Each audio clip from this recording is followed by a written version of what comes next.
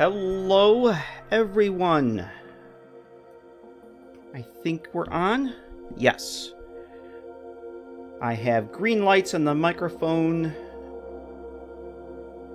thingy in OBS. I've got music in my headphones. I got a coffee in my hand, and I have Mod Organizer 2 on the main monitor. Hello, everybody. Happy freaking Friday. We made it again. Let's see. How the hell is everybody doing? What do we got here? Apologies if the time for the stream was displayed wrong on YouTube, because that was freaking YouTube being YouTube. YouTube has this tendency that when I set up a stream, it wants to default to Pacific time. Even though I live on the East Coast, and it knows I live on the East Coast, it constantly sets my streams to set at Pacific time. Unless I catch it and go and change it, they show a specific time. And right before the stream, I noticed that it said, I'm starting in 3 hours. I'm like, no, I'm starting in 10 minutes. Oh, you idiot, it's set to Pacific time. So, yeah, so if anybody got confused as to why it said I was starting in 3 hours and 10 minutes later I started, well, that's why. I see Jade coming from down under. Hello. Lady Celtic Moon from Texas. Hello to you. Goodman4. Hello. Last name. First name, last name, last name, first name. How's it going, man? Adam Katz Rule. And Russ Harper. Hello. Wesley Clark. Hello, man. How you doing? Pukaki Tate. Hello. Down in, that's right, you're down in Jade's neck of the woods. Well, welcome, everybody. We're going to do a little something different tonight. I just wasn't in the mood to do play game stuff tonight. I really want to finish Outer Worlds, but I'm planning a new Fallout 4 playthrough. Yay! I've been installing mods, checking out mods, looking for conflicts, having fun playing an Xedit for the past few nights, and I kind of wanted to do that stuff again tonight, so here we are. So we're going to be playing some Mod Organizer 2 for a little while. It's a great game. If you guys have never played Mod Organizer 2, I suggest you go and install it. Chill, Winston. Omega 402, hello. So what I want to do, we'll go over the mod list that I have together first. Now here's what I keep saying. I'm planning a new playthrough. It's not going to happen anytime soon. It usually takes me several months to get a new character, new mod load order list, whatever you want to call it, together. I build the list, and then I go and test it to do a partial playthrough. And then once I'm confident everything is working the way it should, that's when I actually start the real game. So the plan is, I can't do two live stream characters and a Let's Play character and everything else that I want to do with the channel and mods and whatnot. So the deal is, we're going to finish up Sebastian's live streams eventually. I want to finish Outer Worlds first. I'm hoping I can finish up Outer Worlds in like another 2 streams tops, and then switch over to Fallout 4.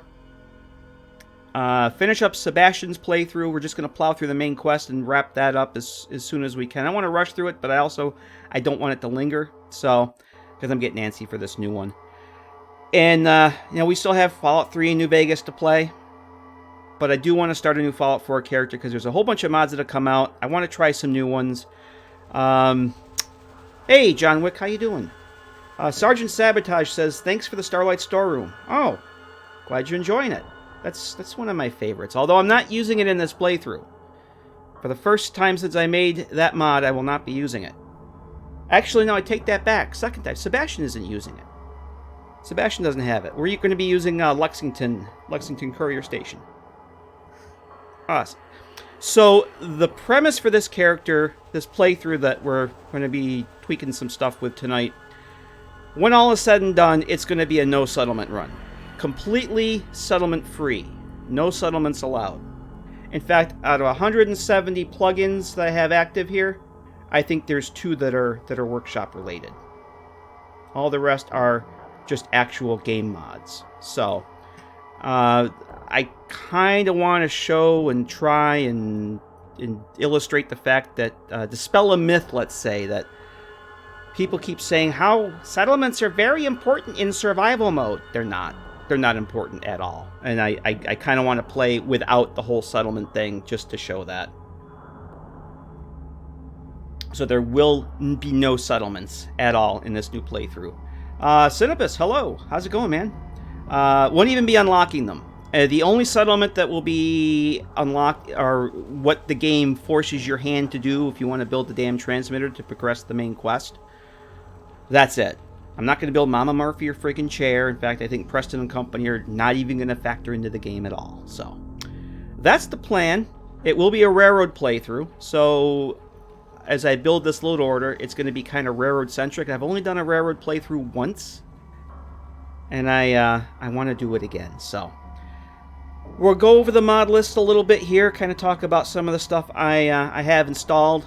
And then we'll jump into the game and see how some of this stuff actually works. Like I said, I've been spending some time in Xedit this week going over things and addressing conflicts and switching things around, so hopefully we'll be in good shape. This is not the complete loadout yet. I'm still working on it, but I didn't want to move this.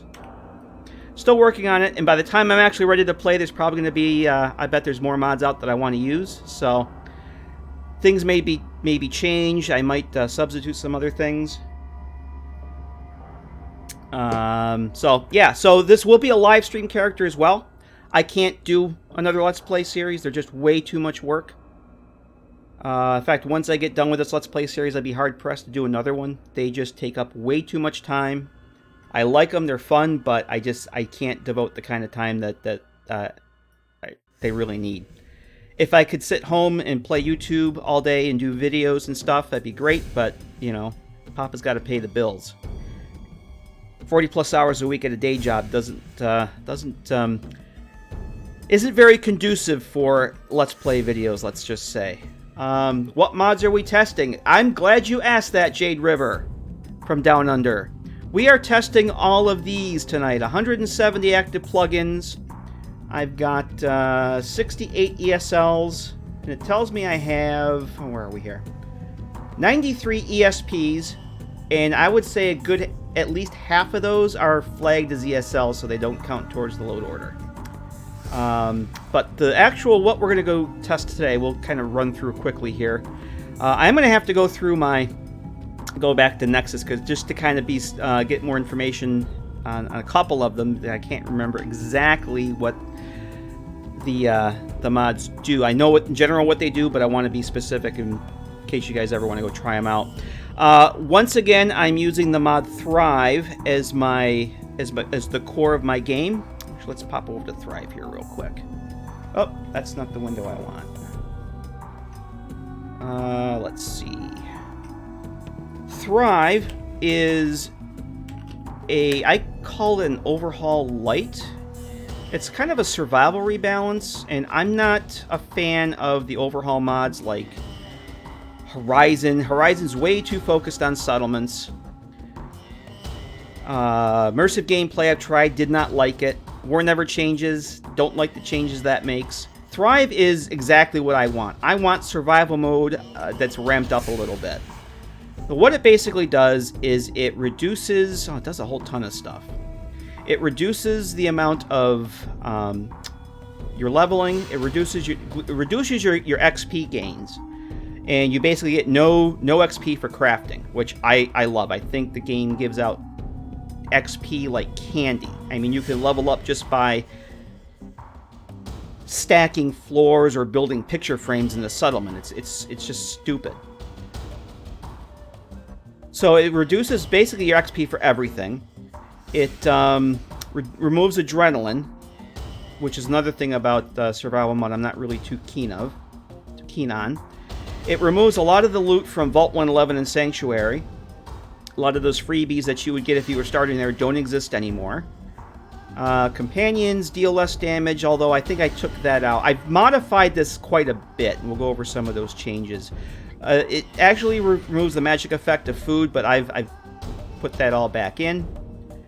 It increases the cost for doctor services, but I've amped that up even more. So it makes some pretty significant changes, like when you buy, let's say you go to buy Spray and Pray from Cricket, it now costs about 3 times as much as it does in the vanilla game. All the unique legendary weapons you buy from vendors, the prices are really jacked up. Whole bunch of other changes here. I've more or less copied all those records into my my little. I have this. Where are we here? It's pretty much the same tweaks and fixes mod. That it's like a compilation that I have. Where are we here? My tweaks and fixes mod. I use in my other characters. Any small mods that do one thing, I'll merge into this. So I literally have probably about 15 mods merged into this Let's Play, this tweaks and fixes. This is version 6 of it. Some of the other changes I've made, let's see. Like I said, I jacked up the... let me move this so I can see chat here. We'll bring it out here. You guys can see it too. Damage boost for killing enemies. What it actually does and what I've carried over into mine is that your outgoing and incoming damage are equal. They're on a 1-to-1 basis. So you deal as much damage as you get. None of this where there's sponges or they'll, you basically will have equal amount of damage incoming and outgoing, which seems to work out really well in the last 2 times with my Let's Play and live stream characters. Because I've actually gotten killed a lot easier than I would have in the vanilla game. And I like that balance. I'm also using we'll get to it, there's a difficulty level mod that I've added by the same, I think it's by the same mod author. I think it's by the same mod author that did Thrive. So I'm using that, we'll get to that. Other changes I've made is, like I said, I jacked up the prices for the doctor's services. So curing addictions now cost 400 caps as opposed to 75 in the vanilla game. Curing rads will be 300 as opposed to 40. Curing large wounds, which I believe are your diseases, is now 400 compared to 35. And small wounds, which is just if you take just regular HP damage, is now 250 as opposed to 15. And since I will be using room rentals instead of settlements and whatnot, I jacked up the prices for room rentals to 60 from 10. I was thinking of jumping that up to 75, but I think 60 is probably good for starting at low levels. Because I will be using Start Me Up again. In fact, tonight we're going to start a new character in Start Me Up, and we're probably going to start off at Bunker Hill. And I want to try some of that stuff out. Water no longer heals. Water will no longer restore your HP. It only quenches thirst and will restore a point of HP. I think purified water restores 1 point of AP, your action points. Dirty water restores a half a point. So, hey Danny, how you doing, man? It's been a while. Good to see ya. Hey John. FO4NV will not be out for a long time, but you know damn well I'm gonna try it. Thrive is survival mod. Yes, Jay. Thrive is balanced for survival mode, and a lot of the effects it makes, the changes it makes, will only work in survival mode because they're tied into the hardcore. It's called the HC Manager script, which is basically what survival mode runs on. So it may not work as well in lower levels. It's really geared towards survival. See, the radiation hazards, I think I'm using the levels from Thrive creates, but basically the vanilla radiation hazards will do more rad damage. And I mentioned the incoming outgoing damage is balanced. And removal of all XP for crafting is removed, so every time if I boil water I get no XP for it because that's just stupid. And less XP is given overall. Other big changes I don't have on my list here are the level lists. The chances for items like stim packs, bobby pins, Radaway, and Radex have all been reduced to I think now there's only a 40 or 50% chance that those items will spawn in a container. So all those things are going to be a lot more rare. Very, very, very hard to get that stuff as compared to vanilla survival. And honestly, my 2 current characters, Olivia and Sebastian, are basically using these tweaks. They're using those, but I've upped I've reduced the chances of those items spawning because Sebastian's supposed to be a low-level character, at level 42 or whatever he's at, he's got like basically 100 bobby pins, and it's too much. That's way too much. And Olivia, I think, has like 60. She has less than 60 bobby pins, I think, the last episode I recorded, or something like that. Other changes, I am not using Wasteland imports for the first time in probably 3 or 4 characters. I've decided there's a lot of mods that I've used that have become staples in my load order that I'm not using. And there's new ones that I'm going to try for the first time. So Wasteland imports is one of my old standbys that's not going to be here. Armor keywords and Armor Smith Extended are getting the boot. I'm not using those anymore. We'll go over the replacements for that. But yeah, Wasteland imports, I love that mod, but there's a lot of things in it that I just don't use. It's just a lot of bloat that I just don't use, and I want to try getting back to playing. I want to try playing without it for once. But there are some elements from it that I'm bringing back in, and I am going to use the ammo names from Wasteland imports, because it basically renames all the ammo back to the old school game ammo, like 50 caliber rounds are 50 MG. The 4570s, I think it's like 4570 government or something like that. The shotgun shells are 12 gauge shotgun shells. So I've renamed all the ammo to match Wasteland imports, and like I said, all the bobby pin stim packs, right away Rad-X, the chance of those spawning has been decreased, and other things like fusion cores. Fusion cores are going to spawn a lot less. Can I help you with Steam? Nope, this is not Steam support, Goodman. Sorry. We don't do tech support for Steam here. I don't think I can help you with that. This is a list of other mods that I've merged into my patch. The Tech Mage ecosystem improvements. Let's go take a look at that. Tech Mage, if you're not familiar with Tech Mage, it makes some really awesome mods here. This ecosystem is basically a compilation of changes to almost all the creatures in the game. There's a few I'm using in my other characters that basically increase the strengths of the behemoths, the Yaoguai, Mirelurks, things like basically all the creatures. Rebalances them, makes them a little harder to kill, makes them more of a challenge.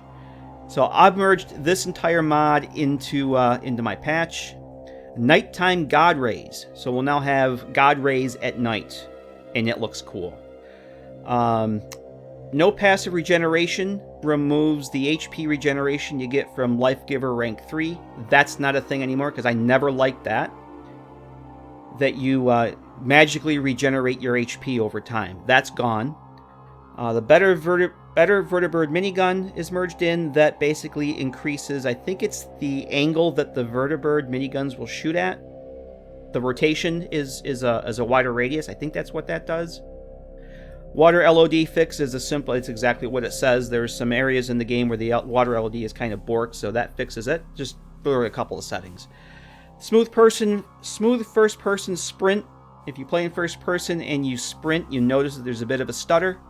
This gets rid of it. It's just a couple values that get changed. And this cool little mod called Junk Items Give Resources. Now things like napkins, burnt books, folders, subway tokens will actually return scrap instead of just being useless garbage that you can't do anything with. So that's pretty much all the changes that Thrive is going to make and the changes that I've added to it. I'm going to try some new weapon mods. I'm not really a fan of weapon mods, especially like the modern. You won't see modern weapons in my game. I don't use them. Lore-friendly stuff is what I try to use. So I'm going to use the 45 auto pistol. It's based on the one from Honest Hearts DLC in New Vegas. I've never used it before. There's a patch that fixes some bugs with it. It's called the unofficial 45 auto pistol patch. And there's an awesome modder that just came out with a series of mods that fix the first-person power armor bug that you get with a lot of custom weapons. There's an animation fix that needs to be done. There's a whole series of those that are out, and I'm using that one for the 45. Alternative assault rifle properties. If you guys haven't checked this out yet, it's AARP. Yes, AARP does not mean the Associated for Retired Persons. It basically reinvents the assault rifle. It turns it into more like a light machine gun. And it modifies pretty much all the meshes, all the modifications to it, turns it into something that's actually useful. And I believe the version I'm using changes it to call it a light machine gun and rechambers it to use 308 instead of the 5.56. So I'm trying that out for the first time because I always thought the assault rifles were kind of useless. And they look like ass. They look like a Maxim gun from World War I. I just think they look goofy. So I'll be using that. And let's see, my ambient Fallout compilation is just... It's based on the ambient Fallout compilation mod, which allows the music from older games to come into the older Fallout games, but I've added the New Vegas music to it. Of course, APC transport. Yeah, is it the Maxim gun from World War I? Because that's what the is it the Maxim gun? The big water-cooled thing with the assault rifle has. It just looks stupid. APC transport with my edits, will be using that. Armor, clothing overhaul, and it's down here somewhere. Crafting framework. Crafting framework is going to be my replacement for armor keywords and armor smith extended. It essentially will replace 3 mods I've been using: armor keywords and armor smith, actually 4. And armor smith extended, concealed armors, and legendary modifications. Crafting framework does all of those things all in one mod. It's a brand. It's freshly developed. Yeah, it's pretty awesome. I've only tested it a little bit, but I want to get away from armor keywords and armor smith extended because the newer versions just have way too much feature creep for me, and I want something that's a lot more lightweight. Any of the armor or clothing that I'm using that required armor weapon keyword resource AWKCR, I've removed those dependencies. It's not that hard to do. It takes just a few minutes. So that's going to be gone by the wayside. Armor and clothing overhaul basically does what Armor Smith Extended did, allowing you to wear armor over pretty much any piece of clothing in the game. That's what that does. We'll be using Be Exceptional again with the New Vegas rebalance so that I'm not maxing out all the skills at level 40. Better Companions, No Conflicts gives your companions infinite ammo, unbreakable power armor, and removes fall damage. Although I think there's a change I need to make for Curie. For some reason she doesn't get it, and I think there's a console command you have to put on Synth Curie when you get her. Let's see.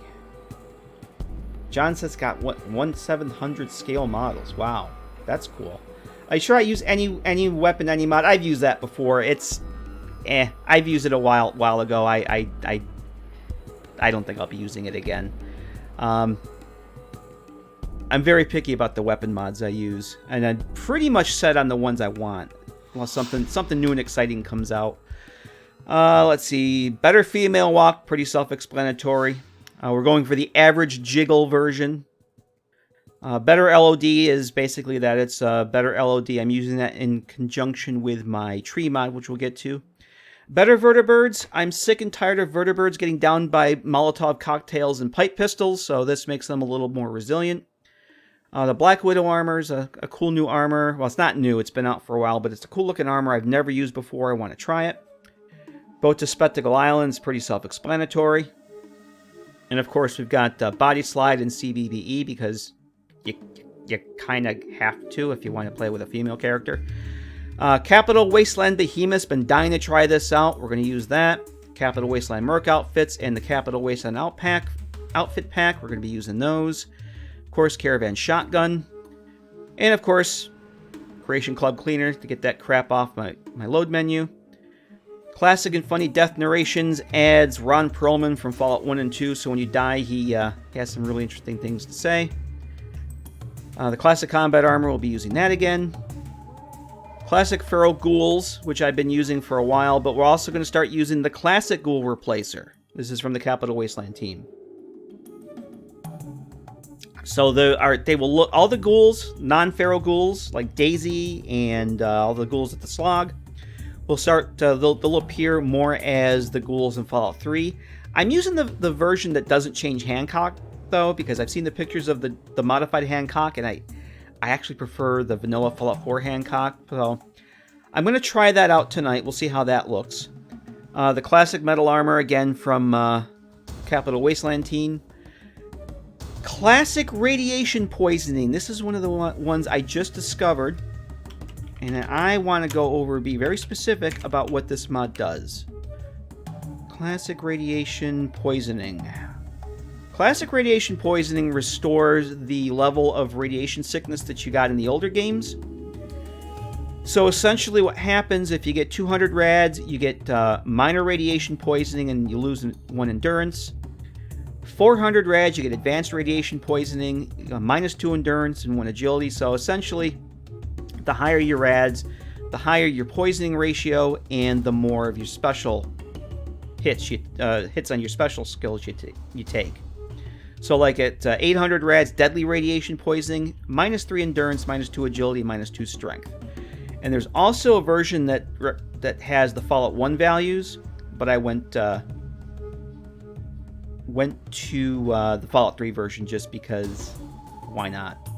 Crafting framework is very useful. Cinepha says, though, would be exceptional. Set it to skill points. Set to 6 skill points level can make it painful when waiting to get the perks to craft legendaries. Ah, okay. I'm probably not going to be doing the crafting legendaries. I'm probably just going to do what I've been doing, is just swapping the effects from one to another, just like any other mod.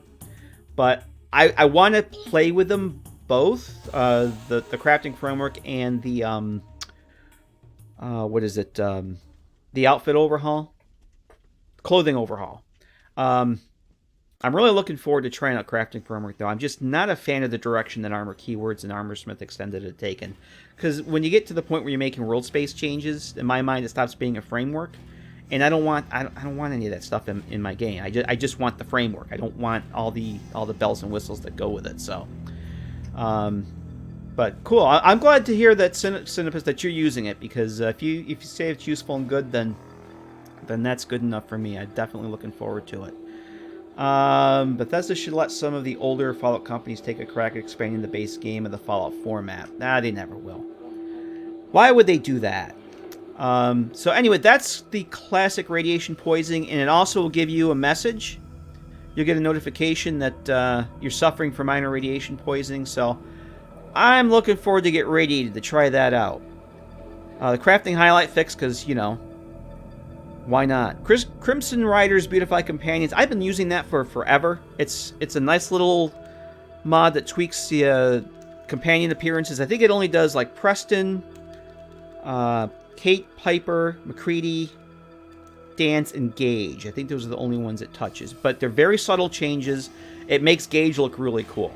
Gage looks much better than vanilla with this. Cross, of course, all the Cross outfits, the Brotherhood Recon armor, the Children of Adam armor, which I've had installed but have yet to see it spawn in anywhere that I have it installed, and the Institute outfit. New mod by Nihir, the dance helmet. Dance remove your helmet when Paladin dances your companion and you get out of combat. He'll put his combat helmet. Take his helmet. Hang on a second. I can't talk. He will put his helmet on when you are in combat and remove it when you're out of combat. Because the only time you ever really see him in the game is with the helmet on is when you go to Arcjet. But with this mod, he'll take the helmet on and off when he's traveling. It looks pretty damn cool because it just works exactly. DC Mole Rats adds the old school mole rat design into the game alongside the Fallout 4 ones. The DCAS 501 sniper rifle. Gotta use that. I've merged the first person power armor fixing with that. The other core mod that I'm using as far as levelless integration is the DLC levelless integration and rebalance, which I've been using for a while. Love it. So this way you'll get items from all the DLC spawning in the Commonwealth, so you won't have to go to Nuka World just to buy 7.62 ammo. It'll spawn normally like everything else. I am using all the DeWoot Traveling Caravan overhauls again because I just can't stand the vanilla ones. Finally, I found a mod that reduces Dog Meat's paw steps by about half, so you hardly hear him walk when he's around you. At least that's the theory. We'll give that a shot. Ellie's Armor Compendium with my rebuilt pre-combines because I can't play without it. And as I mentioned, this is going to be a railroad playthrough. I will be using Ellie's Railroad Headquarter Player Home as probably one of my main bases when I get that far. But I've rebuilt the pre-combines on it because they were broken, and made a couple tweaks. I did the pre-combines mainly for compatibility with other stuff, because there's some other mods that I had planned on using, like the 45 auto pistol places one in the cell, and I kind of want to have something with pre-combines that takes priority. So I rebuilt them because it changed a lot of stuff, and I just felt better using it with the pre-combined meshes rebuilt. Equilibrium, weapons rebalance, we're using that again. Of course, everyone's best friend, because, you know, you got to have the Doge and a companion. Fallout Free holotape replacer. One of the 3 workshop mods I'm using, Faster Workshop, because I don't plan on doing any workshop building, but if I do, Faster Workshop, it's an F4SE plugin. You click the button and bam, there's your workshop menu. One of the newer outfits I'm going to try out, Fem Shepping's Light Brawler. It's semi-lore friendly, semi-revealing. It's pretty rugged looking. That's kind of the look I want to go for this new character. So we're going to try that out. Fill them up again, dynamic bottle. It's kind of like the same type of mod as Give Me That Bottle, but this seems to have less conflicts. And actually have used both, and I actually prefer this one. First-person messages is based on a mod I saw somebody use in Skyrim. So instead of saying, you are hungry, you are tired, the messages will say, I am hungry, I am tired, I can't do that in Power Armor, that kind of thing. Do I have SimCity? Nope, we're not doing SimCity in this at all. Or Sim Settlements, you mean. I'm not using Place Anywhere because I won't need it. There's no settlement building in this. No settlement building mods. I have like one, but I'm not. There's not going to be any settlements in this playthrough, so I have no need for any of that stuff. The Alien Blaster Replacer puts the Fallout 3 style one that's actually in the Nuka World DLC. The Alien Blaster you loot at level 20 when the UFO crashes near Oberlin Station. Replaces it with the mesh that is used in Nuka World. It looks just like the one from Mothership Zeta in Fallout 3. Of course, the Fallout 3 First Aid Kit. Again, from the Capital Wasteland team, the Fallout 3 New Vegas Vault Suit Replacer. We're using that. And I believe everybody in Vault 81 will be wearing those. We should go check that out tonight to see if it actually works. NPC's Travel, brand new version of that. The Friffy Piper Outfit Replacer gets rid of Piper's nasty, dirty trench coat. Something a little sleeker. I kind of liked how that looks, so we'll check that out. I'm going back to using full dialogue interface after using extended dialogue interface, XDI, since the day it came out. I like XDI, but it has some issues where dialogue that's supposed to be in quotes or parentheses or brackets doesn't get displayed, and I've actually had some freezing with XDI during dialogue. I had 2 characters in a row. Dialogue on the Pridwin during the meet and greet, when you meet the senior staff and you meet Proctor Tegan and Ingram and all them, I've had the dialogue freeze twice on me, and 2 characters with XDI. So, going back to full dialogue interface, and there's some string patches to work around some incompatibilities with newer versions of the game. The Ghoul Mask from the Capital Wasteland team brings the Ghoul Mask from Fallout 3 back into Fallout 4, so that when you wear it, it's like the Ghoul Mask in Frost. If you see my Frost, if you play through 7 episodes or so we've done so far, you wear the Ghoul Mask, feral ghouls will not attack you. I'm kind of thinking I may want to make a change to that, so it gives you some sort of like a charisma debuff, because right now you just wear the mask and that's it.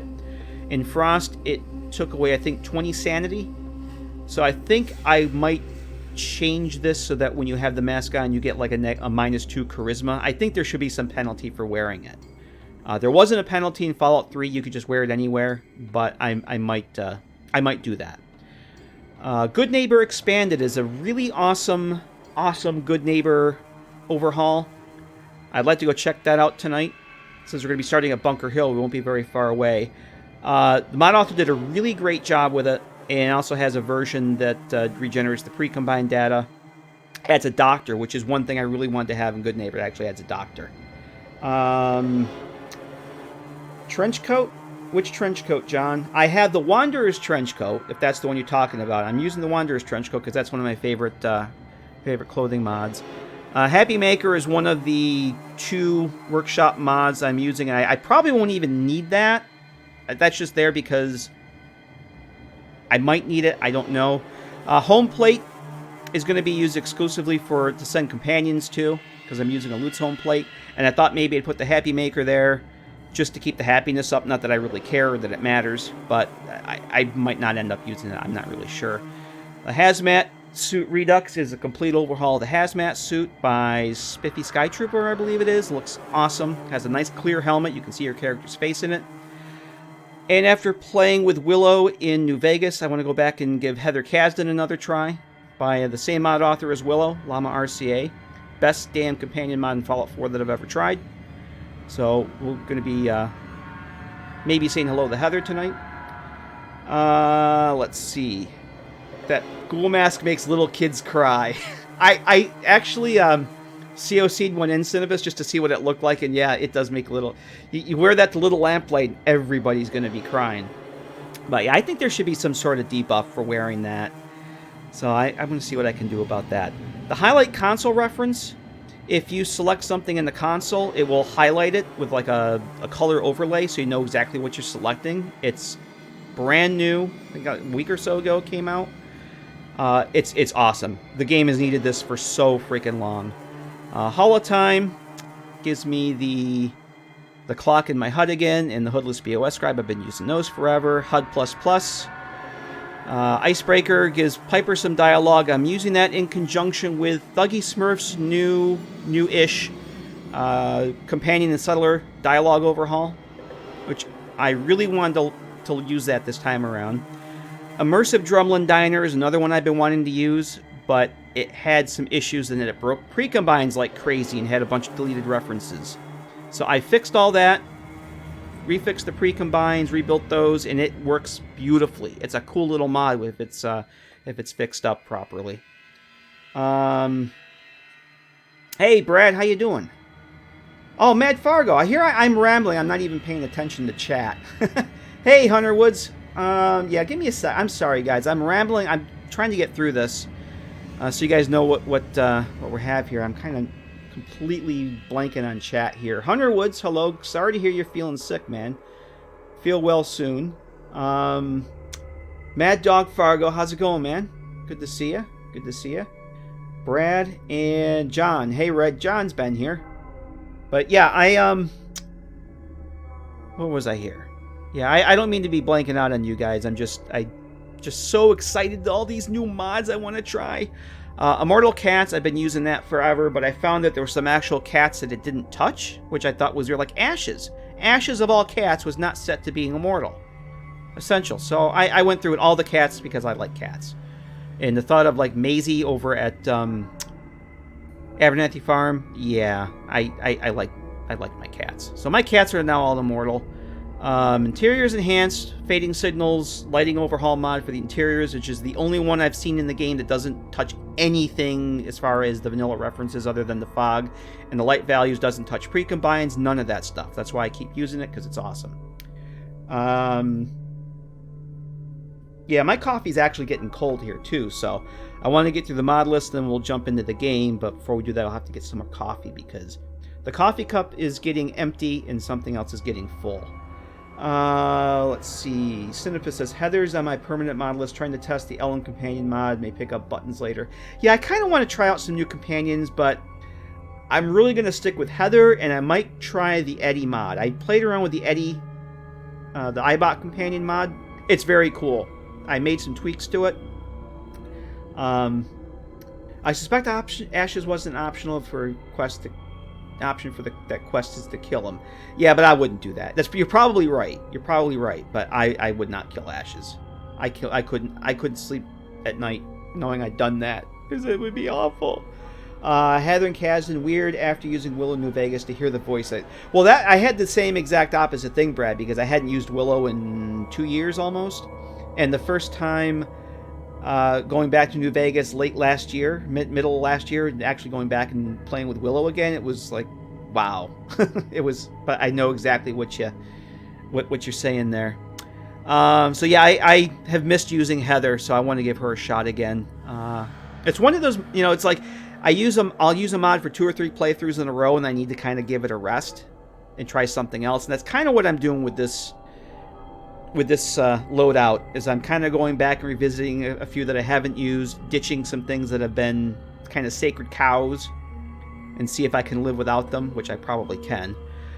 Keep Radiance in the Commonwealth. You got to play with this mod, because if you're level 5 and you go to Cambridge Police Station, you don't want Scribe Hale and send you to freaking Far Harbor. Like the first time I had after installing Far Harbor, I didn't even know where the hell I was supposed to go. I ended up going to the Nahanko, or the Nakano residence, because that's where the map marker sent me. It's like, I don't know a location over here. It turns out I had to go to Far Harbor, so we're using that. Concoat is a very cool armor outfit. That's just a CVBE body preset. Lasers have no recoil. Level up menu X. Those have we used forever. Live and Love magazine perks patch. I never knew that there was a problem with the Live and Love magazines, but this mod fixes that. There's a let's see what that is here. Actually, I never knew that there was a problem with that until I found this mod. Yes, this is let's see. Bethesda forgot to add Live and Love magazine perks to Kate, Curie, Dogmeat, McCready, and Preston. Gee, you think that that's a few companions to leave that off of? And I never use it. And I don't use the unofficial patch because it conflicts with way too many things. And honestly, for me personally, I think it creates more problems than it tries to solve, because none of the things that it sets out to fix have been problems for me in all the years I've been playing the game. So I've never used the unofficial patch. I know some people swear by it. I'm not one of them. I prefer to fix that stuff myself and not conflict with other things. But that's just me. So yeah, the Live and Love magazine perks patch, I never knew that was a problem. But we're fixing that. Loving Curie is a cool little overhaul for Synth Curie. I've been using that forever, and it's one of those I can't give it up. Lucky Cricket's Caravan. Lucky Loot, another mod by Nihir I've been using. It's literally just a modification to the... there's this... Every time you have a locked container, some containers, there's a script attached to it that if the container is locked, it gives you a certain amount of extra loot depending on the level of the lock. But what Lucky Loot does is it takes your luck skill into consideration, which the vanilla game doesn't do for some strange reason. Also, tweak the XP and level up lowered New Vegas. Oh, yeah, yep, we already talked about that there, Mad Dog. Yep, I'm using the New Vegas rebalance, so when my character hits level 78, it will equal being level 50 in New Vegas. And what I decided I was going to do during my lunch break today is I'm going to set perk points per level. I'm going to set that when I hit level 78, I will get no more XP, or no more perk points.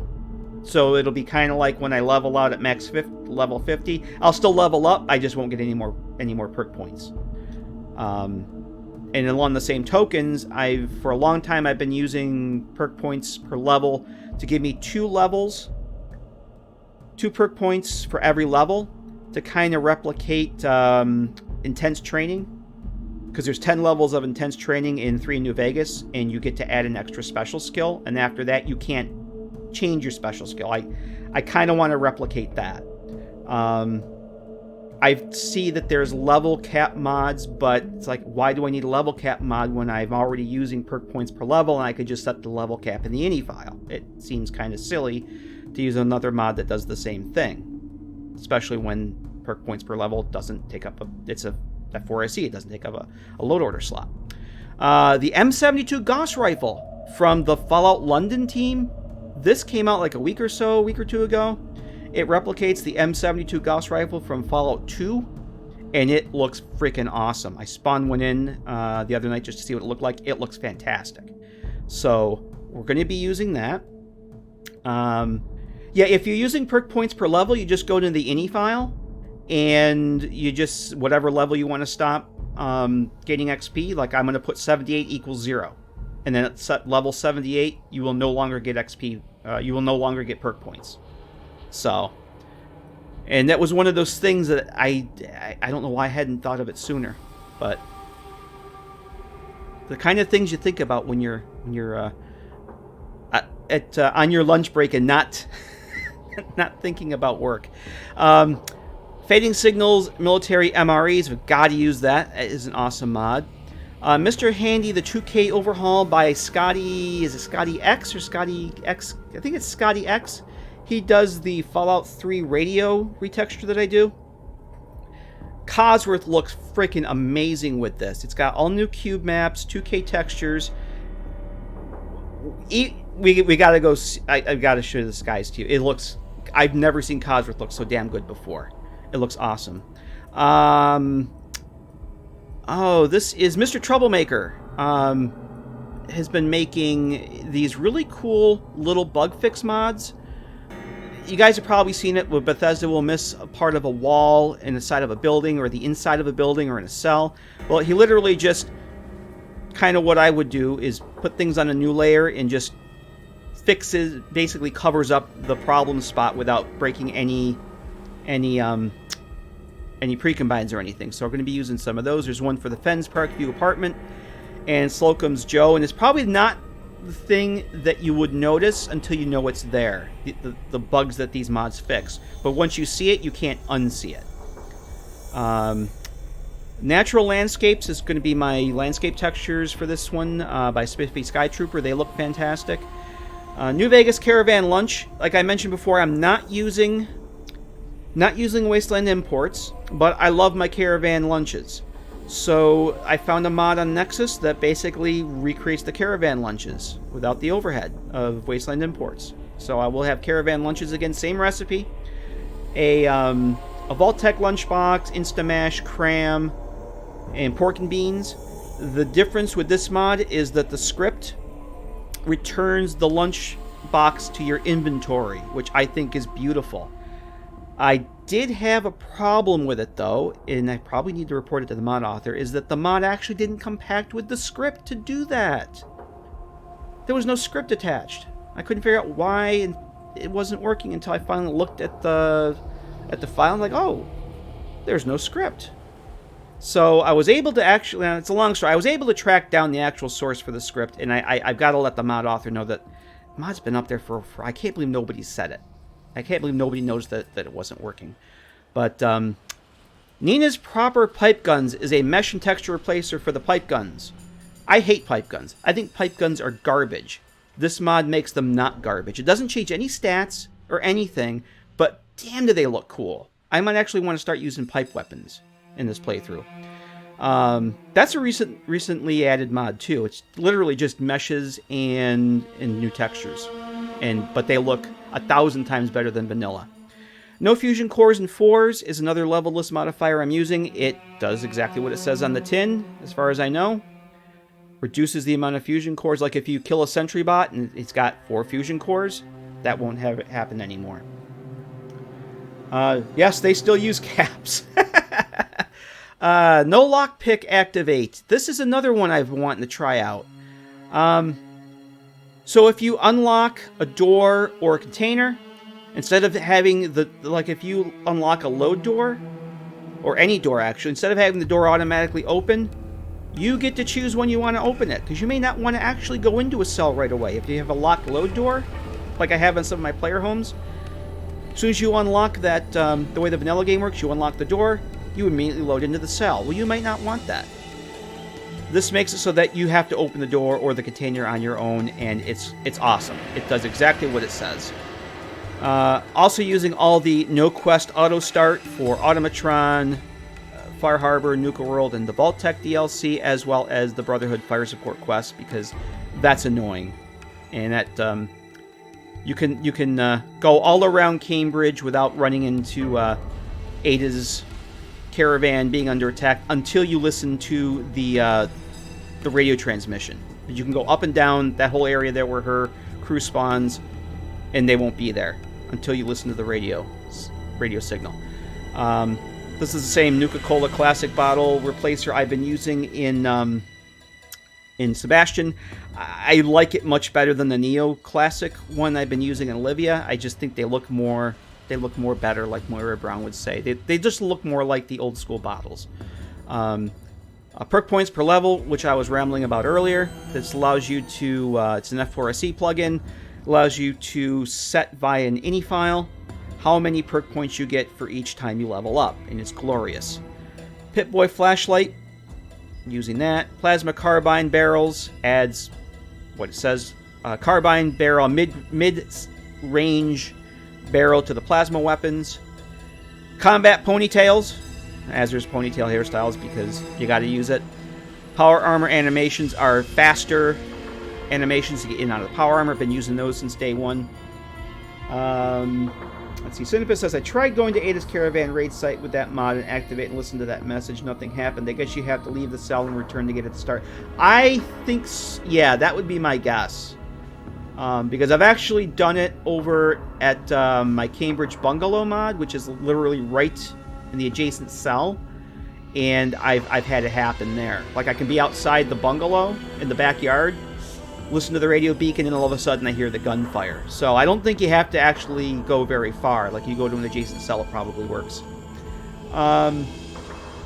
Jade River says, Black Widow armor is what I'm thinking of. It has a matching shotgun. Yes. I'm not using the shotgun mod, because I'm going to use Caravan shotguns for my main shotgun mod for this.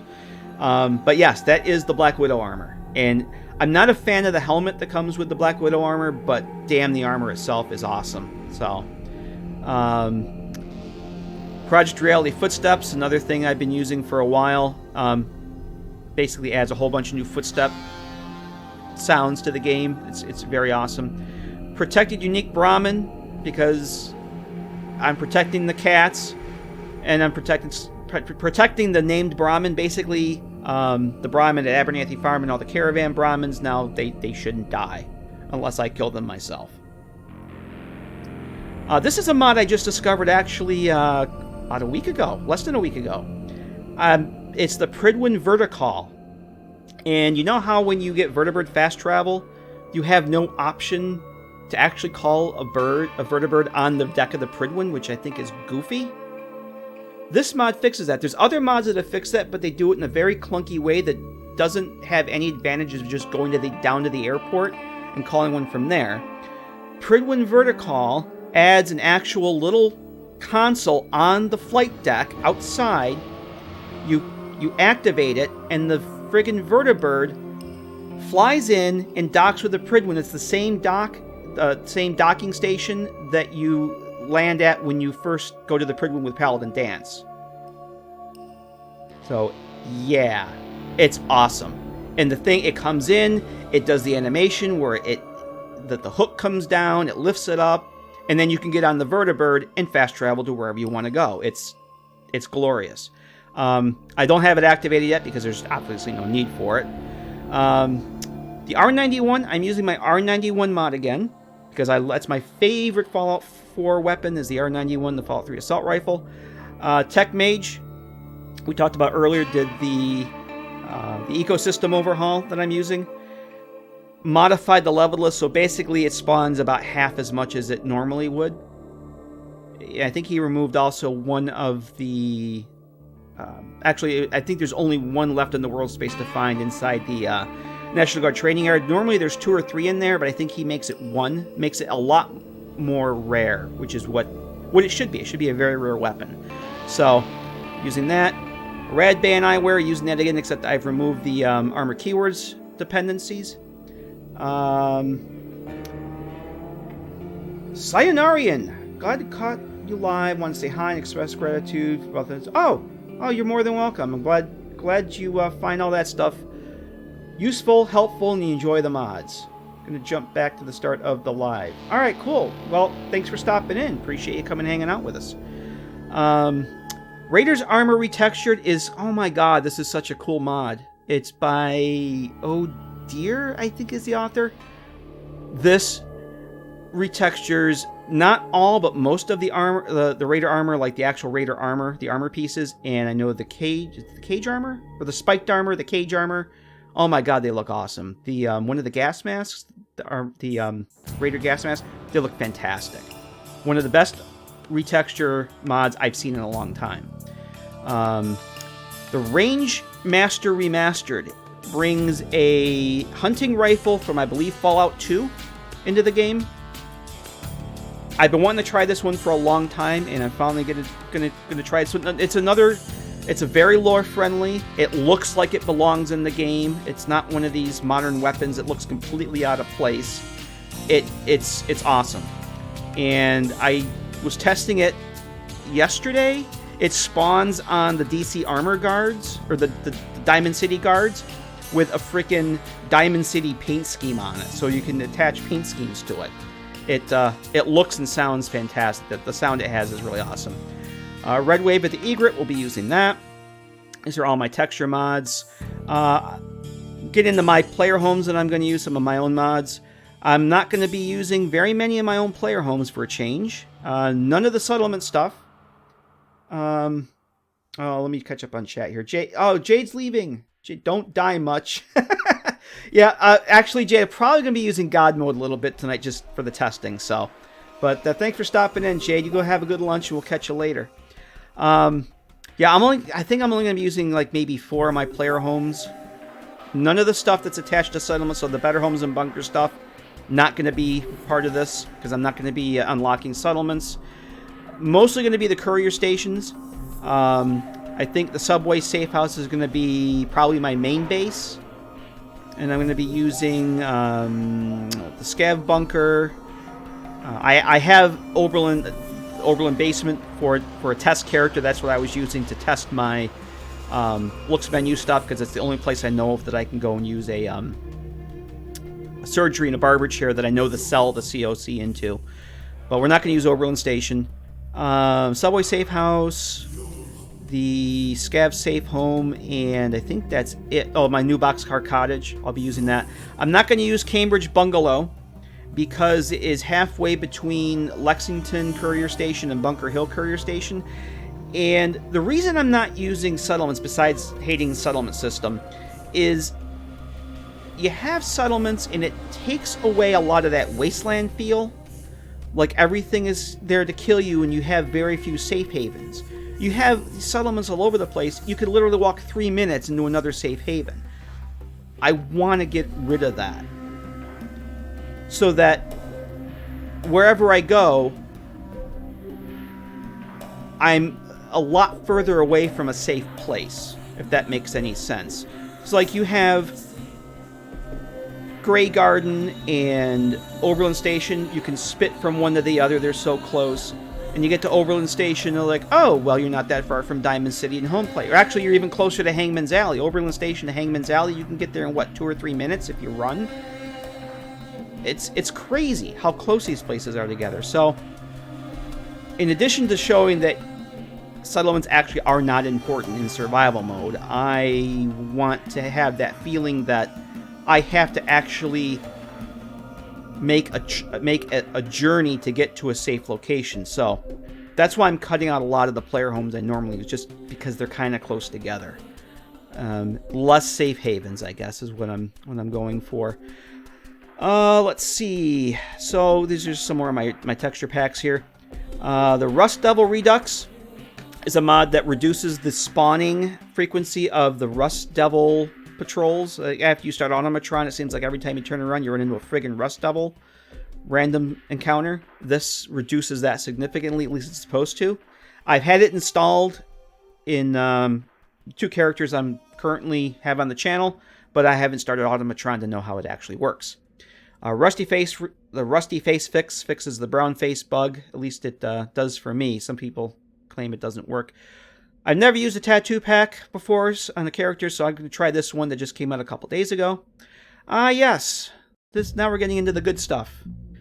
We're going to be using Silent Protagonist. I've never used Silent Protagonist before, and I've wanted to. After 3 years of the game, countless times playing, you get sick of hearing the same dialogue. And if you're doing Let's Plays and streams, you read the dialogue and then the character says it. It gets a little old. So Silent Protagonist is going to be a thing. Just like the old games, just like Skyrim, you get to be your character. You don't use somebody else's voice.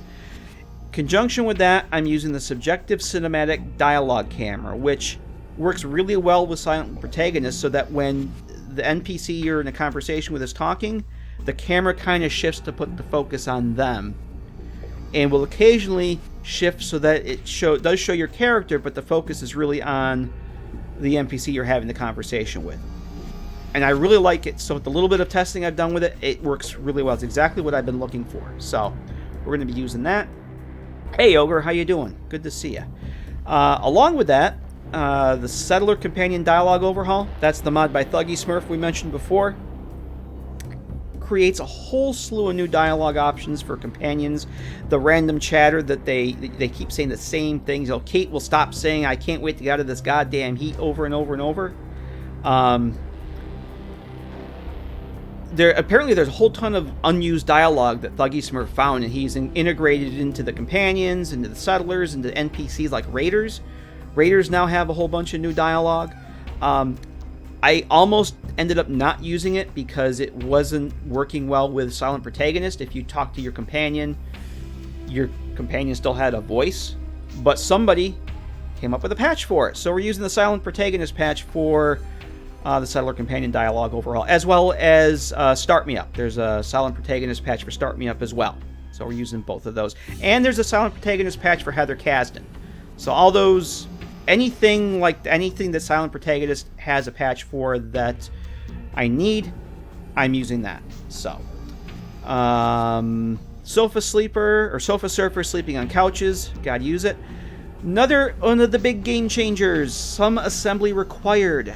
Another one I've been wanting to use. I almost used it on Olivia's playthrough, but I chickened out because of the bug reports and whatnot that I was reading. But some of it really is just, the usual PEBCAC errors. Some assembly required, if you're not familiar, essentially removes power armor from the game. Fallout 4 hands out power armor like candy. 10 minutes out of the vault, you can go to Concord and get a set of power armor. Whereas in the old games, you had to play through half the freaking game in order to get it. Unless you're one of the people that went right in Fallout 3, that went right from Vault 101 down to talk to the Outcasts and do Operation Anchorage to get that winterized T-51. Otherwise, you had to go through power armor training. It was a reward. It was a mid to late game reward. Some assembly required gets rid of basically all of the loose standing power armor frames in the game and replaces them with loot. The Exo 1, there's basically one set of Exo 1 and the pieces are spread all over the map. You can't just go up to, the custom house cell there with the Assaultron and the Sentry Bot at level 28 or whatever, Exo 1 starts to spawn. Nope, it's gone. You gotta go hunting for the parts and you gotta get a frame for it. There are literally no complete sets of power armor in the game anymore. I think there's a couple, but you really have to hunt for them. It's exactly what I wanted. And to get T60, you have to join the Brotherhood. So, hey, Lone Wanderer, 345, how you doing, man? Good to see you. Yeah, I have used power armor less and less. Every time I've played the game, I end up using it less and less. So, I figured it was time to give some assembly required a try. There is a DLC patch for it, but don't use it because it's a mess. It's a complete mess. The person who did the patch is not the same person who did the actual some assembly required mod. I don't like saying people's mods are a mess, but that patch is a mess. It literally just deletes the references, which you don't want to do. The Nuka-Cola, or the Nuka World, the power station, it completely destroys the pre-combined data. The pre-combined data is basically removed from the cell. It's just not there. So once I saw that, it's like, yeah, we're not doing that. So what I've done is I actually just opened up some assembly required in the CK and just went and just set all the DLC references to initially disabled. And that was it. That's all you had to do. The T40 or the T51s in Far Harbor, I left those because I think I want to say that the changes I'm using from... No, I didn't do the power. Hang on a second. I'm having a brain seizure. Something I have changes the T-51s in Far Harbor so that they're not full sets. They're full sets, but the armor ratings are much lower. I have to go double check that. I essentially left those there because they're supposed to be... They're promotional items, kind of like the XO1 in Nuka World. I left that one as well because you really got to work to get that. So, but all the other ones from like the ones at Fort Hagen in Automatron and the ones in Nuka World, I think there was 4 of them. Other than the T50, other than the Nuka-Cola T51, those have been removed. Start Me Up. Obviously, we're using that again. I'm using the version for full dialogue prompts because I'm going back to that. Swinging meat bags, because I love my meat bags to swing. And you can take that any way you want, but I love this mod. I will never play without it again. But I've made a change to it that renames meat bags to gore bags like they are in the old games. And I don't know, I never thought of doing that sooner. It's literally 1 minute's worth of work in Xedit. Gore bags are now in the game. Aspen Commonwealth is going to be my tree mod. Can you watch offline later? Oh, absolutely, Lord Irish. The VOD, the video should be up in the morning. And wow, we've been at this for over an hour. It's probably time to get through this, get some coffee. Oh, we're getting close to the end here. I just kind of wanted to chat with you guys and hang out and talk about the mods. But yes, we will have this online for you in the morning. It usually takes YouTube a full 2 or 3 hours to completely process a 3 or 4 hour stream. So if you start watching like right after the stream ends, you're only going to see the last 2 hours. But by the next morning, you should have the full thing up there, fully rendered, and you should be able to watch it then. So absolutely. Aspen Commonwealth is going to be my tree mod. It's based on the Boston Natural Surroundings framework. Flecht is the mod author. I believe I got something else by Flecht too. Oh, the Better LOD mod. Flecht also did the Better LOD, that mod that I'm using in conjunction with this. In fact, he recommended using them together, but putting Aspen Commonwealth below Better LOD. So we're going to give that a shot. I'm using this one specifically because it doesn't add the thick, lush forest that I've been playing with, because I kind of need a break from that. I don't want vanilla trees, but I don't want the thick forest that I've been using. I want something in between, and this is exactly what I was looking for. So we're going to give that a shot.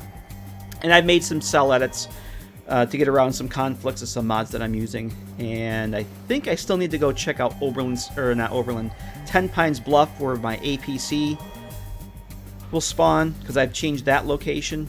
So I need to go check that out. Mobile Mechanic by Fading Signal makes it so you can lug around a portable workbench, a set of workbenches, the crafting station, or crafting stations like cooking, chem, armor, power armor, and weapons. I'm basically using it for the portable trash compactor. Since I'm not using settlements, since I'm not unlocking settlements, I only have like 1 or 2 homes that I'll be using with my trash compactor. I want something I can take with me to break down junk as I'm collecting it. And this is what I'm going to use. I think you have to have a certain, I want to say it's an armor. There's a certain perk level you have to have in order to craft this stuff. But basically, once you craft the workbench, you can take it with you anywhere, and it just spawns right where you are, and you can start using it. So I'm going to use it only for the junk scrapper. That's pretty much it. 4 pounds each. Yeah, exactly. That's scrapper 1 for. Okay, thanks, Cinepus. I knew it was a perk. I couldn't remember which one. Am I using the Bullpup Bozar? Not this playthrough. I've used it several times in the past, and I like it. I found it spawned way too much and was a little overpowered for my liking. Great mod, but I've used it in the past. I'm not going to be using it this time around. I'm using some new stuff, some new weapons I haven't tried before. Not a lot, but the ones I do have installed, like that new M72 Gauss rifle, I'm psyched to try that out. So yeah, Mobile Mechanic, Rebel. Again, this is the old original Rebel outfit by Lord of War that I've been using for since the day it was released on Nexus. I've just removed the armor keywords dependency that it had and injected it into the level list so I can buy it. Tough Traveler, same thing. That's going to spawn in the level list. Won't be crafting that. Trash Can Carlo overhaul. Another thing I need to go test out tonight is True Knights. Another one of my longtime Sacred Cow mods I'm ditching this playthrough is going to be Darker Knights. I'm not using Darker Knights. True Knights is going to be the replacement. That is geared specifically, you have to have, it's tailored for True Storms and ENBs. So if you're not using True Storms, you shouldn't be using True Knights. It essentially modifies the image spaces, the nighttime image spaces of True Knights, or of True Storms rather. And because it's geared for ENBs, the effects are all based on your ENB settings. You actually get moonlight shining on your player. It looks freaking phenomenal. I can't believe I never saw this mod before. I need to test that out and see how things look. I was playing around with it in Sanctuary, and I think I had the settings where I want it, but we need to test it in like Diamond City and Good Neighbor. And speaking of ENBs, I am using a new ENB.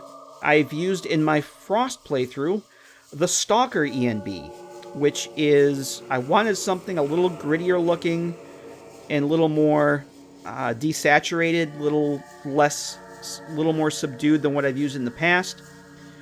And Stalker was pretty much what I settled on because it has the Luma sharpness that I like. I think vanilla Fallout 4 just looks too soft and muddy. I like Luma sharpness. It makes everything just look a lot more clearer and crisp. So if you've seen my Frost playthroughs, the last 2 or 3 of my Frost live streams, I switched over to using the Stalker ENB, and it looks awesome. I'm very hesitant to give up Darker Knights, but when I saw the moonlight effect on the True Knights does, the moonlight shining on your face, in conjunction with the nighttime god rays that I'm using, it looks so cool. But we have to see how practical it is for actual game use. True Storms, True Grass, the old diehards will never get rid of those. Ultimate menu replacer, it's just the main menu replacer. Ultimate unlimited survival mode restores all the things that survival mode takes away, like saving, fast travel, console, achievements. I don't care about achievements, but I hate having that stupid M icon next to my saves, so that's why I use it. And the ability to actually have the console and save when I need to. Let's see, the VATS freeze fix, we are using that. It's just a modification to the hardcore manager script, and this has changes to work with everyone's best friend, so I'm very happy about that. For the first time, I'm using the Vault Girl Pip-Boy overhaul. That changes the Pip-Boy animations in the game from male to female, except the mod was never finished. Some of the quest and perk animations are still going to show up as the Vault Boy, but for the most part, it's going to be Vault Girl. I've been wanting to try it for a while and just never have. Vertibird altitude fix, so you don't fly through buildings. The Vertibird beacons, because we got to use that. Vertibird faction paint scheme, so your Brotherhood Vertibirds are actually Vertibird Brotherhoods, and pre-war Vertibirds actually will say Army or Coast Guard on them. Visible companion affinity, Wanderer's trench coat, Wasteland illumination. I love this mod. It's just like the Fallout Streetlight mod for Fallout 3 and Electricity for New Vegas. Functional streetlights all through the Commonwealth. They come on at night and they turn off during the day. And it doesn't touch pre-combines. It's awesome. Wearable backpacks and pouches. Oh yeah, gotta have the moonlight, man. It's all about the moonlight. How are you supposed to get affinity with Kate and Piper if you don't have the moonlight? This is another one I've removed the armor keyword dependencies from. And I like this mod because the backpacks make sense for you. I have it. Well, let me back up for a second. I've changed it so that the backpacks get added to the level list, so I have to buy them because I don't like just crafting stuff. It's too MacGyver. I don't like that you can grab a bunch of scrap and come out with a really cool armor or something. I mean, I would much rather loot or buy that kind of stuff. But that's just me. So I have to buy the backpacks. I use this one because it has... I hope I have it installed here. Let me double check. Yes, it has the... Yep, the power armor carry capacity add-on. So in the past, I could just craft these at a chem station. I actually had to craft these at an armor smith workbench, but now I've switched that to go over to the chem station since I'm not using armor smith extended. And I've given a material cost to them. Before, you could just craft as many as you want. I think I made these 4 or 5 steel each. So I actually have to have materials to craft those power armor carry capacity things now. West Top Optics, I thought about not using that, but being able to use the thermal mode to find enemies in foliage is just too good to pass up. Wetness Shader Fix, there's a new version of that. And a new eye mod, the XCE eyes, I'm going to give that a whirl. And that's pretty much it. That's a lot of mods to go through in just over an hour. So 170 plugins, and I think we've killed enough time. But that's the load order that I'm planning. At least that's the start of the load order. This is not done like I've mentioned. This will be tweaked and added to as time goes on. I am going to make another player home for this playthrough. I already have a location and in mind, and I actually started the mod. But it's literally just walls and a floor and a ceiling at this point. But all I'm going to say is I still have room for 75 more. Oh, no, Mad Dog. Most of these, let's see, I have 68 are ESLs, 93 ESPs. I would say probably a half or a little more than half are ESL flagged. So I can get a lot more, but I don't think I really need a whole lot more. I have quite a bit here. Other than the one new player home I'm going to be doing specifically for this playthrough. If you've ever played the World of Pain version of, or the Fallout New Vegas version of World of Pain, and you're familiar with Ryman's Cave and Ryman's Bunker, that's essentially what that player home mod's going to be, but in Fallout 4. So the Ryman's Bunker in World of Pain is probably one of my favorite cells I've ever seen in any game. And DJ Mistra just has the level design nailed, and it's like, damn, this would be a great player home for Fallout 4. So that's what it's going to be, but it's a long ways off because I still have Commonwealth Underworld that I'm working on too. But I will have another player home mod for this playthrough.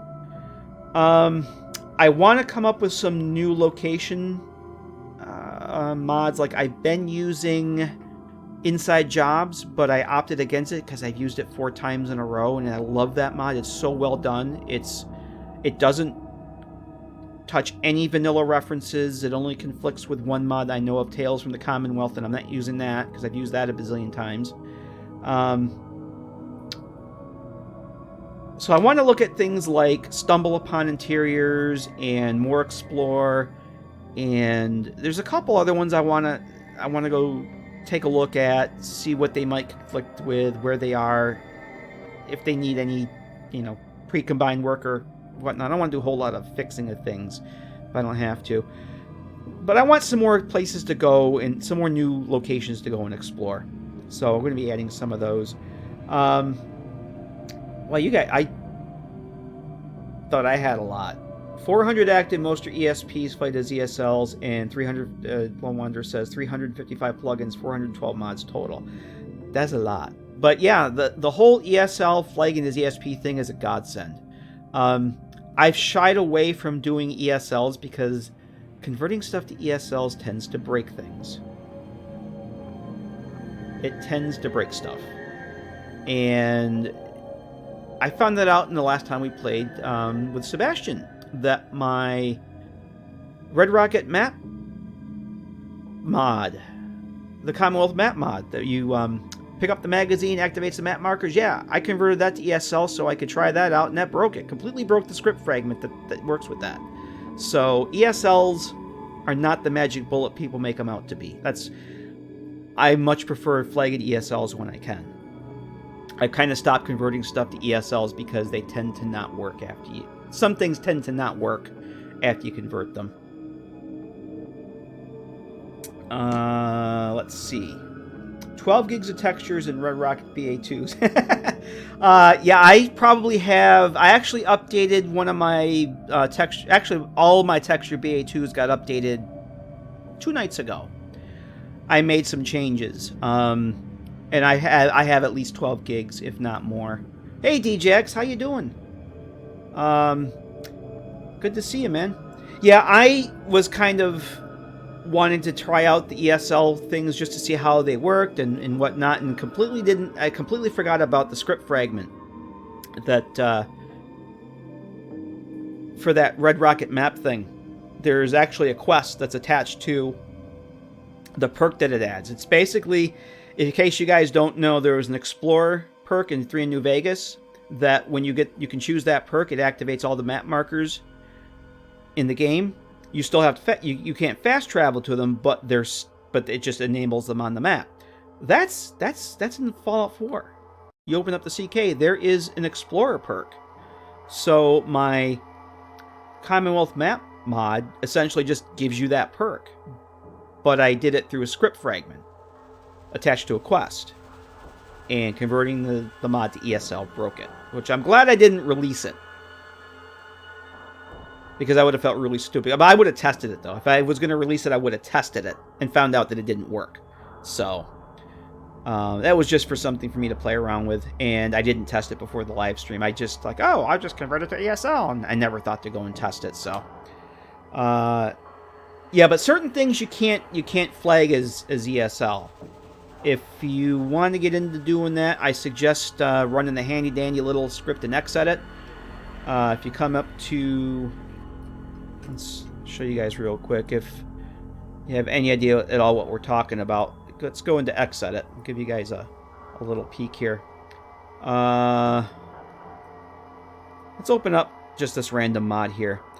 Xedit has a script that will tell you what can or can't be converted to an ESL, and if you need to compact the form IDs or not. If it can do it without compacting the form IDs, you can just flag the ESL. So let's select the Caravan Shotgun. You come down to Apply Script, and the script is called Find ESP Plugins which can be turned into ESL.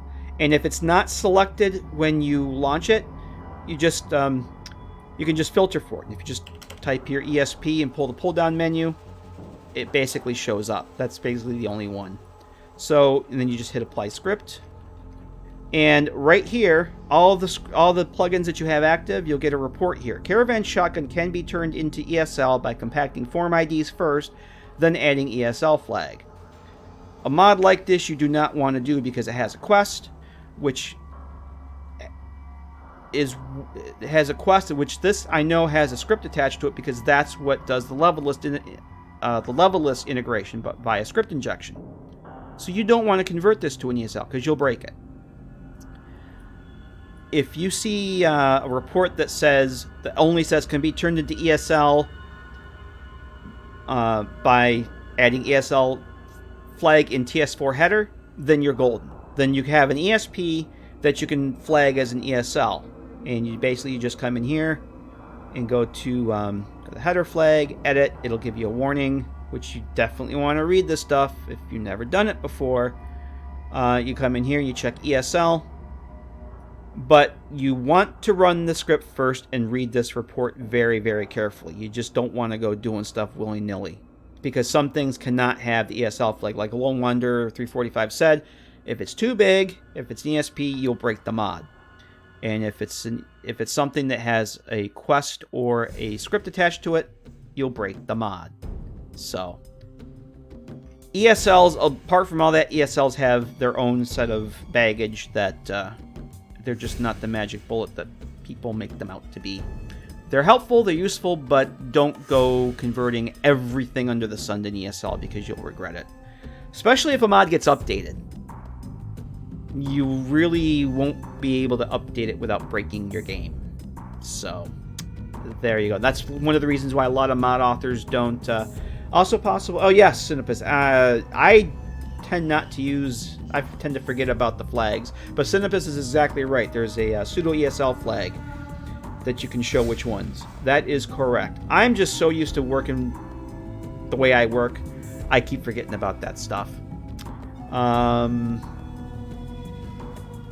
ESL's less than 4,000 records. One of the last, I think it was the 162 update, when they, back in November, there was a Fallout 4 update for Creation Club stuff that increased the number of records in ESL. I think it's that 4,000 range now. Yeah, it's supposed to be. It was around 2,500-ish, but they increased it.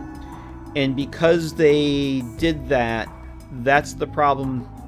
They actually made changes to the EXE, which is the problem people ran into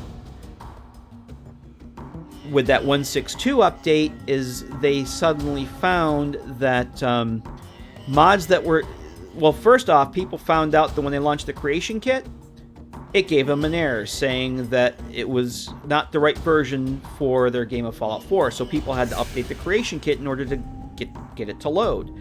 Any mods you saved with that version, that new version of the Creation Kit, could not be played in the older versions of the game. That created a fustercluck for about a month until people figured out what the hell was going on. People had an older version of the game, they go to try a new mod that came out and found that it wouldn't even load. The game wouldn't even recognize it because of it's basically a file header change. They changed the file header version of the plugins. They only work with the newer versions of the game. Somebody came out with a method, actually, an F4C plugin that does a version check and bypasses it, and you can also go change the header flag back to the older version, but there's a good chance the mod still won't work, or if it works, it won't work properly and might cause some problems. Because I actually played around with that and found that actually it was the Vault 13 canteen that came out. I did the whole thing, opening it up, and changed the header flag back to the older version I had, which is 1.10.138, and the mod just didn't work. The assets would load, but the script that actually made the canteen function just would not work. And I don't know if it was because it was compiled with a new version of the CK, but people say, oh yeah, just use the version checker, change the file header. The mod still might not work on the older version, so... This version that we're going to be using tonight is the 1.10.163. It's the latest, greatest. I'm not going to go back and update my development version is still at 1.3.8.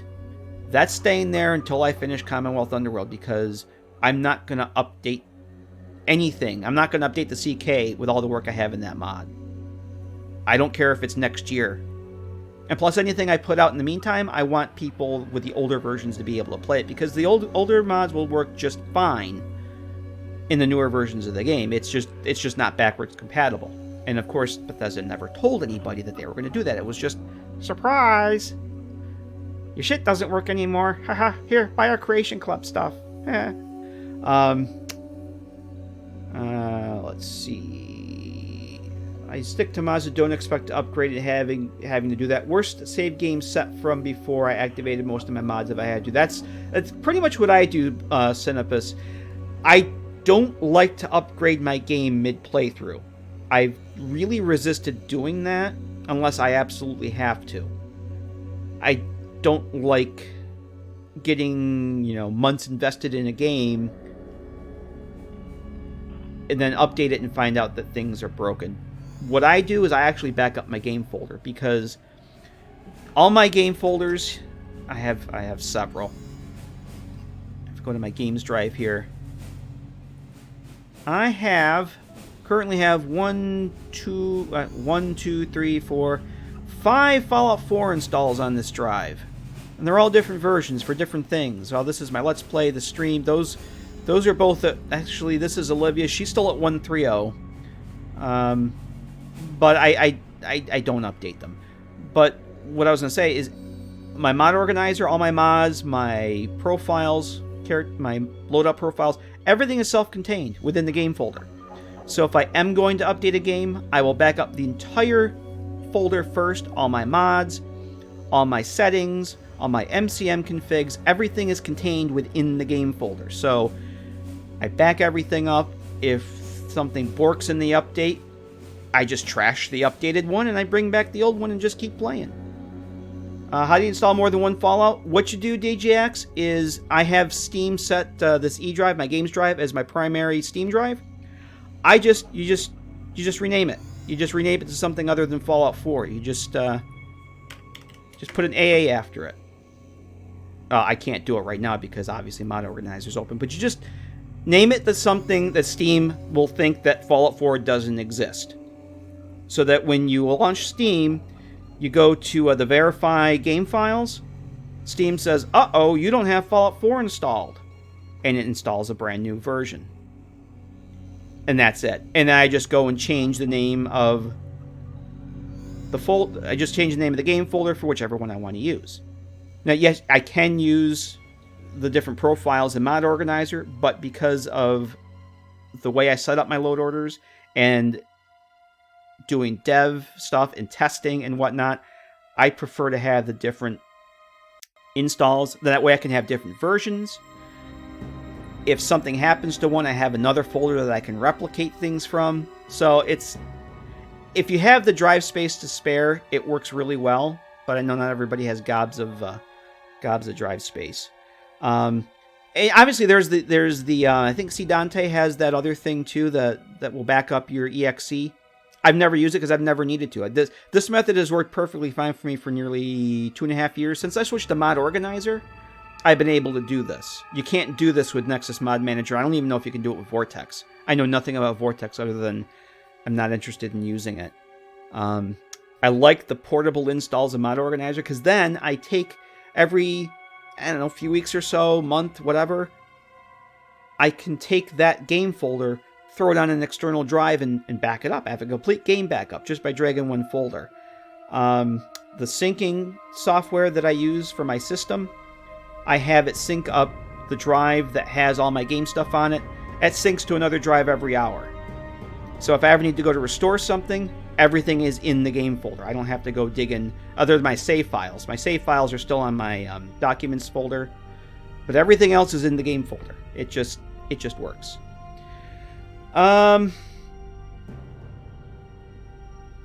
You have more secure profiles. Yes, because I don't necessarily want to have all, let's say for my Frost install, I don't necessarily want to have the same mods I'm going to use for Frost as I'm going to use for my Let's Play series. I could just switch the profiles.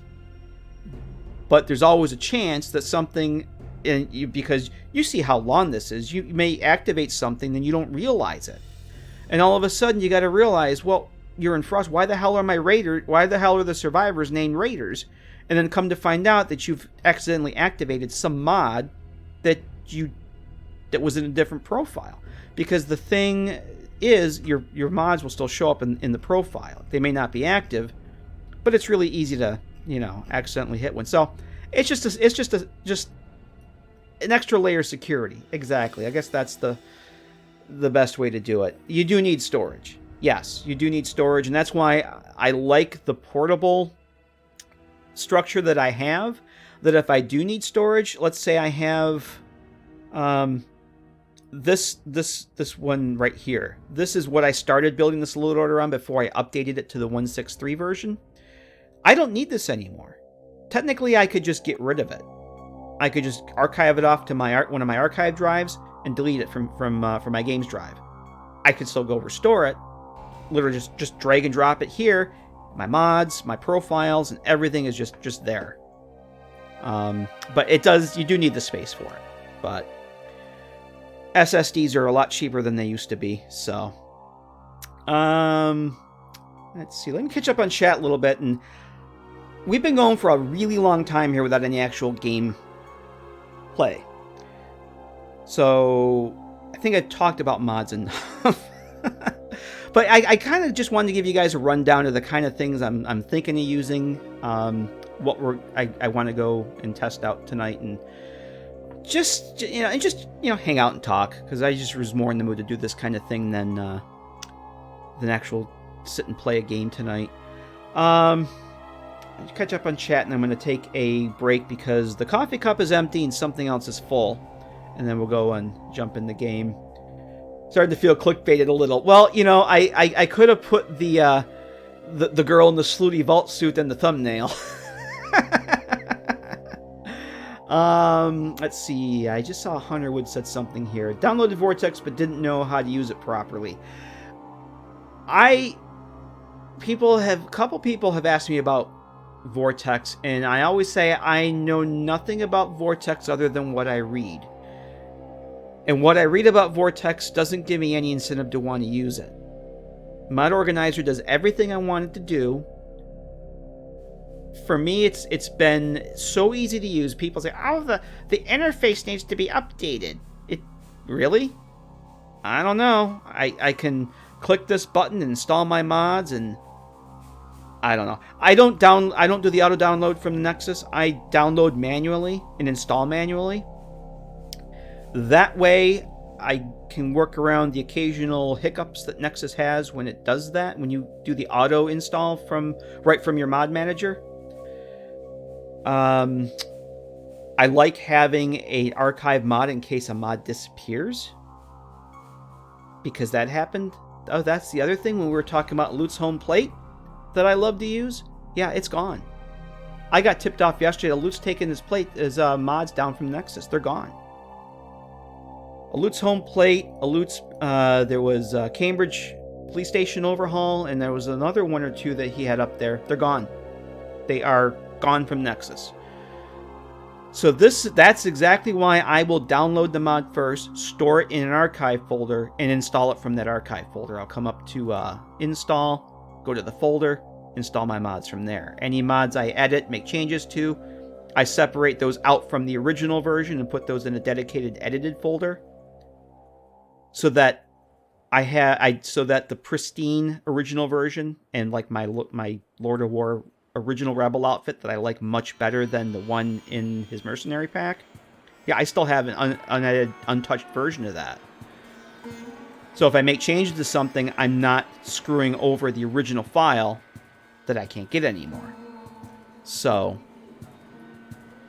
there you go. Yeah, because you download through your mod manager, it dumps it into a specific folder. Yeah, you can tell it to download anywhere you want, but if something happens to that folder, you reinstall the game, whatever happens, those mods are gone. So manual marauder myself, but I don't use many mods. That's the thing. I got burned more than once on mods disappearing.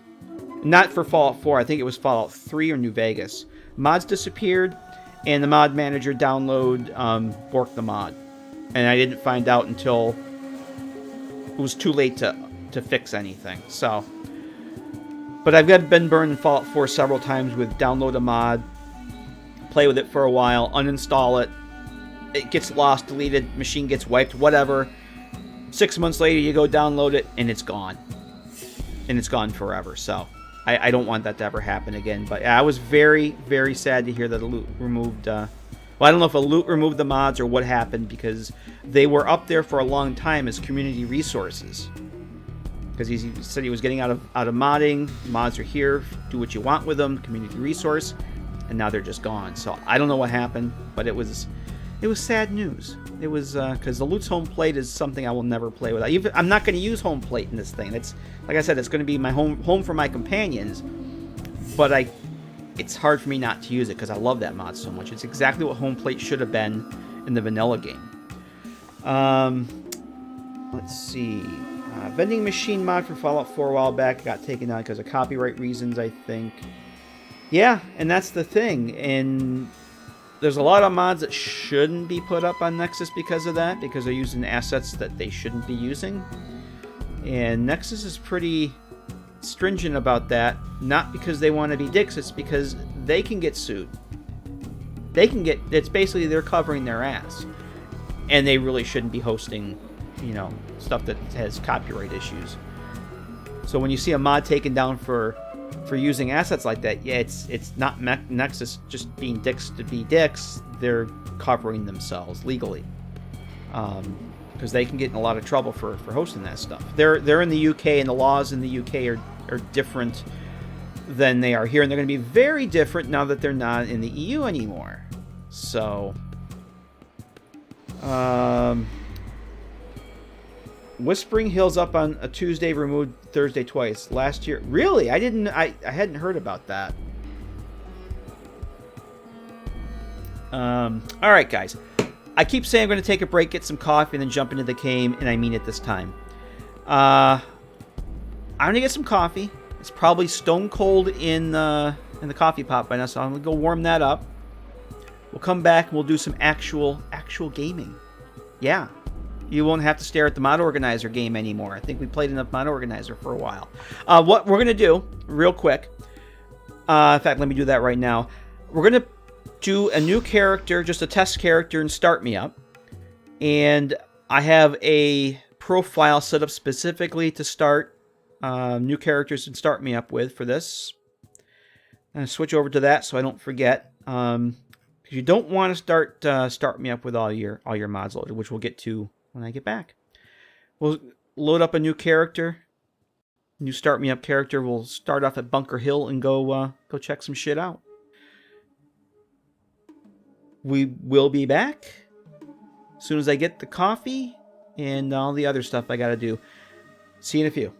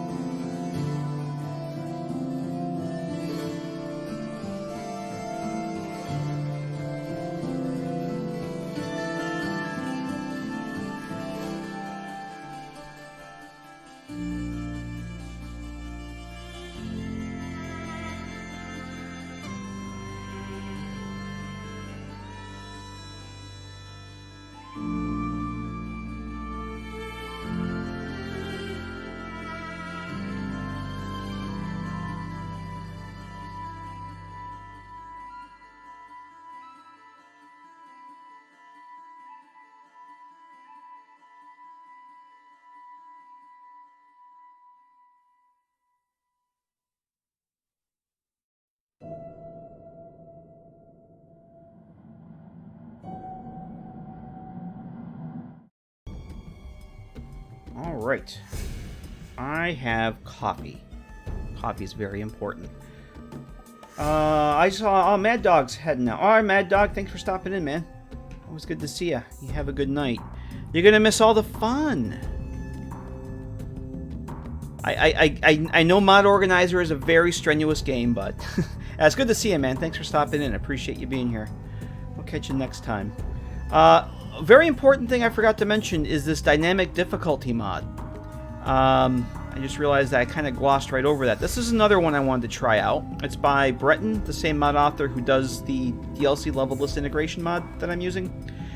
The premise of this mod is that it changes the in-game difficulty settings, change the damage. Basically Fallout 4 just changes the damage multipliers. This mod makes the player's incoming damage dynamic, so it changes as you level up. This helps offset the many scaling issues the game has without directly altering actor values, so it doesn't conflict with anything, which is nice. I am using there's a standard version and a hard version. I'm pretty sure I installed the hard version. And the hard version starts off exactly the same as the default game, then the difficulty increases until level 75. The hard version reaches a slightly higher max incoming damage at the end, but most of the challenge is from the high starting damage. So, and it gives a list of what the damage multipliers are here as compared to vanilla. So these are all the vanilla values, and this is what dynamic difficulty does. So it actually changes as you level up, and I would give that a shot. So, like I mentioned, I do have a Start Me Up character start profile in MO2. If you're using Start Me Up, you do not want to start the game with all of your mods enabled, because Start Me Up will likely not start. And that's not a pun. Start Me Up is very script intensive at the beginning. It essentially removes the main quest, and there's a lot that it has to do to put you where you decide to start, even if it's in Vault 111, because there is a Vault 111 start where you're not the sole survivor. But there's a lot that it does to put you wherever you end up starting and make the changes that it makes to work around the main quest line. So if you're using a lot of script-heavy mods, like quest mods, or anything to do with sim settlements, do not have it active when you want to start a new game with Start Me Up.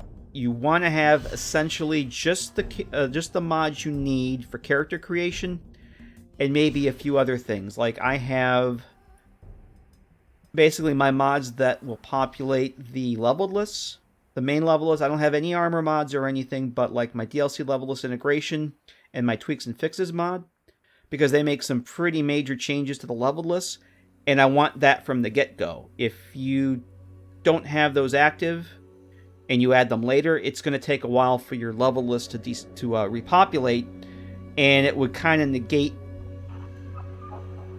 the reason for all of the changes I made with the spawn rates for stuff, because I'd be finding stim packs and bobby pins left and right for probably, first 4 levels of my playthrough, and I don't want that. So, yeah, Start Me Up, it's very important that you start off with a very minimal mod order, and like Cinepus said, Cinepus is on there like every other day telling me, oh, I start the game and I just get an infinite load screen. Yeah, because they have 300 mods active when they try and go. I have 49 mods, and we'll see that we're going to start at Bunker Hill. I've done some testing. That's where I want my new character to start. The character that this is going to be built around is going to be starting at Bunker Hill. And I've done some testing there to make sure everything loads, and it does, but it does take a long time. In fact, the first time I did it, I thought, oh, I must have too many mods loaded. No, it just takes a long time. There's a light version if you want to skip pre-war, but it doesn't have any bells and whistles. Yeah, that was I talking about the Vault 111 start. You still start in the vault, but you're not the sole survivor, and you can still go and do. I think that when you can do the memory den quest, but if you start outside the vault, that memory den, like if you go to Good Neighbor before rescuing Nick Valentine, if you start outside the vault, then that little quest is blocked off to you. I believe, because I tried it once and it didn't work. And somebody said, yeah, if you start inside the vault, you can still do it. The only mods that I would consider non-essential are my caravan overhaul mods. Actually, and caravan shotgun. I have caravan shotgun because it actually there's two of the weapons that actually it places at Bunker Hill, and I want to make sure that they show up properly. So that's active. And my caravan overhauls, because I'm starting at Bunker Hill, there's a chance that any one of the caravans will be there when I spawn into the world. The first time I tested this, Doc Weathers was there. I didn't have them active, so it was just the vanilla Doc Weathers and his caravan guards. When I quit and load up everything else, including Be Exceptional, I don't have Be Exceptional here. You want to add that after you create your character. And everything else active, I including the caravan overhauls, Doc Weathers and his guards, they had the new overhaul faces, but they were still wearing the vanilla outfits because it was baked into my save. I would have to leave the cell, let them reset, and find them wherever they were for them to wear the armor and clothing that the overhaul gives. So to avoid, maybe they would be baked in the game like that for the rest of the playthrough. I have no idea. So normally I wouldn't start with these active, but because I'm going to be starting at Bunker Hill, they are. You can't pass the charisma check or bribe to get it. Happened with Carla once. Yeah, and I had forgotten that there's a random chance of. I've never played at Bunker Hill before. This would be the first playthrough I do that. Every time you start me up, I try and start someplace different. So I started towards the southern end of the map the last two times with Olivia and Sebastian, both in the southern end of the map, and I figured I'd try something a little more central for a change. I have a backstory for this new character that centers around Bunker Hill, so not the one we're using tonight. This is just going to be a random throwaway. Actually had her guards from the mod not show up initially. I thought they later spawned show up. I've had that too. I've had where the Brahmin just shows up.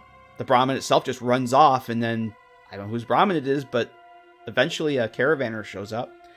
Lone Wanderer says, I combined Start Me Up Light with one of SKK's alternate start mod. I want to try one of his sometime. I'm just so hooked on Start Me Up. But his fast start mods would probably be good for mod testing. In fact, I almost used his Brotherhood fast start when I was doing my Prydwen player home, but I thought if I'm going to release it, I should probably actually do the game the way that it was meant to be. So I actually started a fresh character and went through the whole Killing Kellogg thing and just to go through the motions to make sure that everything worked the way it should, because there'll be that one person that says, oh, I installed the mod and I can't complete the Brotherhood quest, or the house doesn't own. So yeah, I can't take shortcuts. If I'm putting stuff out for my own stuff, it's fine. This was a Drumlin Diner startup, so I guess I need to have Carla's mod loaded. Yes. Yeah, I didn't even think of that, Cinnabits, until I saw Doc Weathers wearing his vault, his dirty vault outfit, his doctor's, his lab coat, whatever it is they wear, that dirty lab coat that he has, and his guards were still in the vanilla leather armor. I'm like, oh, I mean, they had the combat ponytails and everything. And he had the beard, and had all their faces were the overhaul faces, but they just were wearing the old outfits. So yeah, very important with Start Me Up to have only the mods that you actually need to have, and that's what we're gonna do. Let me turn off the music here, and we'll get started. So yeah, we're gonna start just a throwaway character for tonight. So we'll start the character. We'll get everything loaded up at Bunker Hill. We'll save, quit. Switch over to the profile with all the mods we just spent the past 2 hours going through. Let me switch sources here. There we go. I should kick over for you guys in a second. Oh, that's right. I don't have my, I thought I screwed up. I have the ultimate menu replacer and the other profile. No, we want a new game. And I'm going to have to remember to set this to survival, too. Although I think I'm going to be doing some God mode stuff tonight, just so we can run around and check some things out. I don't actually want to play. One of the reasons this playthrough is going to be a long time coming is that I will want to play a partial playthrough to make sure everything works. Just running around the map doesn't tell you very much. With Olivia's playthrough, I spent probably 3 months doing a partial playthrough with that mod load out before I started recording, so... have you seen the mod with Siren Head? Is it Silent Hill? Yeah, I've seen mention of it. I'm not into the horror mods and that, but I've seen mention of it. I've seen people with videos of it and the whole Siren Head thing. I'll sit and watch some of the playthroughs of that eventually. It's nothing I would ever use, though. Not from 63 Six End. How you doing? Welcome. So we are going to play as a female, just because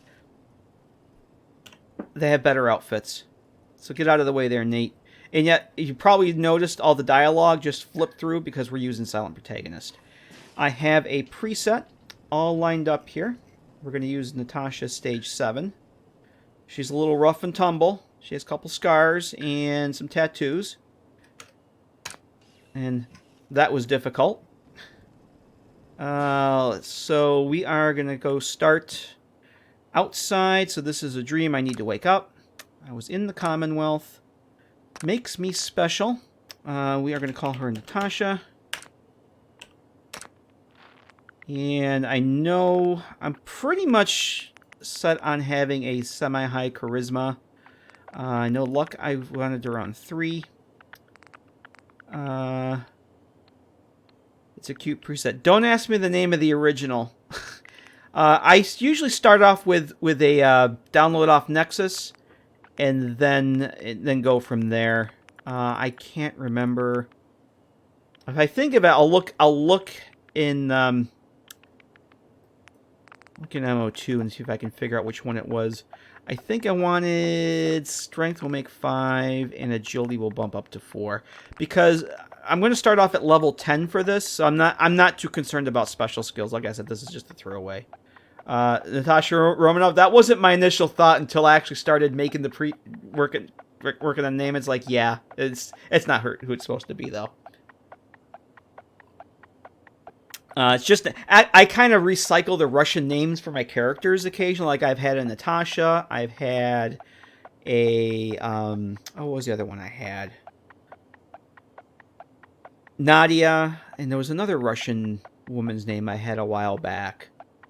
I can't remember. I just love Russian female names. I just love the way that they sound. It's just a thing, you know. Don't judge me. So those are our special skills. I'm not going to choose any traits just because this is just a test. I was testing with Gifted. This is one I normally take. You gain +2 permanent to each special stat, but gain more experience at half the normal rate. When I tested this, starting off with all this test loadout, it made me realize that the reduction XP applies right off the bat, because in Start Me Up you can choose to start at a higher level. So I chose to start at level 5, but I actually started off at level 4 because the XP it gave me was reduced. So that's something to keep in mind that hadn't clicked before. Hey, Kate, how you doing? Good to see you. Take the compliment. Oh, I love Russian female names. But yeah, your name's beautiful. I don't know if that's your real name, but it's awesome. It's good to see you. Thanks for stopping in. You're getting to the good part. We've been playing Mod Organizer 2 for the past hour, almost 2 hours. So yeah, we're not gonna take any traits for the actual character. I will probably be taking Gifted and maybe Trigger Discipline. I'm not really sure yet. No traits. Doing with my life. Let's go with Survivalist, even though I've been playing around with doing the Mercenary. Let's go with Survivalist, because I have no... Oh, this is your real name. Well, it's beautiful. Beautiful name. I've never done the Survivalist, so let's see what that does. Where was I? We are going to start off at Bunker Hill. And I'm going to start with everything. This is just for testing. So we're going to start off with plenty of gear. I'm probably going to start off with most of what I need when I actually start this, whenever that's going to be. And how much do I know? I want to start off at level 10. And that should be everything. I'm ready to wake up. We have everything selected, so let's see what happens. Sit back and wait for the game to load. Sinopus says, I started with level 25 and gifted, and they started me at level 25. Oh, you know what it is, Sinopus? I know it is. It's the XP reduction I added to my tweaks and fixes. That's got to be what it is. All right. Well, thanks for confirming that. Yeah, because basically, the changes I'm using from Thrive reduce all the XP. So that's got to be what it's from. Leveling up for everything.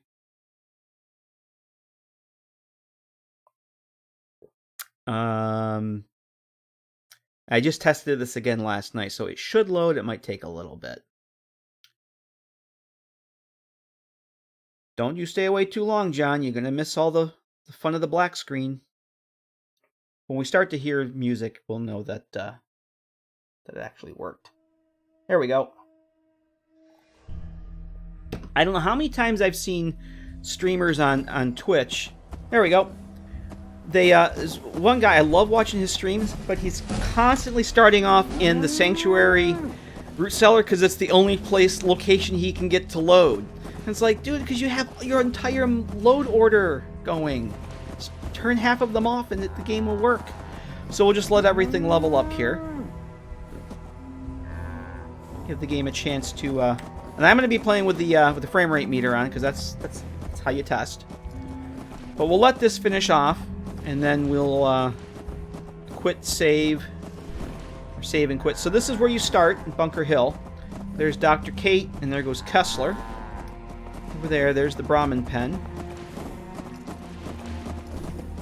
So I guess you have... Okay, that's owned.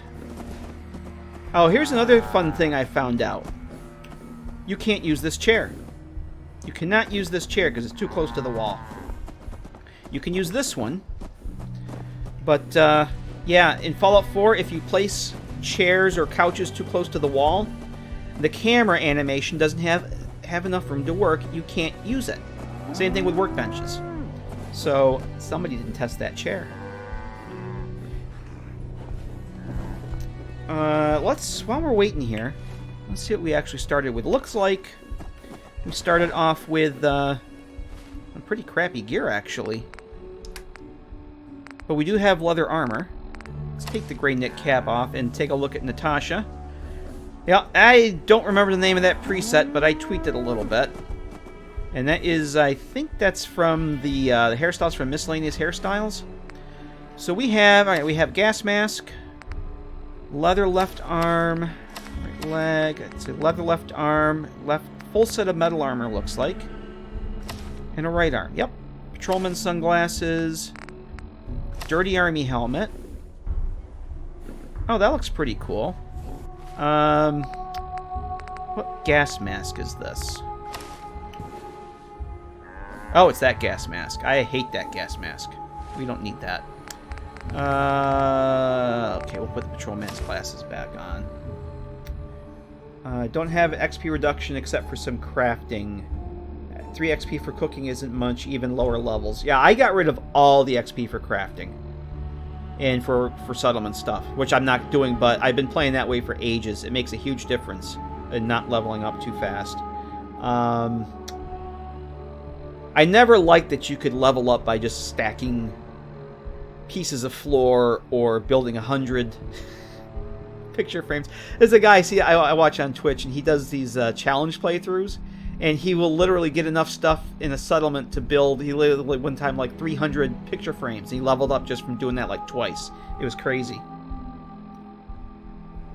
All right, so I think that's good. So we have.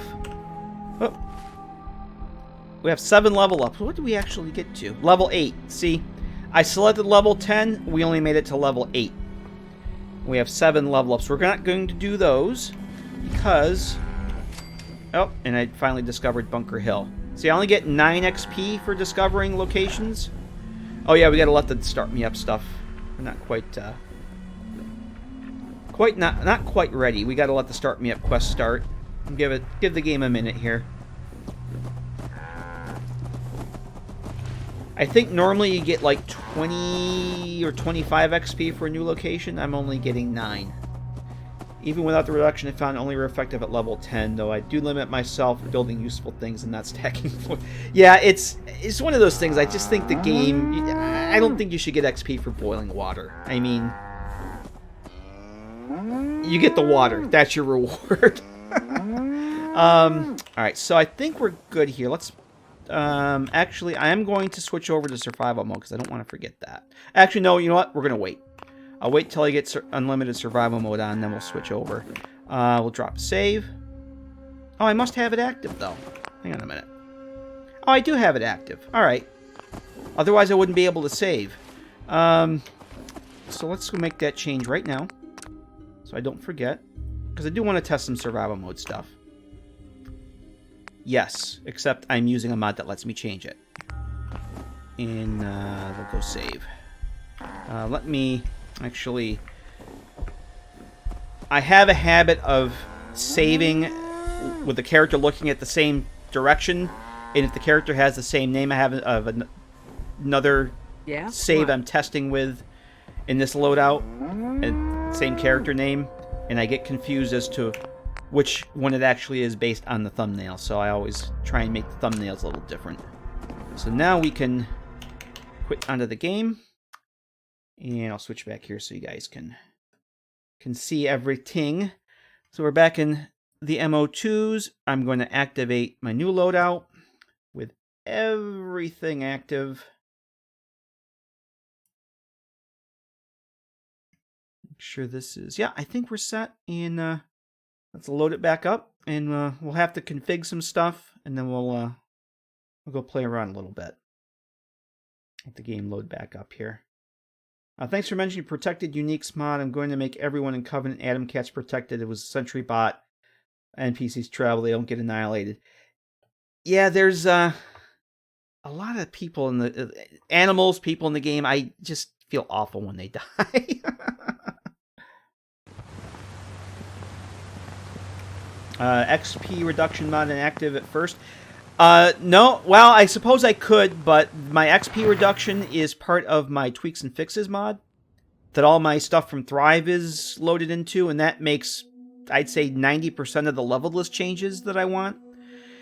And if I start without that active, then it's going to be a long time before the level lists readjust themselves, which means I'll be finding all the stuff I don't want to find, I'll be finding in abundance for a while.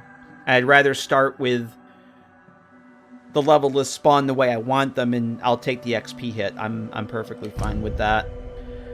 Okay, so yep, this is the new load main menu screen I'm going to be using for this, at least for now. Start this up. Get the we'll kick on the... We'll unlock the frame rate. Look at that frame rate. Look at that frame rate. Because with my ENB active, I can disable the frame rate during the loading screens by pressing a button. And that really helps with the load time. So now we get to let all the startup... We'll just let all the game stuff start here. I looked at the Aspen mod. If my graphics card starts crying, I'm blaming you, Red. Brad, anything from that's built on the Boston Natural Surroundings framework, like the Aspen mod is, has been super performance friendly for me, no matter which machine I've used it with, because it doesn't touch precombines. That's the #1 issue that people have with tree overhauls, is they break precombines, and BNS, anything in the BNS framework does not do that. The Wounded Dog Sparky. Got a problem? I think I may actually have killed Sparky once by accident, and I felt awful. I didn't know that he was a thing at that point. It was one of the first times I played the game, and of course you see a mongrel dog, you're going to assume they're going to be hostile. I saw a mongrel dog off in the distance, so of course I shot it and came across, and it was named. It was Sparky. I'm like, And then I found out later what it was, and I felt awful. Awful. And the same thing happened with Teddy, the dog in the cage over by Eleanor, that unmarked vendor over, what's that place, the little cul-de-sac? I can never remember the name of it. Everett Mill Estates? Her dog is in a cage. He's been captured by some trappers, or some hunters. You go to release the dog, the hunters spawn, and you kill the hunters, and the dog runs off to Eleanor. It's Eleanor and Teddy. You know, for Eleanor Roosevelt and Theodore Roosevelt. The first time I did that, I had one of the first times I used NPC's travel. I freed the dog. We were fighting the hunters. A Brotherhood patrol showed up out of nowhere and just started blasting everything in sight. And the Brotherhood killed Teddy. Oh, I was pissed. I was so pissed. All right, so we have we have Be Exceptional, and like I said, I am using the Vault Girl. So this seems to be working pretty well. I'm just going to tag some random skills here that are going to get us through the testing. I'm going to do Gunsmith, Lockpick, and let's do Rifles. We'll tag those skills. Like I said, this is a throwaway character. So we have the Vault Girl in the Pip-Boy. We should have the quest ones. The quest animations have never been done. Those never got finished. So unfortunately the mod is incomplete, but we'll roll with it. It's still cute. But she shows up here. All the special stats. We have animations for those, and most of the perks. Not all of them, but like Basher, Light-Footed. I'll have the Vault Girl. Some of them are still Vault Boy, but that's okay. In the creation kit, how do you change time it takes vendors to restock like a global, not just one NPC? I don't know that answer, Hunter. I think it is a global value. I think there's a vendor restock global. DJX might be able to answer that if he's still kicking around. I've never actually done that. That is one of the changes that my game is making. It's from Thrive. I think it's a global value that the vendor restock is now 72 hours instead of 48.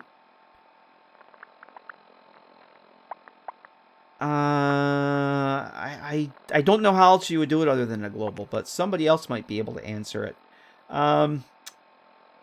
Hey, Gwai Storm, how you doing? Good to see you. Alright, so we have 84 skill points because we have seven level ups to do here. I'm going to bring Lockpick up to 50. I hope I actually have some bobby pins that we actually spawn with some of those. Rifles, we'll get up to 30. Gunsmith, we'll get up to 25. Hacking, we'll put 25. What else we have here? Sneak. I'll put 25 into Sneak. Engineering, I'm going to get that up to 25 too, because maybe then we can, I want to test the crafting framework stuff a little bit. Barter, let's get Barter up to 25. Let's do that, and 2 more. I will put those into Medicine. That's the one. That's right there. days to respawn vendor. That's the one that I have changed. I believe that's 72 hours in my game here now. We'll learn those. I'm going to put 1 point into agility, and then the rest I'm actually going to put into perks. Because I don't really care about special skills for this. I think we're basically just going to... I'm going to do Fortune Finder. Life Giver. Yes, Life Giver. I don't know that I actually changed this text here. Hang on a second. I did. I changed the text because I took away rank 3. I took away the auto heal, and I couldn't remember if I actually changed the perk text, but I guess I did. All right, sweet. We'll take that. Actually, if I'm playing in God mode, it's not going to matter. I may do some God mode stuff just for testing purposes. Scrapper, I think I need that for mobile mechanic. 4, we'll do toughness. Can I do... What else can I do? There's really not a whole lot of perks for me to get at this point. I'm just going to go with... let's just dump more into this. Let's go with luck, strength, and perception. And that's good. Let's see. Alright, so we got that. So this is the ENB that I'm using. This is the Stalker ENB. I'm busy here. Here's vanilla. All bright and cheery. Stalker is a lot more desaturated and subdued. Let's see how this goes. Oh, I gotta catch up on chat here. Gwystorm's birthday and being sick. Oh, that sucks. That sucks. Busy here. I'm not even bothering you. So we still have that on. Let's see. Sorry to hear that, Gwy. That sucks. Nothing worse than being sick, let alone sick on your birthday. Level up menu X. I think that's set. Oh, I want to get my time set here too. Now, the holotime, the mod I'm using for the clock in my HUD, the MCM doesn't work. You can essentially turn it on and set... Actually, I already have this set. You can turn it on and off, but you... Oh, there goes Heather's quest. We'll have to go meet Heather. You can't change it. We have to change it in the holotape, which I have to spawn in because that's one of those. Yeah, have True Storms. Let's turn True Storms on. You're 55 now. Oh, I could tell you how many times I've been 23 or 18. I've been 18 so many times I lost track. I'm going to put this on 20%. So we have True Storms activated, and I actually have to spawn the holotape in. So it's help holotime for is it holo? Yes. So we'll just add this in. 45002E04. And for whatever reason, the MCM has never worked for me. And I've seen other people complain about it too. I have no problems when we run MCM. It will move around in MCM, it just won't maintain the settings. Like, I can tell it to go wherever I want, it just won't stay there. I always have to use the holotape, which is fine. Because I pretty much remember what all my settings are. So I think it was like 1150, yep, and then 25. Yep, that's it. We're done with that. Let's see, ABC travel. APC transport. No, we have MCM for that. NPC's travel. This is the one we got to set. But yeah, Gwystorm, I've been 18 many times, but 23 actually, that sounds pretty appealing too. I think I'll be 23 the next time. Oh, that's right, new version. He changed Adventurers to Wastelander. And I think I'm going to leave the default settings on this for the time being. Oh. I just want to... 3. Yeah, we're not going to be doing enough here. I'm going to leave these off for the most part. I did want to see... No. He added some new stuff to this. Back. Let's do... Ignore location. Yes. We want to... Hostile... NPC will not appear the selected location. Yeah, so how many times if you guys use NPC travels, you get swarmed by wave after wave of enemies at Bunker Hill and Diamond City? Yeah, I'm not a fan of that. Let's see. Let's try the large group. I don't want large group. Oh, there is a setting here also for... I'm going to put them at ally, just because... He changed the gunner settings, which I thought was an awesome thing. The gunners will no longer spawn all with Exo and power armor. Finally. You can set them to spawn with power armor, but I double-checked. I had made a change myself based on the mod author's suggestions on the mod page, and they should no longer spawn with XO1. They should only spawn with T45. So we're going to put 3 in the gunner squad, and if we run into gunners, I want to test that out and see if that's actually a thing. Mercenary squad, I think there's a setting to add the doctor. We'll set 3 merc squads. Service. Barter. Everything's enabled. And we'll give them extra caps, because we can. We'll give them 1,500 caps. Okay.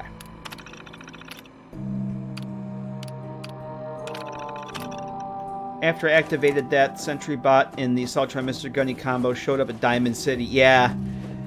I've had them show up in the worst spots. And I also turn off, when I'm in the Glowing Sea, I turn off the Ghoul Horde from True Storms, because if you don't turn it off, you just get hit with ghouls constantly. And if you're over at the Crater of Adam trying to talk to Sister What's-Her-Name to get the location of Virgil's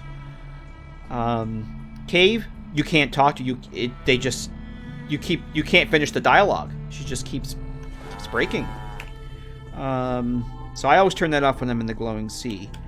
Help affinity for, is it book? No. Or is it misc? The visible companion affinity.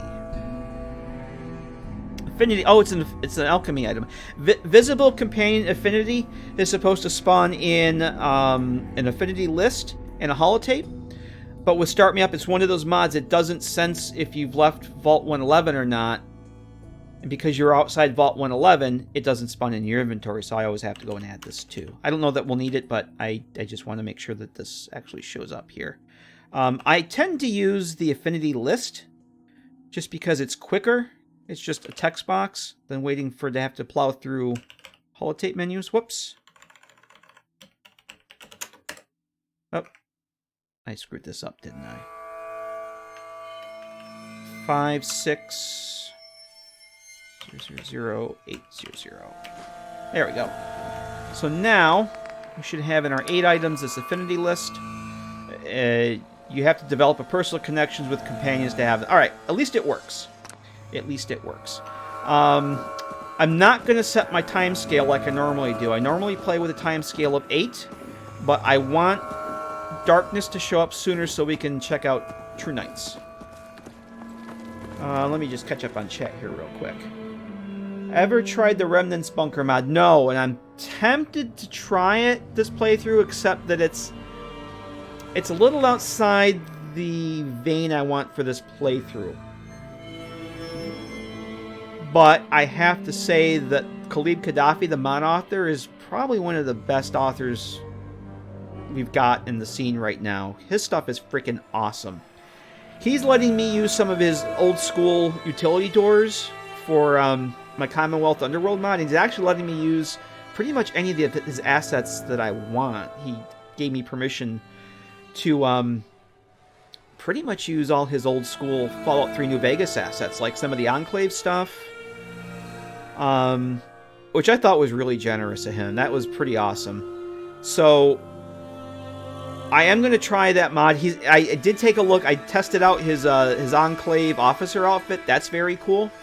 If I can learn how to convert it to CBBE for females, I would probably use it. I'm tempted to give it a shot with Sebastian, because that's the only male character I've had in like ages. Graphics look good, Red. Oh, cool. Thanks, Kate. I am very happy to hear how things look, because I can never tell on my end. But yeah, check this out. We're looking over the Commonwealth, and I'm getting a solid 72. I have my frame rate capped at 72. Because I have a 144 hertz monitor. I figured half of that is probably optimal. And it just makes the game a lot smoother for me. Hopefully for you guys as well. But let's turn off the ENB, and there's our nice, soft Oogie vanilla lighting. And there's my ENB. And I'm very happy with that. No, it is a 1080p 23-inch? 24-inch? I have 2 of those. I'd never be able to fit 2 big ones on my desk. So we're going to take the Live and Love. And 308s. Now, I don't know if it's me or what, but every time I come in here and steal stuff, even though if I'm hidden, I can steal these things. I go back downstairs. Somehow, all of Bunker Hill knows I've stolen those things, and they turn hostile on me. So we're not going to do that. It doesn't matter what loadout I have. I don't know if that's a vanilla thing, but I just don't even bother anymore. I'm Meg. Hi, Meg. I'm ignoring you. And this is where one of the caravan shotguns is stored. This stuff's all stealing. Almost ready to do another circuit. All right, Only so lost 2 men on the last one. there's Stick to the roads, and you got a better chance of surviving. okay. Cricket's caravan works. I'm using the Capital Wasteland toolbox replacer. I actually took the mesh from their settlement building pack and using it as a mesh replacer for all the toolboxes in the game. Oh, we just got our The first... only way you get old in this job is assume everyone's music out stopped. to kill you. You guys saw the message said, I am tired. It didn't say you are tired, it said I am tired, because I'm using the first person. Load a little heavy there? Oh, I'll let's buy talk to anything Deb. you don't need. First person and messages. Sell everything you do. Yep. I mentioned before I'm going back to using full dialogue interface. And so we'll give this a shot with full dialogue interface and silent protagonist. Yeah, you got it. Caravans come through here. I buy whatever they don't want, fix it up, and sell the good stuff to the next caravan. Oh, where is the But second hey, caravan no shotgun? reason I can't sell I'll to show a you in a drifter second, like you. Cenopus. It Cats took are me a little cats. bit to find. I looked everywhere in Bunker Hill, and then the one place I didn't look is the place I'll show you. So what's your opinion of Bunker Hill? Well, it's nice enough. Grew up with the caravans, so I feel right at home here. Don't like how we have to pay Raiders protection money, but that's the cost of doing business in the middle of everywhere. Speaking of which, I got a lot of useful supplies here that need a home. Look at them, so lonely. I don't even know how many caps I have. Do you have any paying work? Yeah, I have something. It ain't easy, though. Caravanners just love swapping tall tales. But I've heard one story enough times, there's gotta be some truth to it. Apparently, the Northern Road goes straight through an old military training yard that's just crawling with a horde of feral ghouls. And that's cutting into my bottom line. So you take care of that, and maybe I can throw a few caps your way. I'm not doing this job for chump change. I'm tired of mercs blowing this off. Oh, Are ferals we got the really cute little that Vault girl. scary? Fine. Call it 175 caps. sounds like you need me a lot more than I need you on this. Everyone comes into the Oh. hill thinking they can pull one over on me. I'm thinking 150 caps is more than fair. Take it or leave it. All right, I'll take care of your feral problem. Great. If you want to stock up first, you never know when one of my knickknacks will keep you alive. Hey, at least it's honest work. Yeah, let's, Hey again, step right up. See what Little she bit has. Of everything from all over. I don't even know how many caps I have. Let's barter with her. See something you like, buy it. I My hear stock moves gunfire. fast. I hear laser gunfire off in the distance somewhere. So let's take a look and see what she's got spawning. So, yeah, the automatic, I'm using the 10mm SMG again because I've been using it with on my Sebastian livestream playthrough. It's a really cool mod. The only thing I don't like about it is the first-person mesh is huge, but I'm willing to forgive that because I just really like it. So that's spawning. All the DLC stuff from level list integration. Oh, hey, check this out. Can we inspect this? This is the pipe weapon. I think it's called Nina's Proper Pipe Weapons. Look at that. It's all new meshes and textures for the pipe weapons. And that's something I might actually use. Lucky pay raises don't work like that. I'd raise a boss. Fails checks. I would never get a bonus. Yeah, exactly. Oh, we have the ever-elusive paddle ball. I just want to take a minute here and see what's actually spawning. The caravan shotguns are spawning. How about clothing? What do we have for clothing? Just the usual combat armor. Raider chest piece. I mentioned before the Raider texture overhaul that I'm using. Raider armor. I think it's just called Raider Armors Retextured 2K. Is it the Spike armor? The other character I was testing with, spawned with. Oh, these are awesome. They're 2K. You don't need 4K for everything. They're just fantastic. If we find the cage armor, I might actually grab one of those and show you guys. But yeah, all the Raider armor is all painted. It's all been retextured. I mean, not painted, but... what else does she have here that's spawning? Okay, the railroad stuff is spawning. That's cool. Robot armor. Yep. Leveled list integration stuff. The backpacks that I added to the leveled list. Beautiful. Let's see. Herbal stimulant. I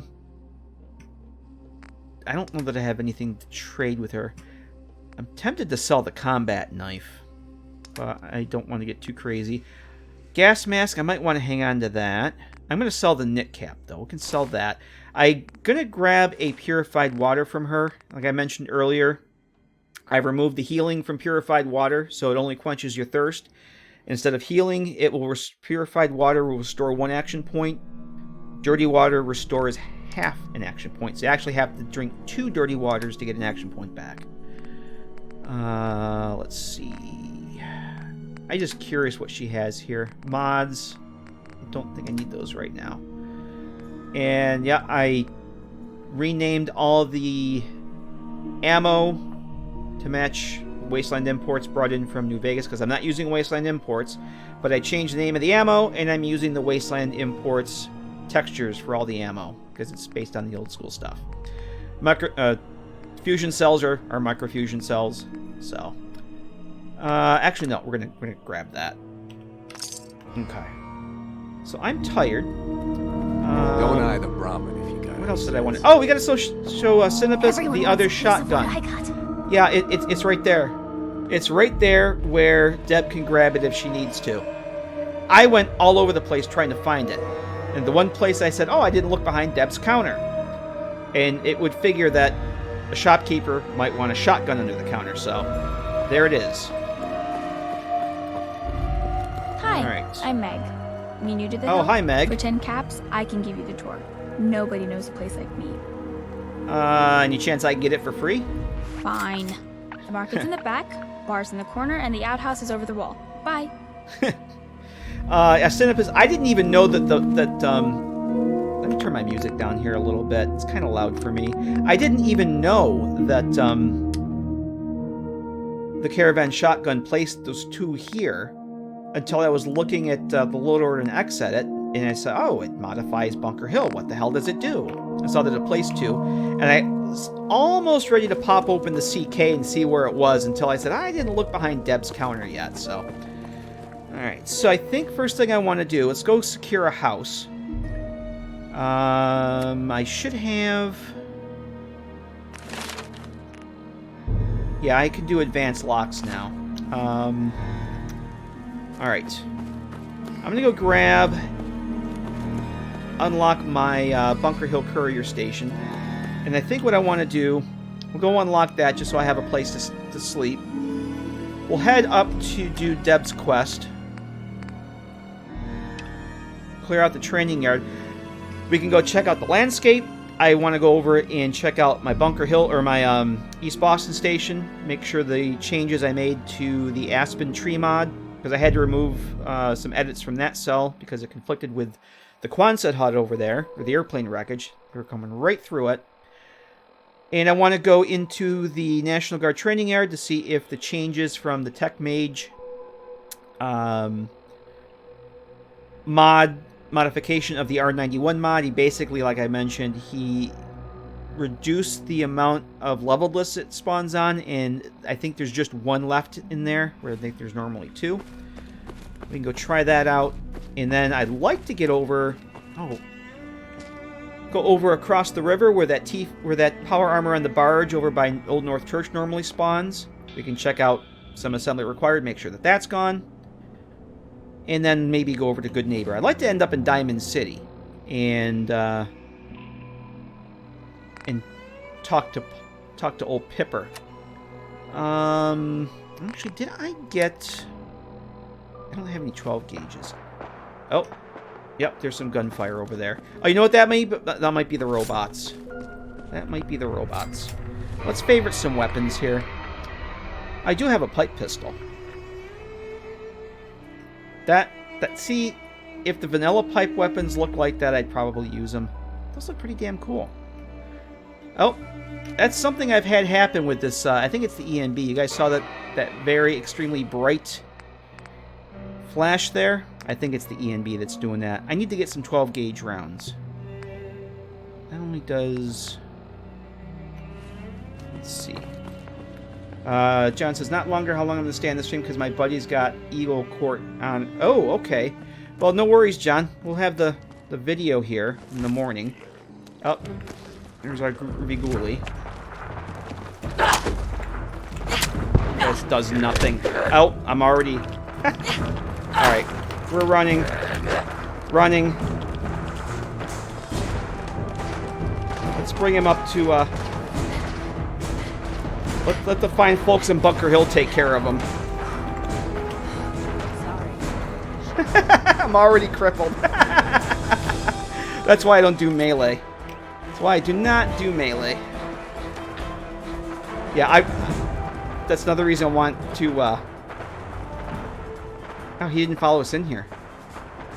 I was hoping he would come in here. Well, at least we know that the Vault Girl crippled icon works. If nothing else. Alright. So, just to see if this works, let's take one of my purified waters. I have 4. It should not heal me. And it doesn't. And we'll go to the stats. Yeah, purified water plus 1 AP. So, I'm not getting healed. Never heard of vegetable using a vegetable. So where did he bugger off to? Oh, who's that down there? Oh, that's Cricket's Caravan. Oh, they got him. Cricket's Caravan must have took him out. Alright. Nice. But I was going to say, John, no worries. Thanks for stopping in, man. It's always good to see you. Catch you next time. The other... Oh, yes. If you guys can see this in the stream. I think it's called the Ultimate Window Overhaul or something like that. Can you guys see the reflections in the window? Yeah, that's something new. That's another mod that came out within the past couple weeks. And it really only has the full effect if you have an ENB. I don't think... Like, if I turn the ENB off... Oh, I guess it does. I'm not really sure if that's... I can turn the ENB effect off, but I think the ENB binaries are still running. But yeah, it actually has actual reflections. What they call it, screen space reflections. They're not just cube maps, like the vanilla ones are. Alright, let's go unlock the house here. See if I can't heal up.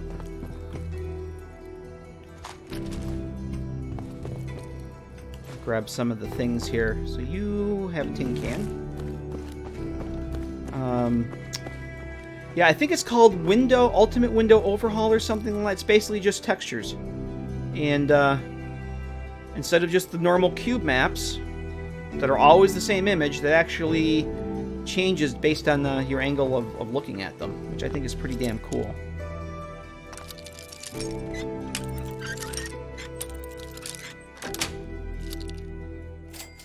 Alright, and like I mentioned earlier, the lockpick mod, it doesn't automatically open the lock door, or the load door. I actually have to open it. So that works. That's a cool thing. Sinners, I tend to use VATS and melee with a sneak attack if I can manage it. I just tend not to use melee. I'm horrible at melee. Wow, this is dark. Okay, that's with the ENB. Or without the ENB, that's with the ENB. And I can't remember where I put the light switch here. Oh, there it is. Alright, that's cool. Let's read our map here. We get the map markers updated. I think this adds East Boston. That's Ellie's shop. That's the Red Wave. I think this adds I thought this added Salem. I thought this was supposed to add Salem up here. Maybe, I bet East Boston does. Maybe it just adds East Boston. Oh, no, Diamond City. I knew there was another one that added. All right, Diamond City Courier Station. Let's grab some of these bottles. Turn the radio on here. Here's a thing. A sort of note. Oh, this is really dark. From a sponsor With the ENB on. Wow. in Diamond City, and I like it. I like it a lot. just read it. Okay. Noodles. I've been Chef working only with says one sentence, but that's okay, Commonwealth because he Underworld only so says much lately. one thing. And I'm not using statics like I do in the player homes. Everything is lootable. And I keep going to loot the stuff. But it's not lootable. That's the song by the Three Sons. I was gonna play it next. Now. Here's. Okay, I think we have a light there. We have a light here. Should be a light switch there. Let's see. Trailer near the radio station adds Quincy. Really? Yeah, oh yeah, it would. Yeah, I tried to make the maps relevant to the locations.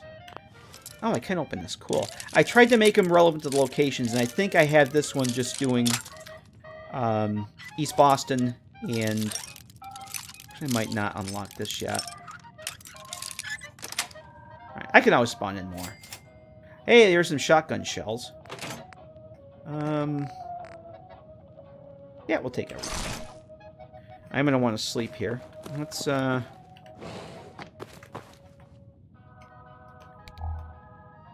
So I think East Boston just does the Salem. I think that one. Oh, that's the, okay. Gavin, I am using the Stalker ENB. It's, oh, that doesn't have anything in it. Let's fill up these bottles here. It's called the Stalker ENB. It's pretty desaturated, a little bit darker, a little bit more grungy. Kind of the look and feel I wanted for this, playthrough whenever I actually start it. I've used it in some of my Frost live streams when I was doing those on a regular basis. I haven't done it in a while. I want to say the last 2 streams I did of Frost, 2 or 3 streams, I switched over to using Stalker. I really like it. So this is vanilla, which lighting just looks so overblown to me in vanilla. This looks much better. Oh, this is another one of my texture mods. The sunburst clock retexture, which you can't really tell because it's so dark in here, but that's the first time I've seen that. Whoops, I'm stuck now. I'm stuck. Mod is broken. What am I stuck on? I'm completely stuck here. I think I'm really stuck on something. What am I... Wow, I'm gonna have to TCL here.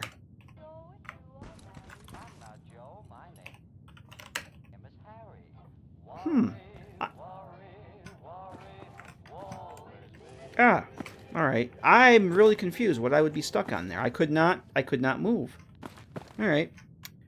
Yeah, I think it's just called Stalker ENB. It's one I had bookmarked for a long time. I tried about 3 or 4 other ones for this playthrough that I thought I might want to use, and I went with this one because it has the sharpness, the Luma sharpness. Like, if you look at this bed, or this dresser even, it's probably even better. See how it's just kind of, Fallout 4, just vanilla stuff just looks really muddy and soft to me. This, with the ENBN, you can see all the wood grain, all the detail. It's more better. Let's get a full 8 hours here. Then we'll go out and check our night mod. That way I can heal up. I am a little parched. I could use a snack. I slept so well. Alright, that's pretty cool. Iguana bits and squirrel bits. I am full. And I have 11 purified waters now that I had the bottles. Now, I am using the mod, kind of like, give me that bottle. But this is one I found that it conflicts with less stuff. Not that I would have anything to conflict with give me that bottle, but I'm going to grab that. I have had enough water. Alright. And, yep. Alright, cool. I think before we head back out, Coffee's empty, but I do think I need something to drink. So, take a quick break. We'll head back out. I'm going to grab some water because I think I've had enough coffee for the night. Give you guys a chance to get a quick break. And we'll head up towards the National Guard training area to see what we can find up there. And I'm probably going to switch over to God mode just so I don't spend time healing and dying and whatnot. And I'm going to want to pull up the mod page for True Knights because I may need to change some settings in the ENB. Just a few minutes. Going to grab a drink. Do some of that human stuff that happens that you need to do after you've been sitting for a while. And yes, as John says, it's vodka time. But be back in just a few minutes, guys.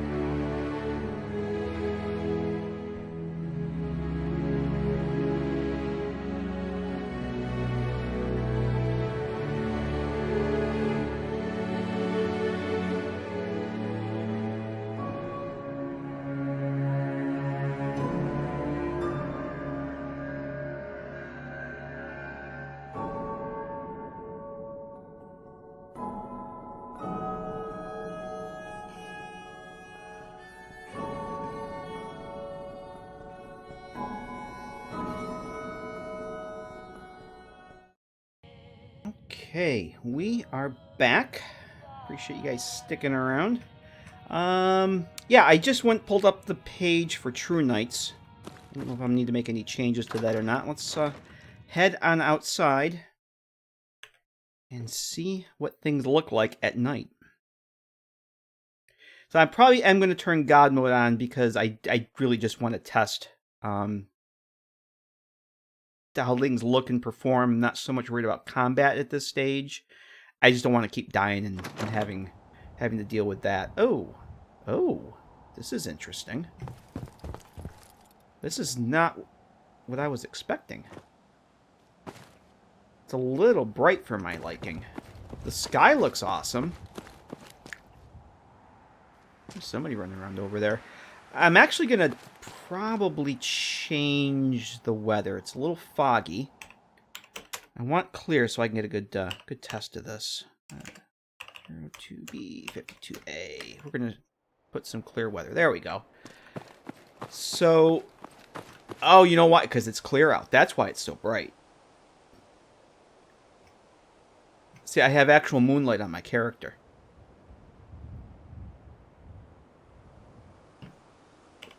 I'm tempted to leave this for now. Actually, you know what? We have true storms. Let's do a test here. Let's turn everything kind of overcast. Let's get rid of the moonlight and see what it does for the ambient. The ambient light to me, first it seemed a little bright. That's because it's a clear sky with the moon out.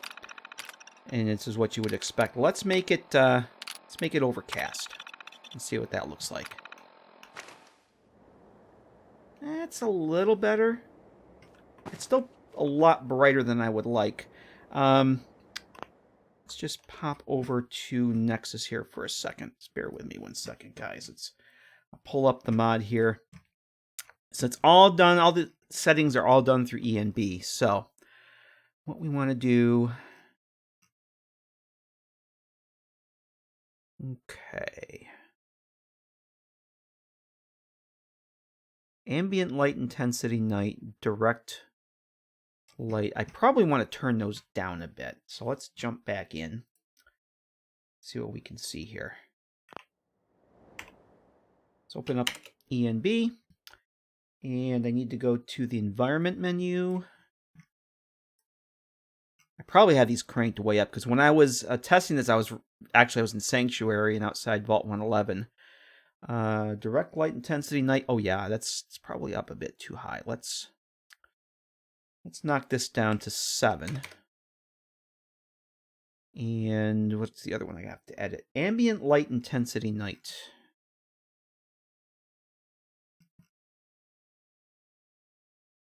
That's at 9.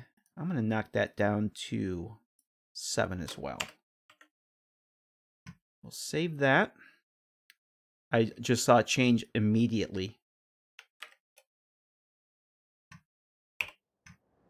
That's a little better.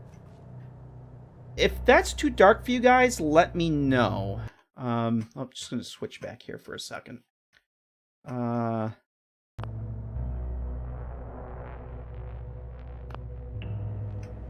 Let's see. Cinnamon says there are darker nights since they had default night settings may have been true storms. There's actually a patch. If you can use darker nights and true storms together, there's a patch that when you install darker nights, there's a full mod installer that gives you the option to install the darker true storms patch. Is that too dark for you guys on the stream? Because once I actually start playing this, I don't want it to be a darker night situation where everything is pitch black. But I just thought that the ambient light was a little too bright. Let me hop out. Tell you what, let's hop out to the street, and you guys can tell me if that is too dark. Oh, look at Bunker Hill. Look at that. I hope you guys can see how cool that looks. Ah, all right. Yeah, you probably can see the houses down at the end of the street. That's what I want. And we have the lights from Wasteland Illumination on. Let me head down here. Oh, this looks awesome. Look at that. Look how freaking cool that looks. I use darker nights on darkest. I used to use darker nights on darkest too. But once I started making videos and streaming, it's just too dark. Especially on streaming because YouTube just mangles everything. Oh, this looks awesome. All right, let's put the cloud, get rid of the clouds here. Do a nice... That looks awesome. Look at that. The moonlight on the buildings, moonlight on everything. Moonlight on my character. Ah, I'm digging this. Let's go with these settings for now. It's going to look dark depending on what kind of device you're looking on. I can try. Let's actually... I'm going to knock both of those settings down just one more. Oh.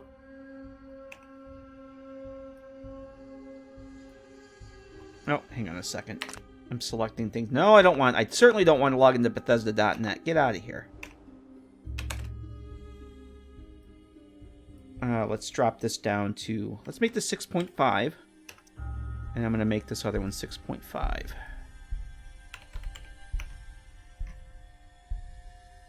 Save. Apply. Okay. I'm pretty happy with that. can still see all the boss, because it would make sense that you'd still be able to see in the distance with a clear night, the moon in the sky.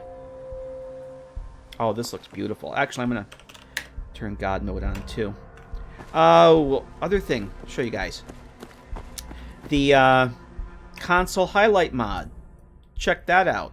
So now when you select something, if you're in a cell, how many times have you selected a freaking piece of one of the fog markers?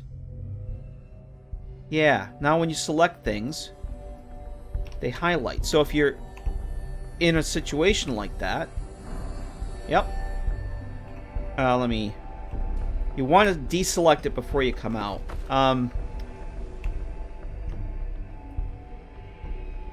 See, you select each one.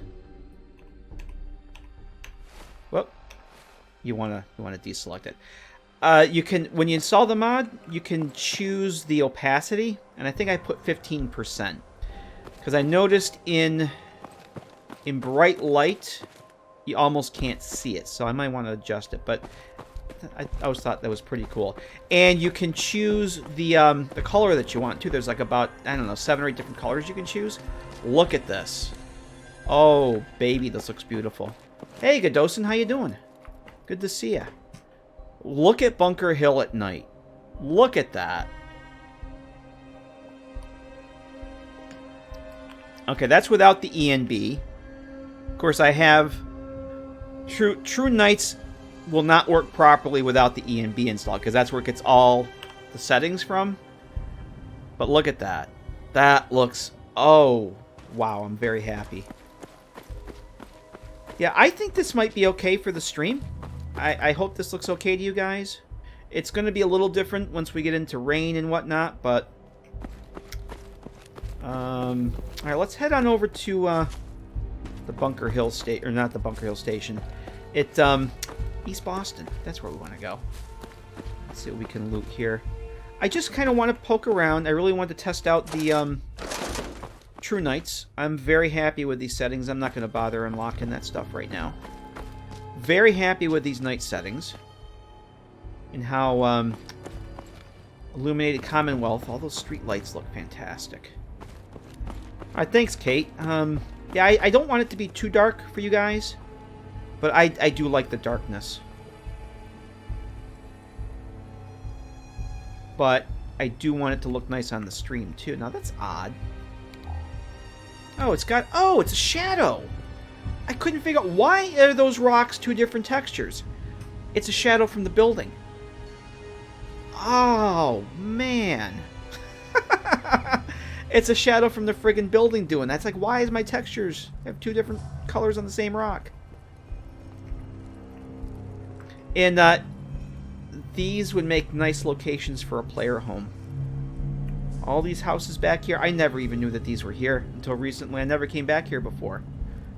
Like this thing with the gate? Why is there a gate here? There should be a player home right freaking here. Mod makers, get on that. Is there... Okay, so there's a street light here that has light on it. There's reflection in the window from the window overhaul mod. Look at that. Oh, that's so cool. Wow. This is impressive as hell. Alright. Let's head on... Oh, who's this? Oh, it's Cricket's... Oh, it's Lucas Miller. Look at the moonlight reflecting off of his armor. Look at that. At least the pay is Oh, it's the kid. Lucas is down here. The moonlight's friggin' reflecting off his armor. Make a move, and I'll end you, Wastelander. Got the best armor in these parts. Let's see. Let's take a look. Don't cheap out on armor. That's a good way to get yourself killed. Godosin. If you were here for the first 2 hours of the stream, I could answer that question. I spent literally almost the first 2 hours going through the entire loadout in Mod Organizer. I'm using probably about 170-ish mods right now. I'm using the Stalker ENB along with True Storms for the weather and True Nights for the night mod. A whole bunch of mods I've never used before. A bunch of tweaks to the gameplay settings. If you can wait until morning, you can kind of maybe skim through the skim through the first 2 hours. I go over every mod that we're testing out tonight. We won't get to test all of them and all the changes I've made, but I spent the first 2 hours basically going over all that stuff. But I got a lot of them. A lot of new things I've never used before. A lot of tweaks to things. A lot of changes. Some really cool stuff I'm really looking forward to trying out. It just as a tip, I mentioned this before to everybody. If let's say I stream for 4 hours, which is a very good chance I'll do that or more tonight. When I go off, when I quit the stream, YouTube will only show the last 2 hours of it. So you go, oh, it's a 4-hour stream, but then it starts right in the middle. You have to wait for them to process it. And it usually takes overnight, and then like in the morning, it's usually the whole thing's up there with their much nicer VP9 codec. Everything looks a lot better than if you watch the VOD right after the stream. And the whole thing will be there. So I think we're gonna forego buying stuff from Lucas right now. Now this is, I'm trying out, normally I've been using True Knights, or I'm sorry, Darker Knights. This is called True Knights. It's specifically made for using True Storms with an ENB. It basically changes all the image spaces, the nighttime image spaces for True Storms. And it only works with an ENB. If you don't use it with an ENB, you will not get these effects. Too many miles on the road. Actual moonlight. Is terrible. And I'm also using something called God Rays at Night, which I don't know if you can actually see him there. There's a bit of course, there's a cloud in front of the tree here. We should be getting God Rays from the moonlight. Actually, I can just, because of the clouds in the way, I can just make out a little bit of a God Ray right around the tip of those branches there, right where the moon's passing. I know you guys can't see it at all. It's barely perceptible to me because of the cloud that's in front of the moon right now. But if it was totally cloudless, there would be God Rays at night. Oh, thanks, Adam Casserole. Appreciate that. Appreciate you being here. It's just been a lot of fun just going over the mod list, and I'm just really looking forward to trying this stuff out. Because like I said, my frame rate's taking a little bit of a hit here. Look at this. It's dropping down to 60. Unplayable. I wonder why that is. I wonder if it's because of the, yeah. So something over that way is I'm losing about 10 frames. I can't tell. It's dropping right from 72 down to around right around 60. Completely unplayable. Alright. We're just gonna try and sneak by. I think there's stingwings or blood bugs over there. I don't feel like dealing with them. Yeah. Send out the pre-combined police. Now, I've spent probably the past 2 nights more time than I want to think about going through Xedit with this entire loadout. Addressing conflicts, finding problems. I actually ended up ditching a few mods because they just conflicted with too many things.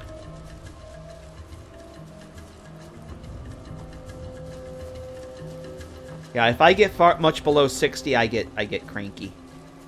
Because I can definitely tell. If it gets to 50, I can tell. So we should have the courier station over here. Yep. Alright. I can't see anything at night. I kind of wanted to test this out some more. Let's, let me hit the, yeah, see... I don't know if you guys are going to even be able to see that, because there's still a cloud there. But that tree, like right around the top of these branches, like where it says hidden, those branches, there's definitely God Rays there. And oh my god, does it look cool.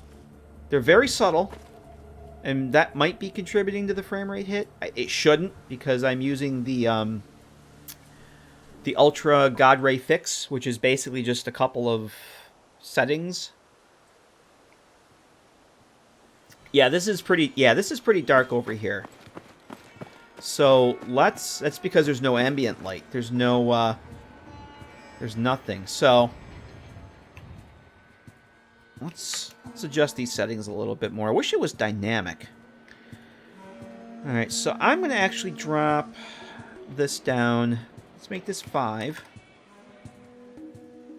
And where's the other one? I think I got to go up. We'll drop this down to 5. I don't want to get it too low. Let's save that. Whoops, I'm in console, so I'm actually selecting stuff that I don't want to. That's... Oh, I have this tree selected. Whoop. This is going to take some getting used to. Oh, you know, it's also lightening up because it's getting to be dawn.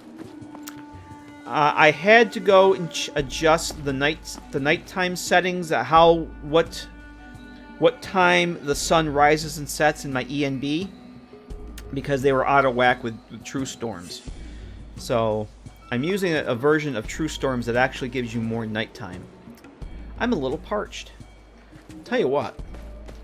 But yeah, hopefully that's better. But it is getting lighter. I think it is going to be dark in some locations. But I think what I'll just do is I just probably won't do a whole lot at the nighttime, or eventually when I actually do play this character or whatever character I end up. It's not going to be this character. I'll be using the West Tech optics anyway. So, but there's Dawn. Dawn looks pretty damn good. Yeah, I'm pretty happy with this. All right, let's hop in here. I should be able to unlock this.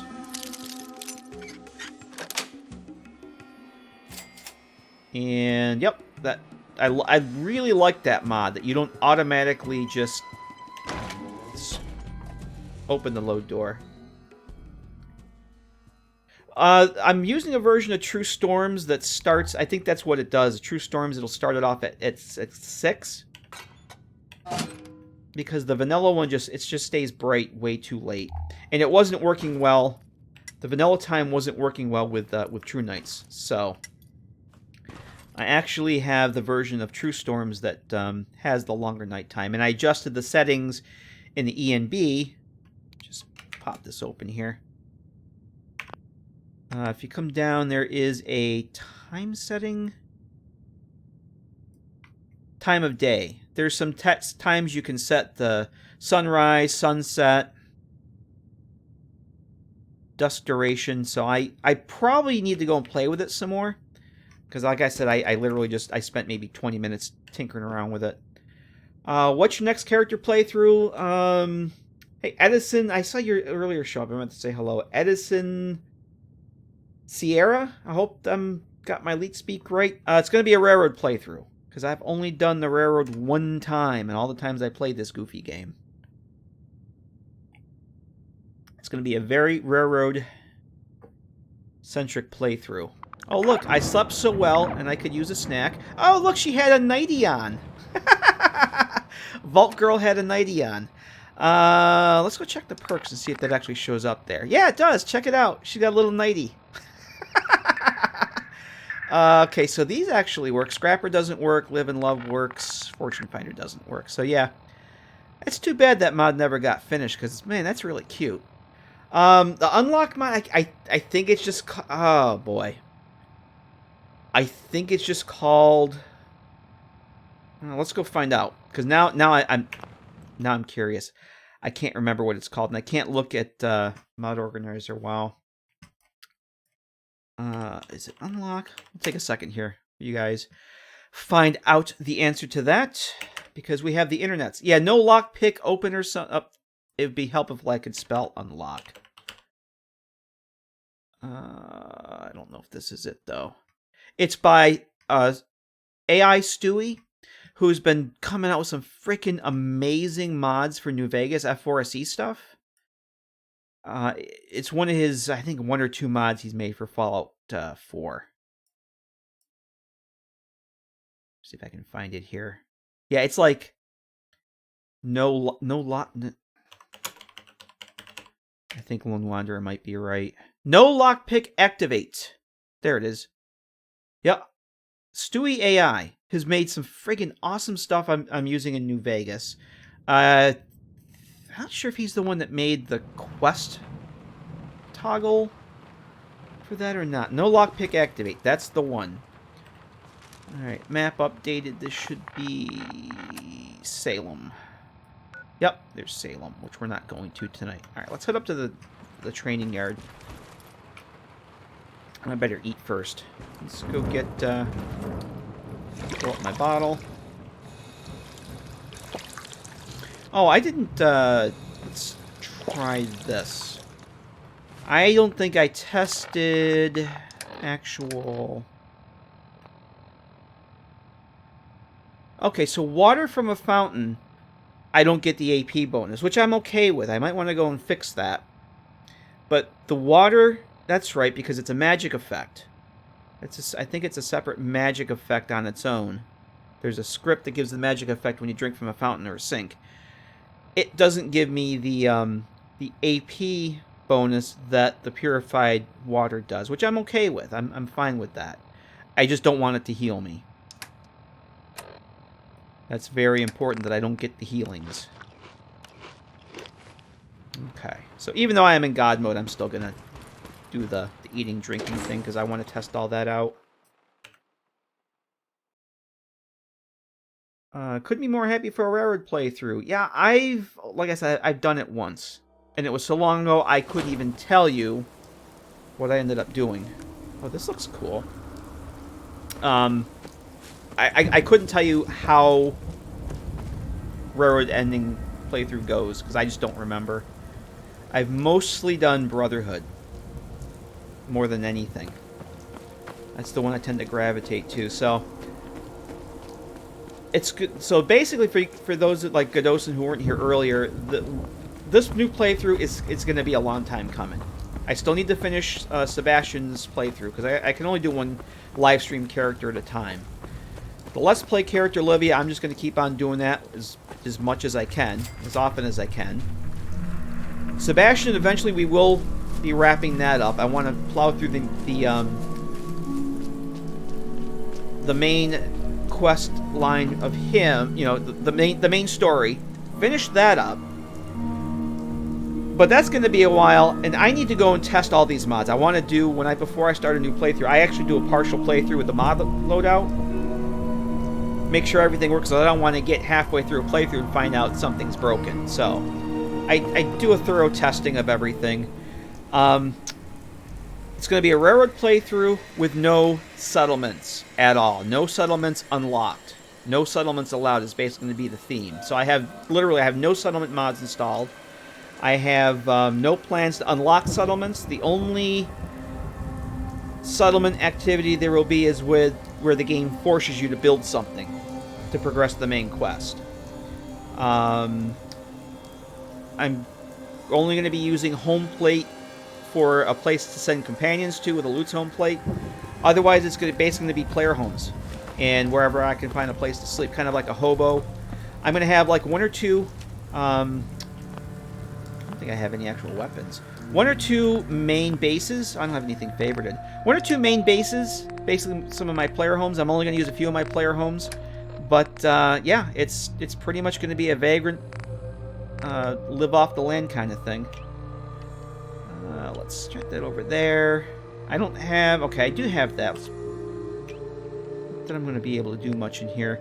We're probably not going to clear the whole... Actually, we are. I'm going to do this quest for Deb, even though I'm going to have God mode on, because we're just testing.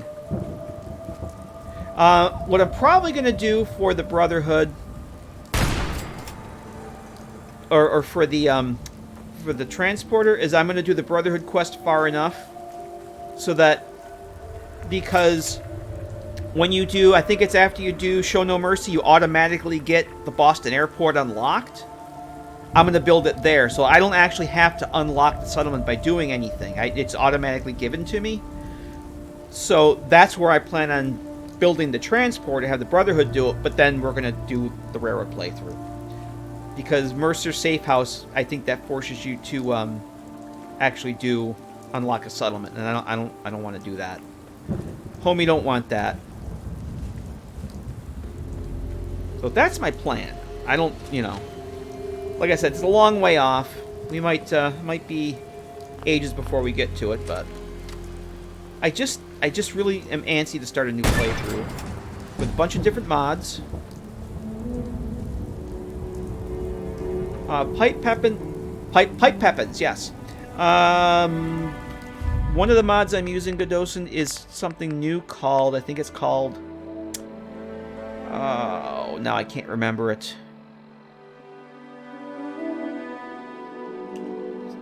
It's the mod author's name. It's So-and-so's Proper Pipe Weapons.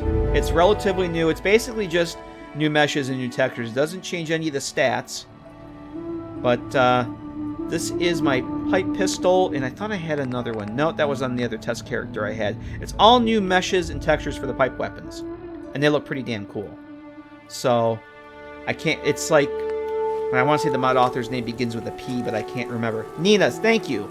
I knew one you guys would know. Nina's Proper Pipe Weapons, or something along those lines.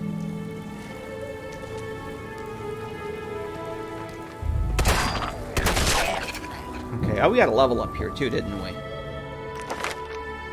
Alright, yeah, I actually have perk points per level set to do the 2 perk points from level 6 to 16.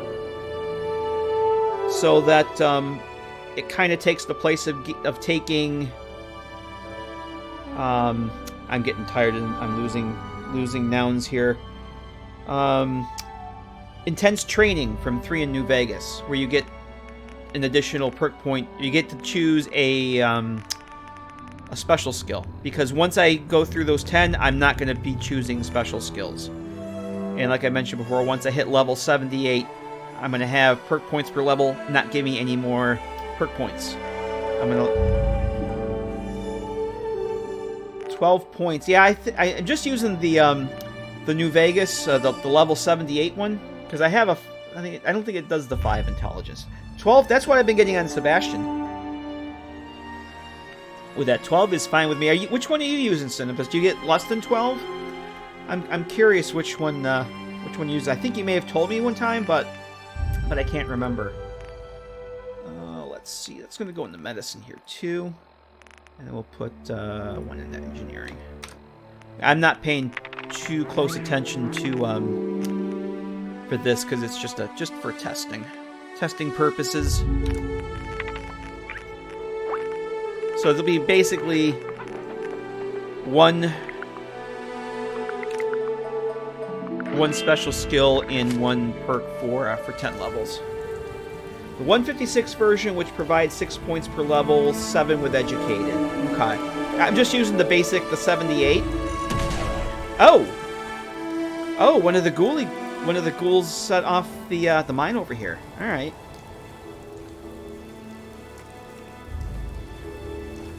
That was awesome. Yeah, I don't think I'm actually going to do the whole shebang in here. I just basically want to go in, get the R91, make sure that spawns properly, and then we'll leave. I can always come back later and test this out. Because I still want to get over to Diamond City, and I still want to get over to Good Neighbor. And it's already 10:30, so... Yeah, I figured the level 78 was good because the mod author on the page says that level 78 is like level 50 in New Vegas with all the DLC. With the level cap there.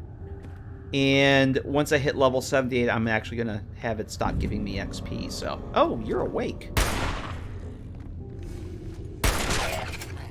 So I'm used to coming in here with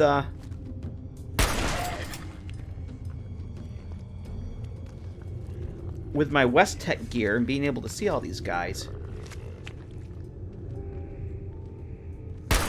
Oh.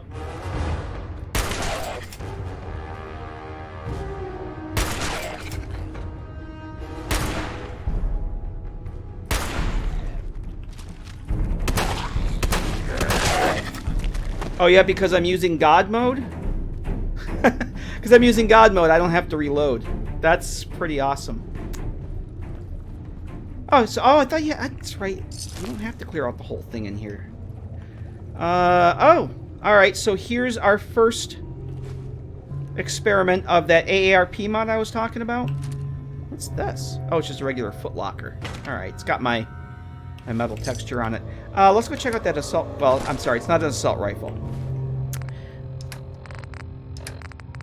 This short machine gun. Yeah, these used to be called assault rifles. But I'm using that AARP. It's like assault rifle...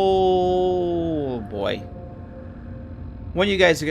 we just talked about it 2 hours ago. It basically remodels the assault rifles. I'm using the version that's basically just a replacer. But there's the main version. It completely changes all the crafting on them. I didn't want all that. I just wanted basically a replacer.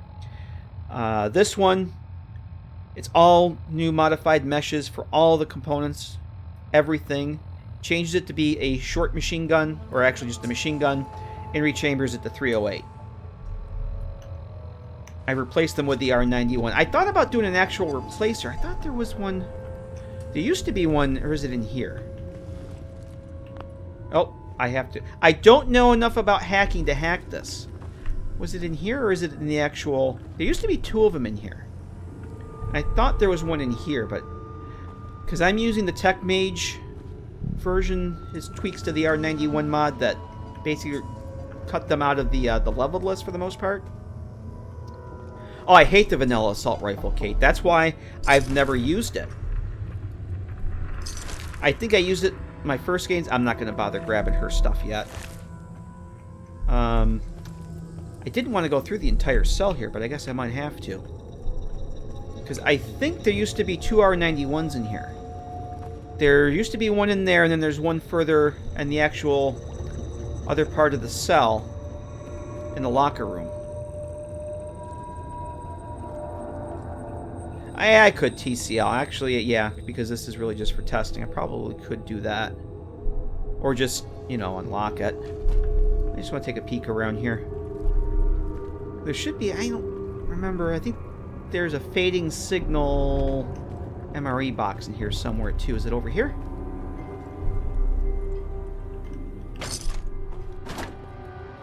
There's a lunchbox. The nuke array. Or is it in here? I can't remember where that... I think it's in here. Yep, there it is. I'm just going to unlock it. So this is where this comes in handy. And during that last Creation Kit live stream I did, I never knew this, but you can scroll through your console selections to find the thing you want. And I think that's awesome. Yeah, we're just going to do the cheaty cheats here. I'm not going to take any of this stuff. I just wanted to see what was going to spawn in there. Alright. Yeah, I'm just going to TCL through this because it's getting late. We got to get Boogie in here.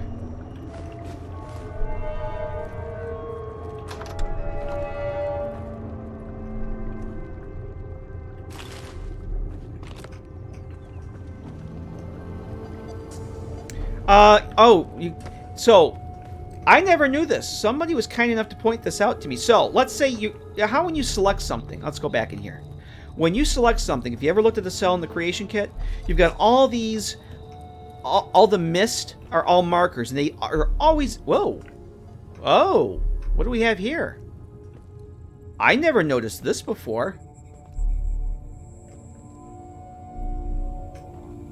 I never noticed this. I can see the world space right out. I can see that's normally the void, but it has the sky activated. I never noticed this. Is that a vanilla bug? I'm gonna have to look at that. That might be a vanilla thing. Yeah, you go to select something in the console, and you hit fog, and you can't select what you want. If you use your scroll wheel, you can scroll through the things in the cell. I never knew that. It's intended to check the weather out. Yeah, because the windows aren't good enough. And use the scroll wheel in combination with the new console selection highlight mod, and you can do this. You can scroll through, you can select exactly what you want, and you know that you have it selected. Yeah, I never knew that. Yeah, because I would constantly come right up to something and select it. It's like, oh, why don't you just use the scroll wheel? It's like, I never knew you could do that. I never knew about this either. I'm going to have to check this out later. Maybe we can go check this out at the end of the stream. AARP... Instead of just what usually with the assault rifle, use scrapper. Yeah, there's two versions of it, of the AARP. There's one that essentially is just a replacer, which is what I'm using. And then there's one that basically it's a complete overhaul. It changes all the crafting, I think it changes the skills or the perks that you need to oh, we have to unlock this. I could just TCL, but oh, we'll just do it this way. So there's two versions of it. I just didn't want the one that had all the overhaul type stuff. I just wanted the replacer. So that's what I'm using. Better console mod. You can also see what mod object comes from. Yeah, yeah. And that's another thing I'm using is I'm using that. So I saw that highlight selection. I'm like, oh. Now it does come with an ESP, and right before the stream I went back to look at the mod page because I wanted to look up some information on it. Oh. And actually the ESP is only to use an ini file. And apparently you can... Oh, I forgot about those turrets. Apparently you can just add the... it's an ini edit. And apparently you can just add it to the... to your ini file. I have to go double check it, because I would love to use it without an ESP. It's flagged as an ESL, so it doesn't really matter. But if I could just dump a line of text in my ini file and have it happen, I'm all for that.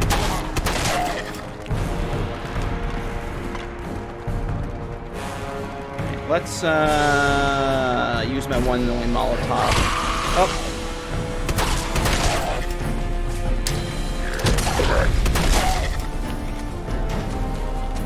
God mode is so boring sometimes. Oh, look, I can hear all the pitter-patters. Alright, we're just gonna... I just want to get that gun and then we're gonna... Whoa, hello!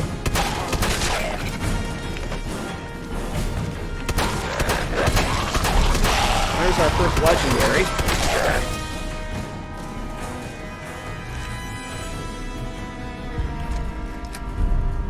Oh, that reminds me. I need to try and find one of those, the 45 auto pistols. I want to go try out one of those bad boys. I think the R91s are down. He's over here.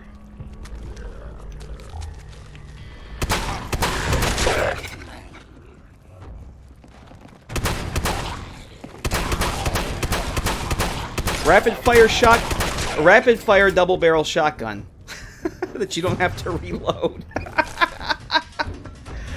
Oh, Tech Mage, where the hell did you put that R91, man? Merc Adventure outfit. Where the hell did you put the R91?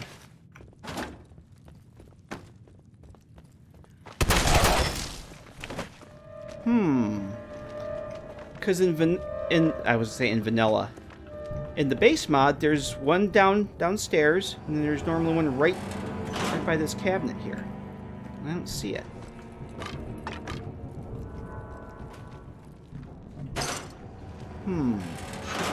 Alright. I wonder if it's down here where the glowing one is.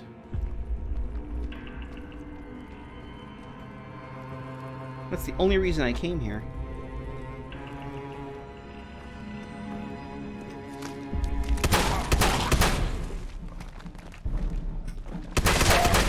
And then we got the one there. Grab this. Now I'm very curious where the hell he moved that gun to. Yeah. I'm a little parched. Whoa. Wow. Who knew that the caravan shotgun...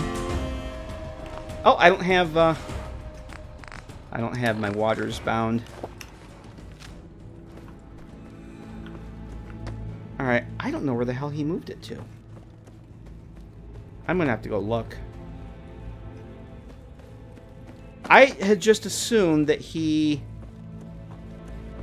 left at least one of the ones in the original location from the mod, but... Hey, DJX, take it easy, man. You have a great night. It's good to see you. I'll catch you next time. Yeah, I'm very confused as to where he moved it to. I just assumed that he removed one of the original location, one of the original placements. I don't know where the hell he would have moved them to. That's...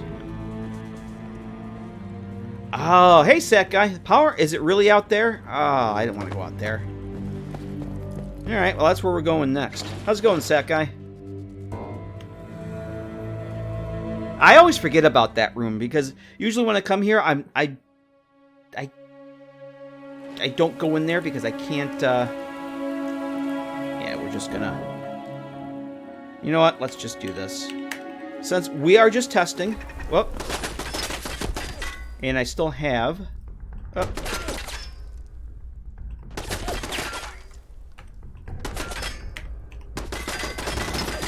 No, I still can't. I must have something selected still. There we go. That's better. Oh, that's interesting.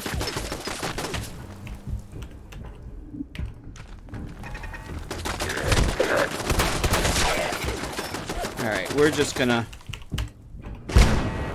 we're just testing here tonight. We're not actually playing, so... I don't normally do this stuff. Yeah, usually when I come here, I can't open this door. Oops, I'm gonna have to get used to doing that.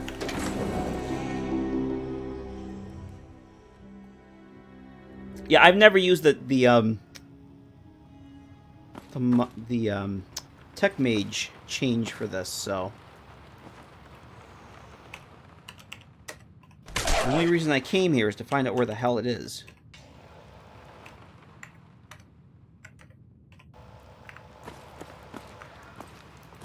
Alright, John. We'll catch you later, man. Take it easy. There it is. Alright. Everyone that suggested the armory, thank you. I never would have guessed that he moved it out here.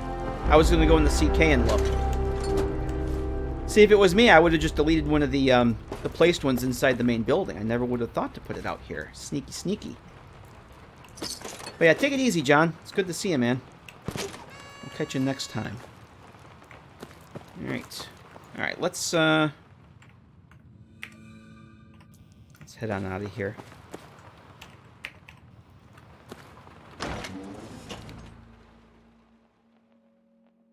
Hey, I always forget about going out there. Oh, hey, hang on a minute. Hang on a minute. We gotta go back in there. Actually, I'm gonna make a save here real quick. Not that it matters. Yeah, I'm not dealing with you either. Yes, the power armor in the armory. I think it was missing.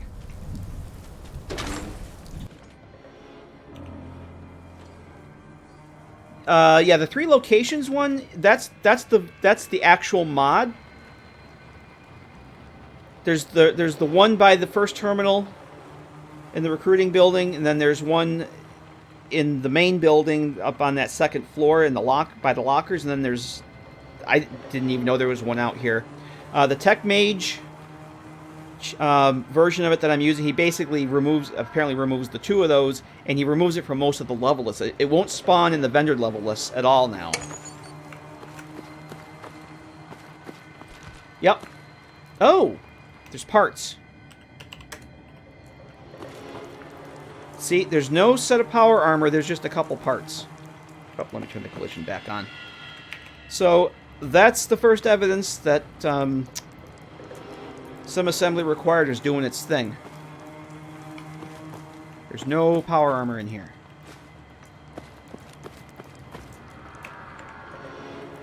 Yeah, KAH and TCL are great for testing.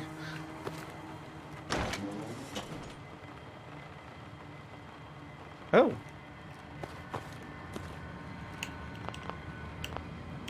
Oh. Okay, I can't... Ah! It's because I had TCL on. It would not let me go through the load door. I just learned something. I could not interact with the door to go through it because I had the TCL on. I'd never had that happen before. Alright. So it's getting dark again. That was a quick night. Alright, I probably don't have any 5.56 on me. I have 3. Well, we're testing in God mode. Oh! Oh, hey! I got the automatic sound bug that this mod is notorious for. I've never used it in automatic to experience this. Alright, well. I'm pretty sure there's a fix for it, so... Yeah, that's a commonly complained about issue with the R91 is that the sound in automatic is bugged. But since I don't normally play with automatic weapons, I've never experienced it.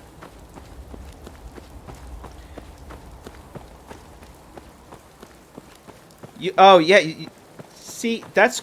I know that there's a fix for it. I think somebody actually posted... Or is that your fix for it that's on the Nexus? Or did you just fix it for yourself? Because I know there's a fix that somebody posted for it.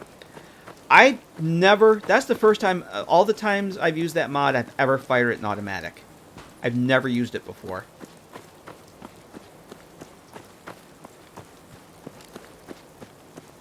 Never used it in automatic before then. What do we have here? Just for yourself. Okay. Somebody actually recently posted a fix for it. You're a Wastelander. You're from NPC's Travel. So, probably worth me taking a look at that. You want to do some trading? So if you're using the R91, there's also somebody came out with a...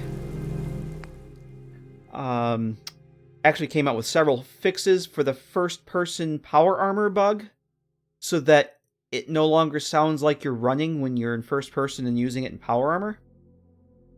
Keywords and sound mapping, I think. That makes sense, because I know the sound's there. I actually repacked the files, because when I first downloaded, I think they're all loose. So I actually archived the files, but I made sure that I didn't compress the archive so that the sound files would play. Because, yeah, I've never had a problem with it with just a semi-auto. I don't like using automatic weapons in survival just because it chews through way too much ammo. But the first-person power armor fix is... Well, fixes. There's at least a dozen weapons that this person made the fixes for. And I'm using the R91... I've tested and used the R91 and the DKS fixes. So... That's something to check out if you're using those... Oh, am I going the wrong way? Where the hell am I? I'm going the wrong way, aren't I? Yes, I am. I'm very much going the wrong way.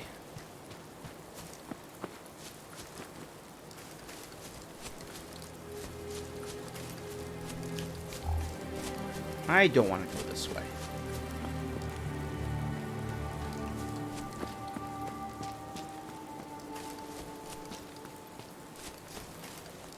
Is this my...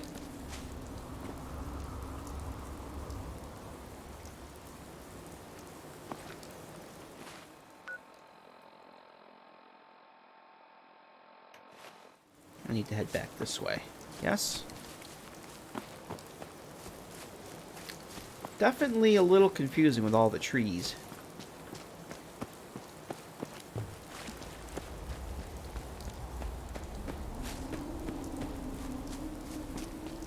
Oh, yeah. I, actually recently discovered that. I never knew that terminal was there. I just was like, well, I'll come back later. But yeah, I found that out my last full playthrough. Yeah, this is the bridge I want. Yeah, because I remember seeing the entry on the terminal that says open door, and I never understood what door it was for until I discovered, oh, it's for the one out back. So yeah, how's that looking to you guys? Is that too dark right now? Because it's 7:16 and it's already getting dark, which is what it should be doing. I just don't know how the level of the darkness looks on the YouTubes.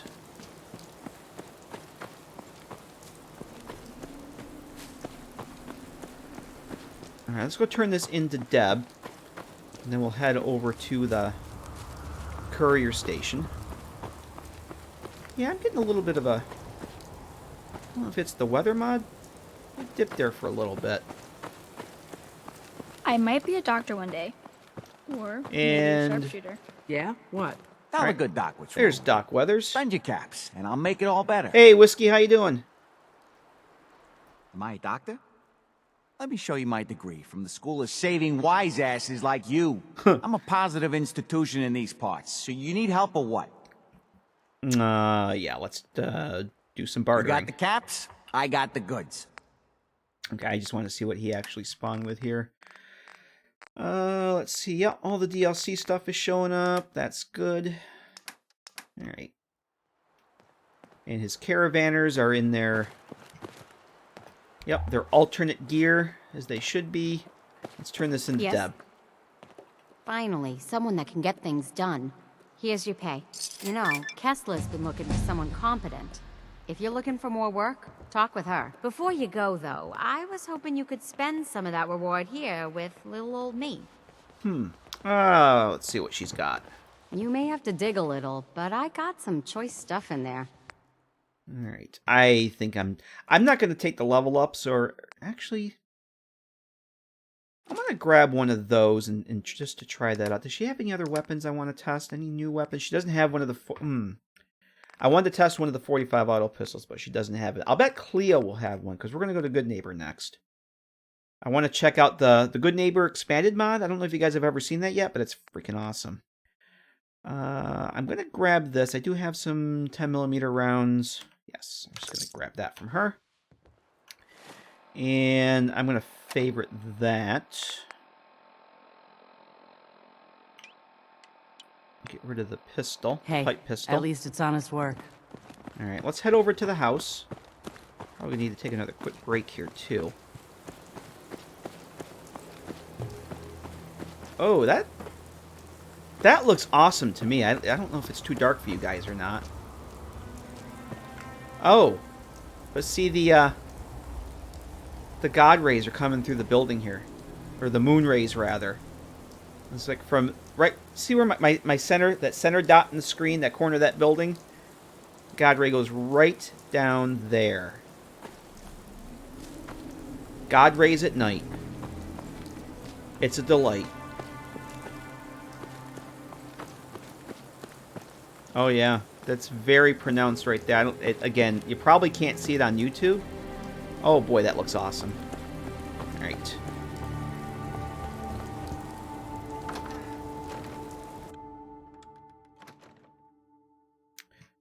We'll go sleep again.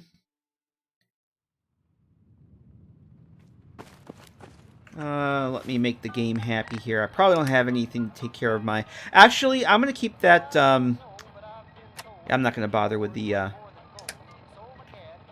Insomnia. I'm not going to bother with the perks. I'm going to keep the Insomnia for now. Actually, there's a doctor over in Good Neighbor. Or, there's a doctor in Good Neighbor. I want to go test him out, because he's part of the Good Neighbor Expanded mod. I could go over to Kay, or Doc Weathers, over in Bunker Hill. I forgot that I need to test the doctor services changes that I made. Because I think to cure disease is now like 350 caps, or something like that. So, I'm going to wait to go over to Good Neighbor. I'll have the doctor that's part of that Good Neighbor Expanded mod. We'll see if he will cure this. And I want to make sure that my changes are showing up. The other thing I forgot to mention too, earlier when we were 2 hours, and I forgot to mention is I don't have a Nuka-Cola or anything. Oh, I have a Nuka-Ray. Since I'm not using Wasteland Imports, I mentioned I added back in the caravan lunches. Doctor prices, yes. There's a global setting for doctor services. There's several of them. There's one for addiction, one for RADs. There's one for small injuries, which I think is just for restore your HP and your limbs. And then there's one for large injuries, which I believe is for diseases. So I've significantly bumped up the prices on those. And there's another one for room rental, and I bumped that up from 10 to 60. So if I want to rent a room, it's not 10 caps, it's going to be 60. So it's the large and small injuries, the disease, RADs, and addictions. I think there's the 4 values for the doctor services. There might have been another one, but I can't remember. There was. We can go take a look if you want. But I'm going to take a sleep right now. Take a little nappy. That was, and I think I'm going to have to take another quick break here, guys. I definitely need some more water. So we'll yes. wake from our slumber here. I'm a little parched. I really like that first-person message mod. I saw somebody in Skyrim using one for that, and I just thought it was a damn good thing. I am full. Go fill up the bottles.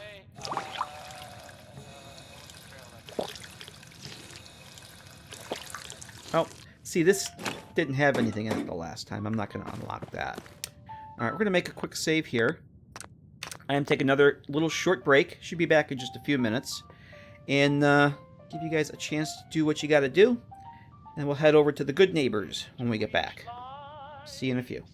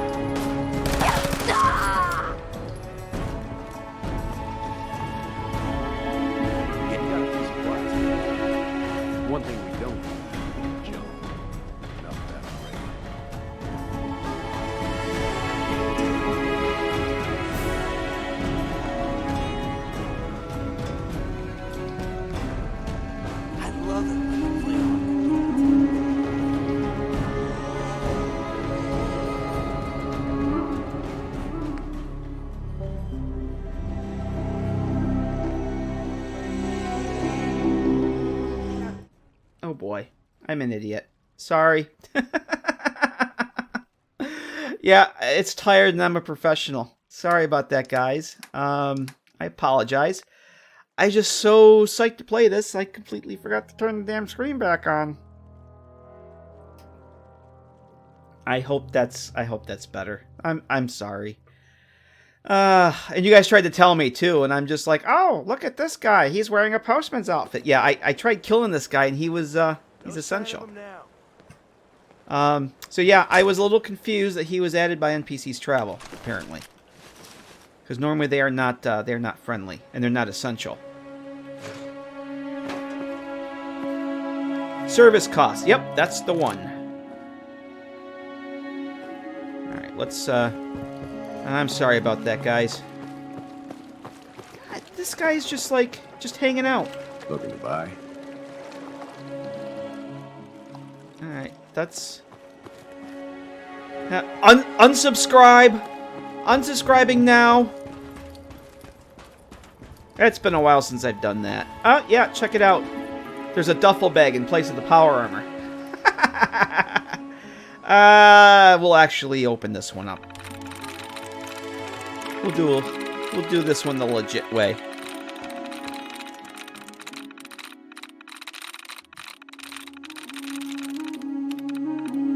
Yes, I am a genius. I am a professional. I do this all the time.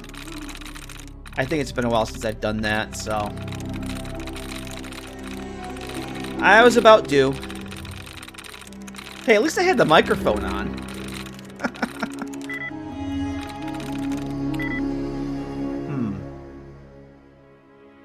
Oh, let's see.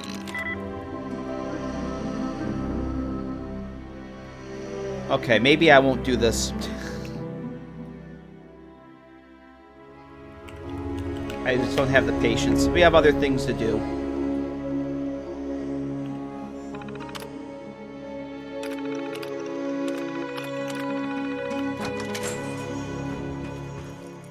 Okay. So we have a T-45 left leg. Bunch of ammo. Some chems. So you actually get... When did I take mentats? I must have took mentats. Oh, I took those by mistake, I think. You actually get quite a bit of loot in place of the power armor, which is actually pretty good.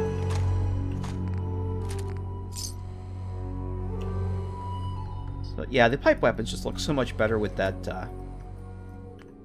mod. Very happy with that. I have not seen any 45 auto pistols though. Alright, so, yeah, no power armor there. That's awesome. Keep the face surgery and haircuts the same price. I never use them because I can go to one of my houses and do that.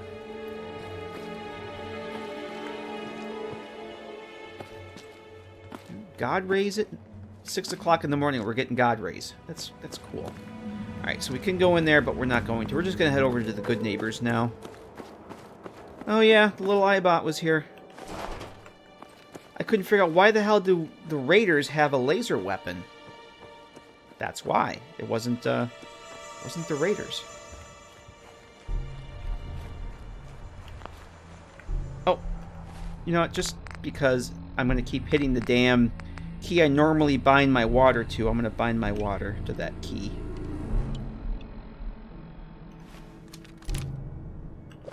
There we go. I keep seeing that I'm thirsty and hitting the, I usually bind my water to the minus key.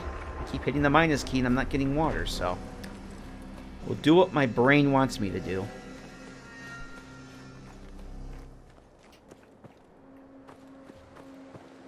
Never exactly what's over this way. Oh! We're near Haymarket Mall.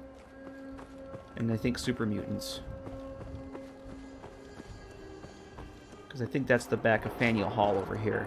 Yes. We'll go this way. Who's that? I'm invincible! So, okay, there's the hounds. And then there's the ghouls up here.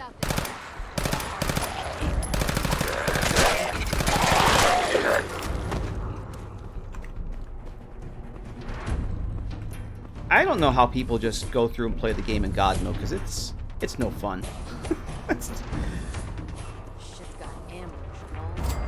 But it is good to test this shit out.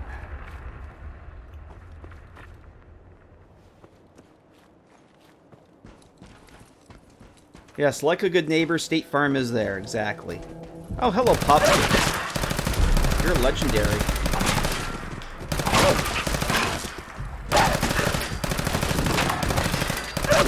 Oh, these... If I wasn't playing in God mode, I'd be so dead from these two.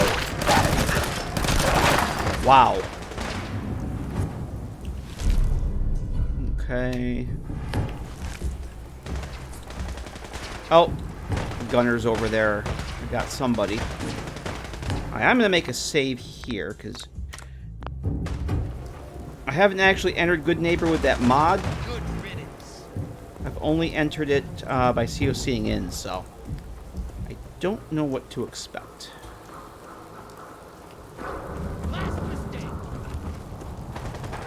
Oh, who are they? Gunner's got somebody over there. All right. So we have our dead settler. Yep, spawning with the fancy suit and tie.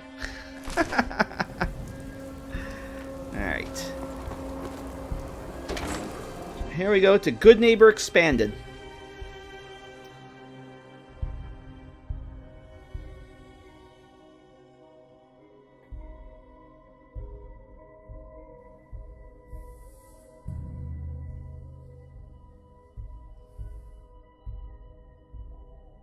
I'm not going to unlock my frame rate loading in here. I'm curious, A, to see how long it takes. And B, since I've never loaded into the cell before with this mod on, I don't want to do anything that might make it go boom.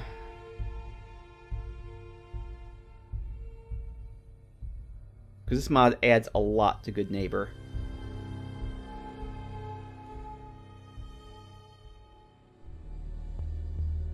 The music's changing, that's a good sign.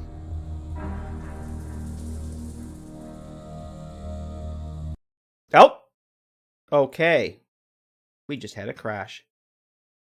We just crashed.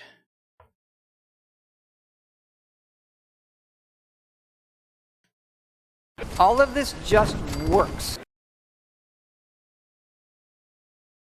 And that sometimes it doesn't just work.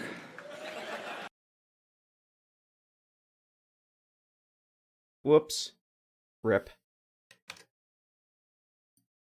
Well, that's unfortunate.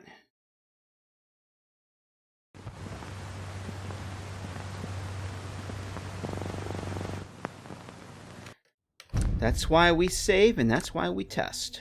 Alright, so we're gonna go try this again. See what happens. Yeah, I COC'd into Good Neighbor to check the mod out, and it worked fine. But, didn't like loading in for some reason. So maybe we won't be going to Good Neighbor right now. Which is unfortunate, because I wanted to check out, let's see. Oh!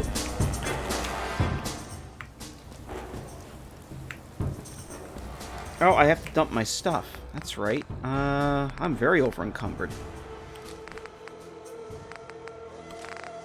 We're just going to dump a bunch of these things. I definitely don't need that.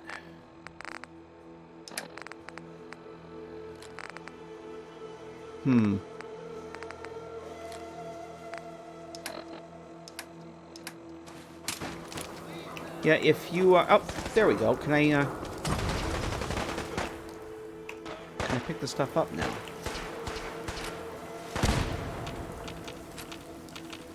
That's good. Okay. So used to this, if I don't crash and think something's wrong.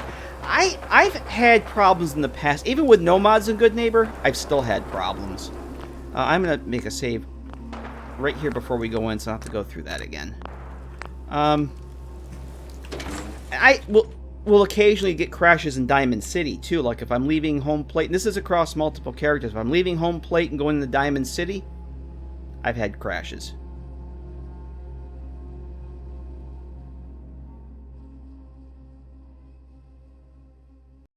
Yep. No. Alright. Here's what we're going to try. There's obviously something in Good Neighbor the game doesn't want us to see.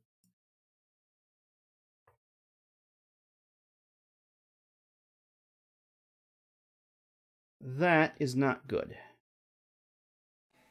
I read on the internet that our games have had a few bugs. I did. I read it on the internet, so it's true.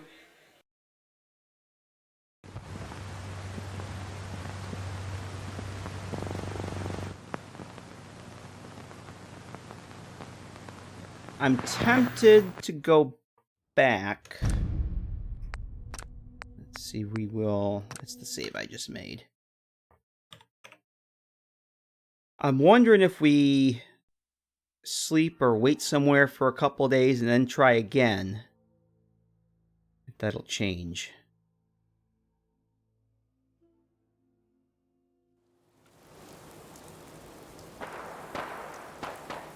Multiple crash leaving a neighbor condo, those leaving Diamond City, they tend to load the cell. Yeah, that's exactly what I have happen when I leave home plate. It wants to load the cell and it just bam, it just crashes. Yeah, see, I have to lose the stuff. I have to lose the things. Oops. That's not dropping. That's equipping. You idiot. No, I'm not tired at all. Let's see.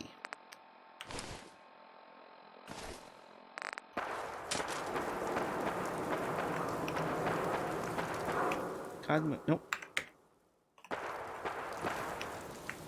Yeah, I am still...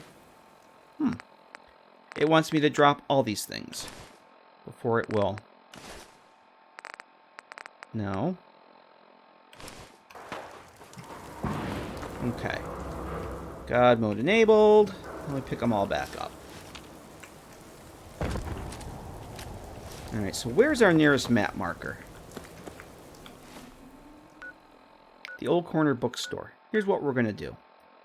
We're going to fast travel back to Bunker Hill. I'm going to sleep for 3 days. We'll fast travel back to the old bookstore, and we'll try it again. And if it still crashes, we're just going to go to Diamond City. And I'll have to deal with it to figure it out. I know the mod works. People use it. There's just something that doesn't want us to see it right now. With Bethesda games, I found if you're crashing in a certain location, if you just go someplace, wait a few days for the cell to reset, it usually fixes it. Usually. So that's what we're going to try.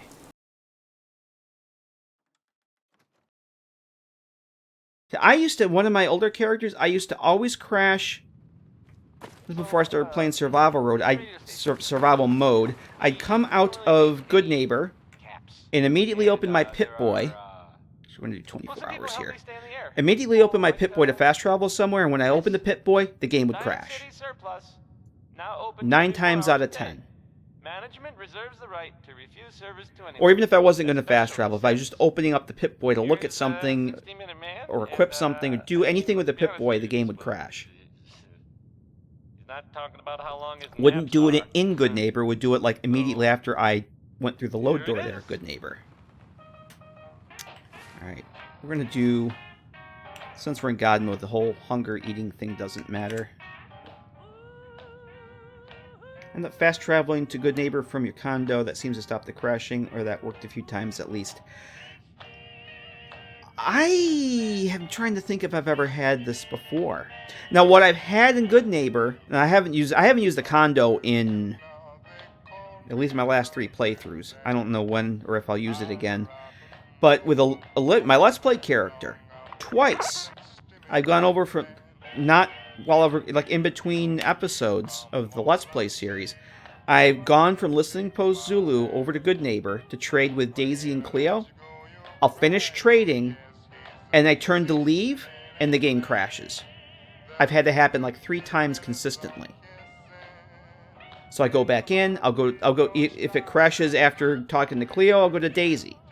And I'll do the trading with Daisy, turn around, exact same thing, game crashes when I go to leave. It's kind of ridiculous. I'm going to be very hungry and very thirsty here.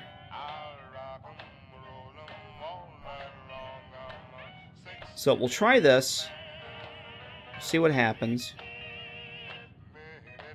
I'm pretty sure I can fast travel from this interior, so I think I have all these set to do that. The courier stations. I usually do that with my mods, so should be able to just fast travel from here. I'm absolutely famished! Alright, let's take care of that. Well, at least I know that the first-person messages all work. That's pretty cool.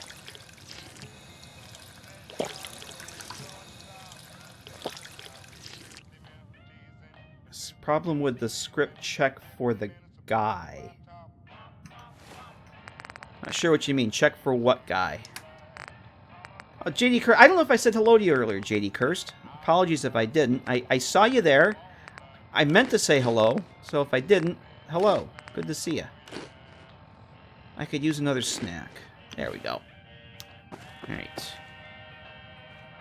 Well, that's odd. There is no green light source in here. I've had this happen before in different cells. A random green light just shows up. There's no green light in this cell. Hey, Deckard, how you doing? Good to see you.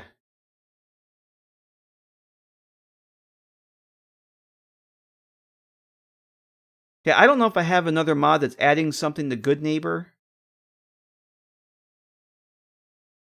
Like when I turn to leave after trading with Cleo or Daisy, that causes the crash, but I'll sleep for a few days and go back, and I'll save like right after I get done trading. Oh. Oh, I forgot that I have... Where are you going?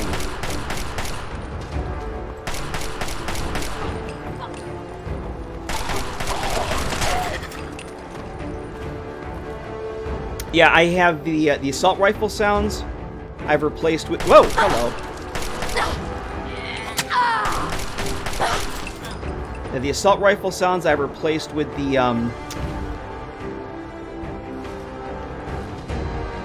Fallout 3 assault rifle sounds.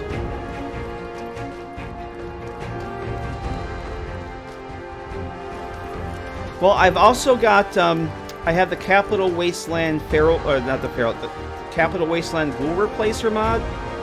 Maybe that's an issue. Because when I was testing the Good Neighbor mod, actually I did test it with that. And I didn't have the problem. Alright, let's save again here. So, oh, actually no, I want save, not load. Okay. Alright, let's see what happens. I'm not gonna do the, I'm not gonna unlock the frame rate again, we're just gonna let it go. Oh, you can write a swear, Kate, that's fine. I can say a swear, you can certainly write one.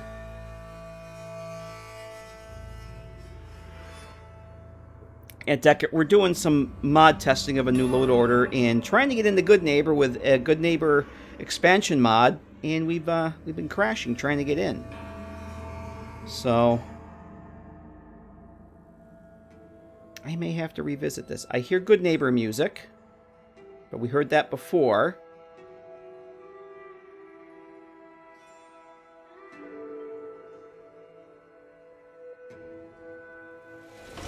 And there we go. Yay. Hey, hold up there. First time in Good Neighbor? You can't go walking around without insurance. Oh, you better back off. You're the one that's going to need insurance. Well, hey, all right. We'll just say your insurance is paid up for now, okay? There's the doctor. The gate the first time, they're a guest. You lay off that extortion crap. What do you care? She ain't one of us. No love for your mayor, Finn? I said let her go. You soft, Hancock. You keep letting outsiders walk all over us. One day, there'll be a new mayor. Come on, man. Decker, I'm using, it's called Good Neighbor Expanded. Let me tell you something. Now, why'd you have to go and say that, huh? Breaking my heart over here. Now I know you had old Finn handled back there, but a mayor's gotta make a point sometimes. You alright? Yeah, I'm fine. Good. Now don't let this incident taint your view of our little community. Good neighbors of the people, for the people. You feel me? Everyone's welcome. Yeah, man, I feel you. Good. You stay cool, and you'll be part of the neighborhood. So long as you remember who's in charge. Okay, so now that we're in here, I'm going to drop a save. So I did say I am using the Capital Wasteland teams, the ghoul, classic ghouls, but I'm using the version that doesn't change Hancock, because I didn't really care for how he looked. I actually like the vanilla Hancock. I don't mind him. So all the other ghouls are changed, except for him. Let's talk to Dr. Sal here. Actually, let me jump out of God mode momentarily. I'm probably going to be, whoops, probably going to be over encumbered. Let's see if I can talk to him. If you need fixing up, let's get a look at you. I think he's a copy of Dr. Carrington. That's Carrington's voice. Patch me up, Doc. Tell me your symptoms. Yeah, that's Carrington. So, yep, Cure Rads is 300. Am I healthy? I thought I had... On your way, then. I thought I had disease. Hang on a minute. Oh, you know what? We cured our disease. Yeah. Alright.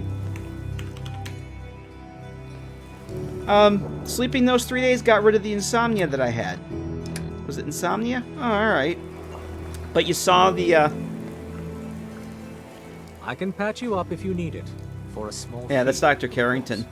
Go over your symptoms with me. Alright, so the rad works. I have no chem addictions and I'm healthy. So, yeah, 300 caps, I bumped up the curing the rads too. So at least that's working. I was going to have him cure the disease, but we took care of that by sleeping. Very well, then. The game just didn't want me to spend the caps. So let's, well, there's Daisy. So Daisy is affected by the classic ghouls. New face walks into my store, and you're not even screaming yet. Very polite. You let me know if anything catches your fancy. It's going to take some getting used to if I decide to use this. It's a little bit of everything. Yeah, that's going to take some getting used to. Let's unload some of this stuff. I kind of want to keep these weapons for now, though. I can get rid of that. I mean, it doesn't really matter. We're just in play mode anyway. I did want to take a look at the... yeah, we'll sell it. I wanted to look at some of the Raider stuff. For the Raider retexture mod that I have. Like, the armor looks really cool. And like I said earlier, I think it's the caged armor looks freaking amazing. We're going to sell that fusion core because I certainly don't need it. Yeah, Daisy doesn't look so good. Yeah, I'm not... It's going to take some getting used to.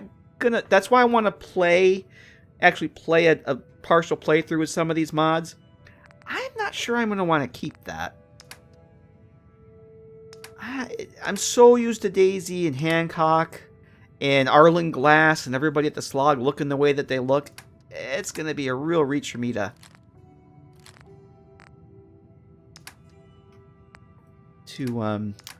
not have that. So let's see what she's got for apparel. Let's see if anything good spawned here. All right, so the Femme Shepping, Light Brawler outfit, those are spawning. That's cool. I don't think they have a... they apparently don't have a transform. Probably because they're not meant to be... No, if they're crafted, they should still have one. Alright, no biggie. Rebel Gas Mask. I saw the Rad Band show up. Wanderer's Battle Coat. Cool. All the stuff that I... Perk mag. What is this? Oh, this has to be from... Cinepus. Is this from the Crafting Framework mod? These Legendary magazines? It's gotta be. I didn't realize that it added those. Alright. I think that's good for now. Okay, let's... Oh, well, I turned. I got a bit of a stutter.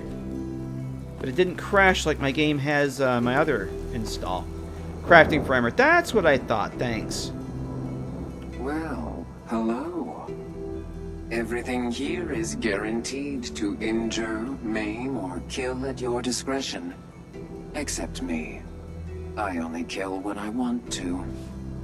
You need them for crafting more effective legendary effects if you want to craft. Okay, yeah. I probably won't be crafting them unless there's... Because I've done so much enchanting in Skyrim. I think I've enchanted one thing, but I liked how it worked where you had to destroy one thing in order to create another. It's free. Everything else is murder and mayhem at a discount. If it works where you have to destroy like 1 or 2 legendary effects to craft a new one, that I might do. Otherwise, I'm just going to stick to what I've been doing, is basically just swapping them out from one item to another. Oh, she has an auto pistol. Can I buy this? I can always just spawn in some caps. I really want to test one of those out. So we'll do that. And that's really what I was looking for. I was hoping she'd have an auto pistol, and she does. The 45. Alright, classic metal armor spawning. The stuff from the Capital Wasteland, the Merc Pack. Oh, the spike armor. I'm going to grab one of those just so I can show you guys how cool that new retexture looks with that. Okay. And nope, we're fine. Alright, so this Raider armor... Whoops, I don't want that hat on. Hang on a minute. I have things equipped that I don't want equipped. Let's get into the light here. Looks like we got another freak, just won't fit anywhere else. The,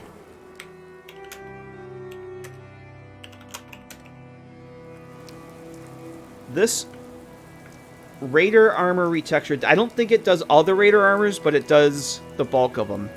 I saw this... Oh, my ENB is doing something really, really weird here. Yeah, that's the ENB doing that. Doesn't like being in free cam, apparently. Oh, it's the lightning. It doesn't like being in free cam with the lightning, apparently. Yeah, this is like some of the coolest looking armor textures I've seen in a very long time. And they're all 2K. They're not crazy.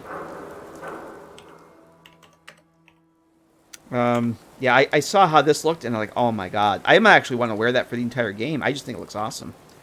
But we're not going to. Actually, you know what? We'll keep that on for now. Why not? The Merc Adventure outfit. Could go with that. Something a little more stylish and sporty. It doesn't really matter. Won't be seeing the character very much anyway, since we're playing with silent protagonist. Alright, so we'll do a quick tour around Good Neighbor. This is obviously the doctor's office here. And apparently, from what the mod description says, a lot of the NPCs have backstories through either notes or terminals, which we're not going to get into today. All the unnamed Good Neighbor, like the Drifters, there's the residents, they all have actual names now. Of course, the Neighborhood Watch is still the Neighborhood Watch. Like, this is Jesse. And I think this guy has a shop, but there's a workbench here. Oh, the basement apartment. Comes a little player home, which I probably will use. It's very bare bones. It's really more of a little workshop thing. That's... Okay, she's just a drifter, so maybe they don't all have names. This is like a little drug den in here. And there's actually a marker in here somewhere where they shoot up Psycho. Okay, maybe they don't all have names. I thought they did. It looks like it uses some assets from Thematic and Practical. It's like 5 to 8 legendaries to get enough microchips to make a legendary effect. So you do get 1 to 3 in a treasure chest. Okay. See, I have to actually... Oh, I didn't see this before. I actually have to look more into the mod other than just the basics of the crafting. Okay, so this is like a junk dealer. If there's an actual... It's supposed to add a couple more vendors, too.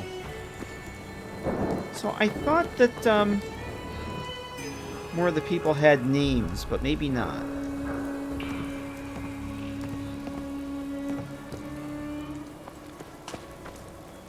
And we saw Jesse already. Yeah, I thought that the drifters actually, I thought they were all replaced, but maybe not. Oh, I figured. Oh, there's a Nuka book here. That's from my texture mod. It must be just a static item. So we've got. Yeah, I could have sworn when I came here before they all had names. Unless something. What, you need something to take okay, the edge yes, off? you have a name. Fred Allen, Hotel Rexford. I'll hook you up. Okay, it's got this entire little area. Ooh, I'm getting a little bit of a frame rate hit here, but I'm not surprised. But yeah, there's all the outskirts there. Brian, okay, he's added by the mod because he has a name. Stay free, sister. Yeah, they're just generic dialogue, but the fact that they actually have names is pretty cool. And it has all these cool little catwalk areas up here. And it just goes on and on. Look at this. It goes all the way down to this back alley here. There's another door there. This building here is an interior cell. Does the Good Neighbor mod break precombines? It's a good question, Deckard. The answer is yes. Unless you download the optional version that the mod author made, which is what I'm using, where he regenerated the precombines. So I'm using the one with the precombines, but the main version does. And he says that it doesn't really affect the frame rate, but honestly, oh, this stuff you can take. I thought this stuff was all... Oh, these are linked. These are linked. My very first version of Good Neighbor Condo, when I knew nothing about precombines, broke them. And I definitely had a frame rate drop. The condo is normally right there. And I knew nothing that precombined. I had no idea what they were. Nobody did. Bethesda didn't really go out of their way to say much about them. And I definitely had a frame rate drop from vanilla by about 10 or 15 frames. So I don't know how you can add all this stuff and not have a frame rate drop. But long story short, there is a version that does regenerate them. So that's the one I'm using. But you have to be careful if you're using any other Good Neighbor mods that do break precombines. You have to watch your load order in that case. But I'm not using anything else that touches Good Neighbor at the moment. So these are all interior cells, which we're not going to go into right now. But Fahrenheit has a little house. Rufus Rubin has a little house. And Fred Allen has a little house. And I think that's pretty cool. Nikki, she's named. And it just keeps going and going and going. And there's all this up here. Everybody has a place to sleep and hang out. It's a really cool mod, and I'm hoping that the crashing we had were just one of those Bethesda things, and that's not indicative of something else. I think it was just a Bethesda thing. Oh, there's all these little nooks and crannies that have been added. This is awesome. All these walkways. Oh no, I totally agree, Decker. That's my... Look at this, just keeps going. That's something I completely am on board with. Is this linked to anything? No, just those two up there seem to be linked. Okay. Let's go check out the little player home here. So this is... See, this is the warehouse that goes... you're doing that quest for Charlie. The Mr. Handy. I don't know how this actually would work. That's part of that building there, but this...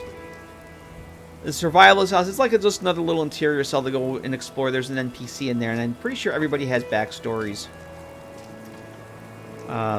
Notes and terminals is what the mod author said, so...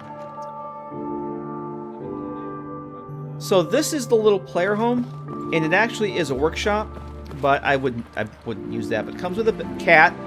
You got a cat, and there's a bed. Although the bed does not give the well-rested bonus. I'm going to have to fix that. But, yeah, it comes powered if you want to, you know, you can scrap everything.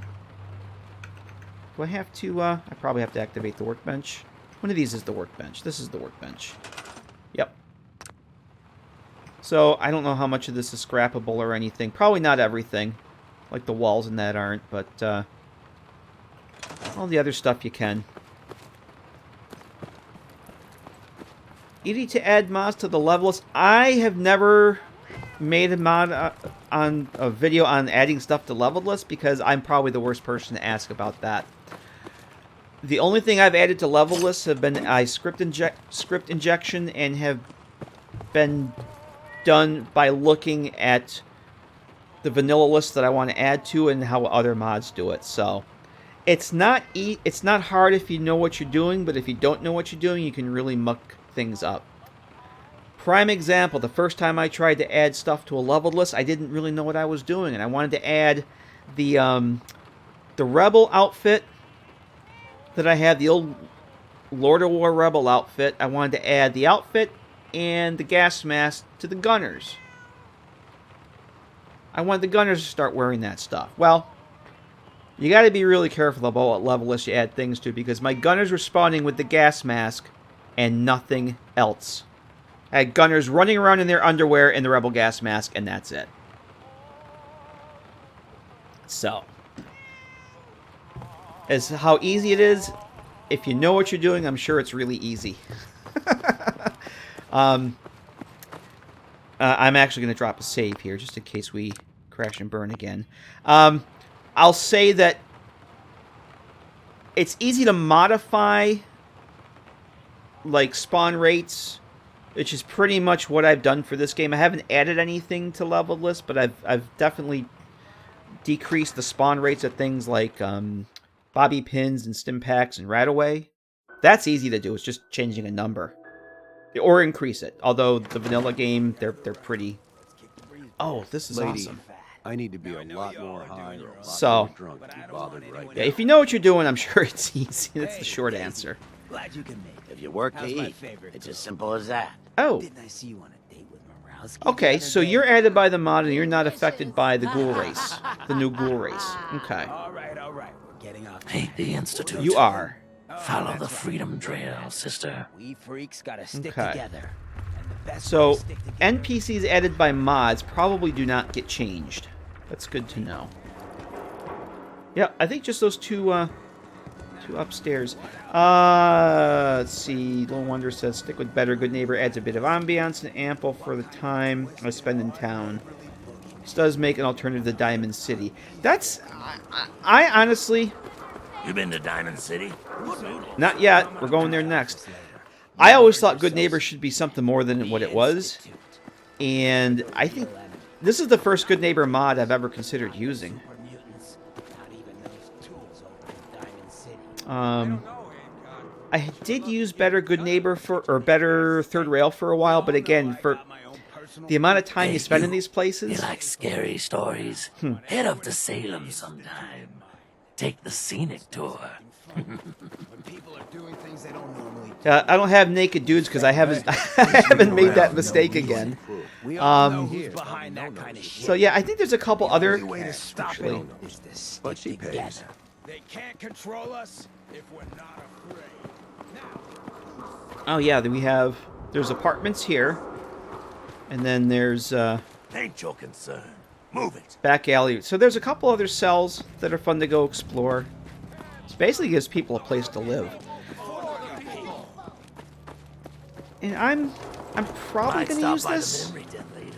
It's going to take some more testing to make sure I don't have any more, crashing. But I'm pretty impressed with it. It's a nice little mod. But things like Diamond City, I don't really think I would ever use a Diamond City overhaul. The amount of time I spend there, and it's pretty performance heavy and vanilla, and I can't see adding more to it. Let's see how we do leaving that cell. Yeah, I'm pretty happy with Diamond City the way it is, so. Alright, well, we've left with no problems. Frame rate's still really good. Let's make the game happy and get something to eat here. I am full. I do want to try Bleachers. I promised Monkey Spunk I would try Bleachers, and I haven't yet. Quest mods like that are not something I really usually play or make part of my regular game. I usually spin up a character just to do those. And I haven't gotten around to doing that yet, but I promised Monkey Spunk ages ago that I would let him know what I thought of the mod. Because I helped him out with one of the scripts. Yeah, we're just going to say goodbye to these guys. I've looked at it in the CK just to kind of get a teaser for some of his level design stuff that he was showing. And it looks awesome. But I'm hesitant to add that stuff to an actual game that I want to play. Just, I've always been like that. If I'm going to do a quest mod or anything that adds that kind of content, I'll just do a character with just to do that with. Yeah, I tested Diamond City expansion. What are you wearing? What the hell are you wearing? Colorful light blue undergarments. Okay, that's Nuka World thing. Yes, Swan wants a hug. Nothing there now. I'm just going to bypass the raiders. Which way do I want to go here? Let's go down this way. We're just going to bypass the raiders.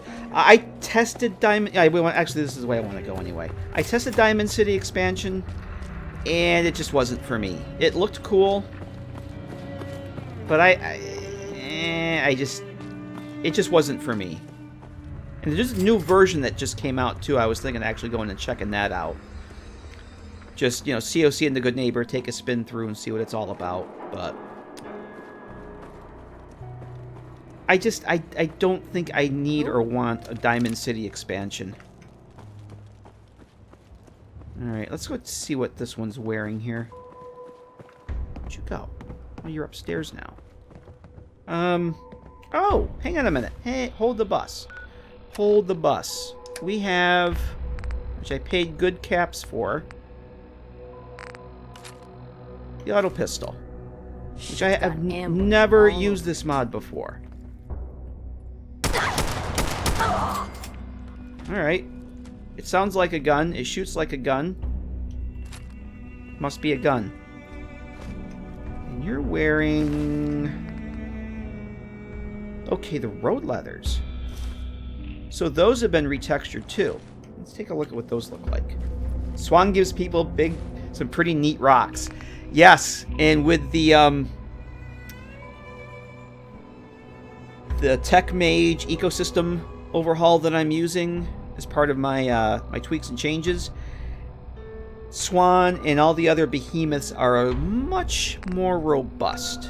And I think that the Tech Mage has taken out their homing rocks, so they no longer home in on you and hit you no matter what. I don't think those exist anymore. Road leathers. Let's... Are these retextured? Yeah, these are retextured too. The lighting in here is terrible. But those have been retextured. Alright, cool.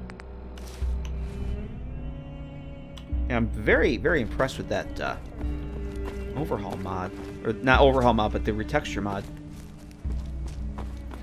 Fusion City Rising, it's another one of those. I tried it, it just wasn't for me. But all of Thuggy Smurf's mods are been friggin' amazing. I'm using his companion and subtler overhaul in this. City Fusion Rising, very, very well done mod. Just not the kind of mod I I usually would play. It's just not for me.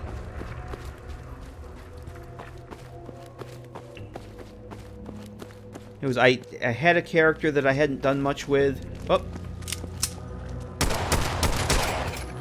I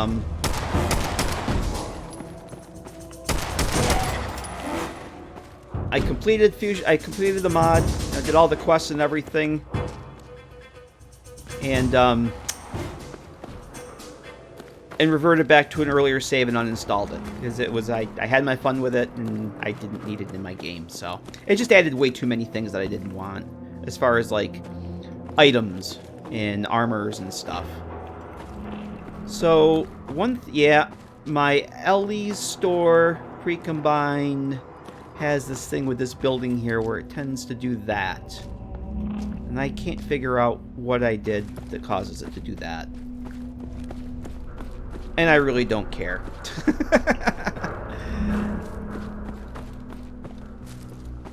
Because the rest of the mod works perfectly fine, so if I get a little previs glitch back there, oh well. Alright, let's go,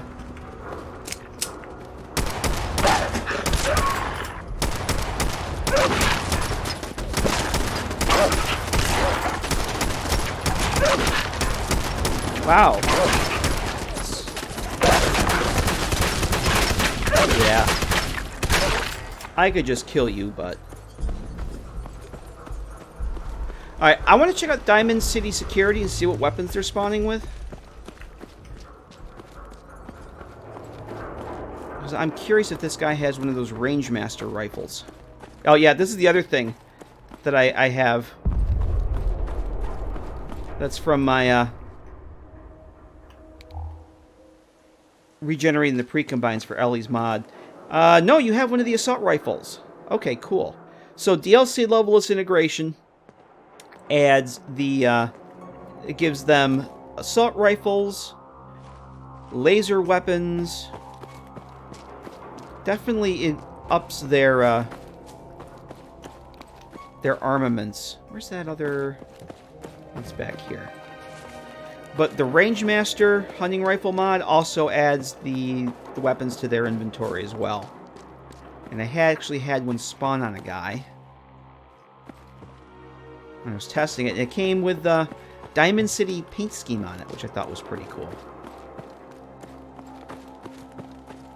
Alright, so he has one of the assault rifle that's not an assault rifle anymore. We need to go and see Piper.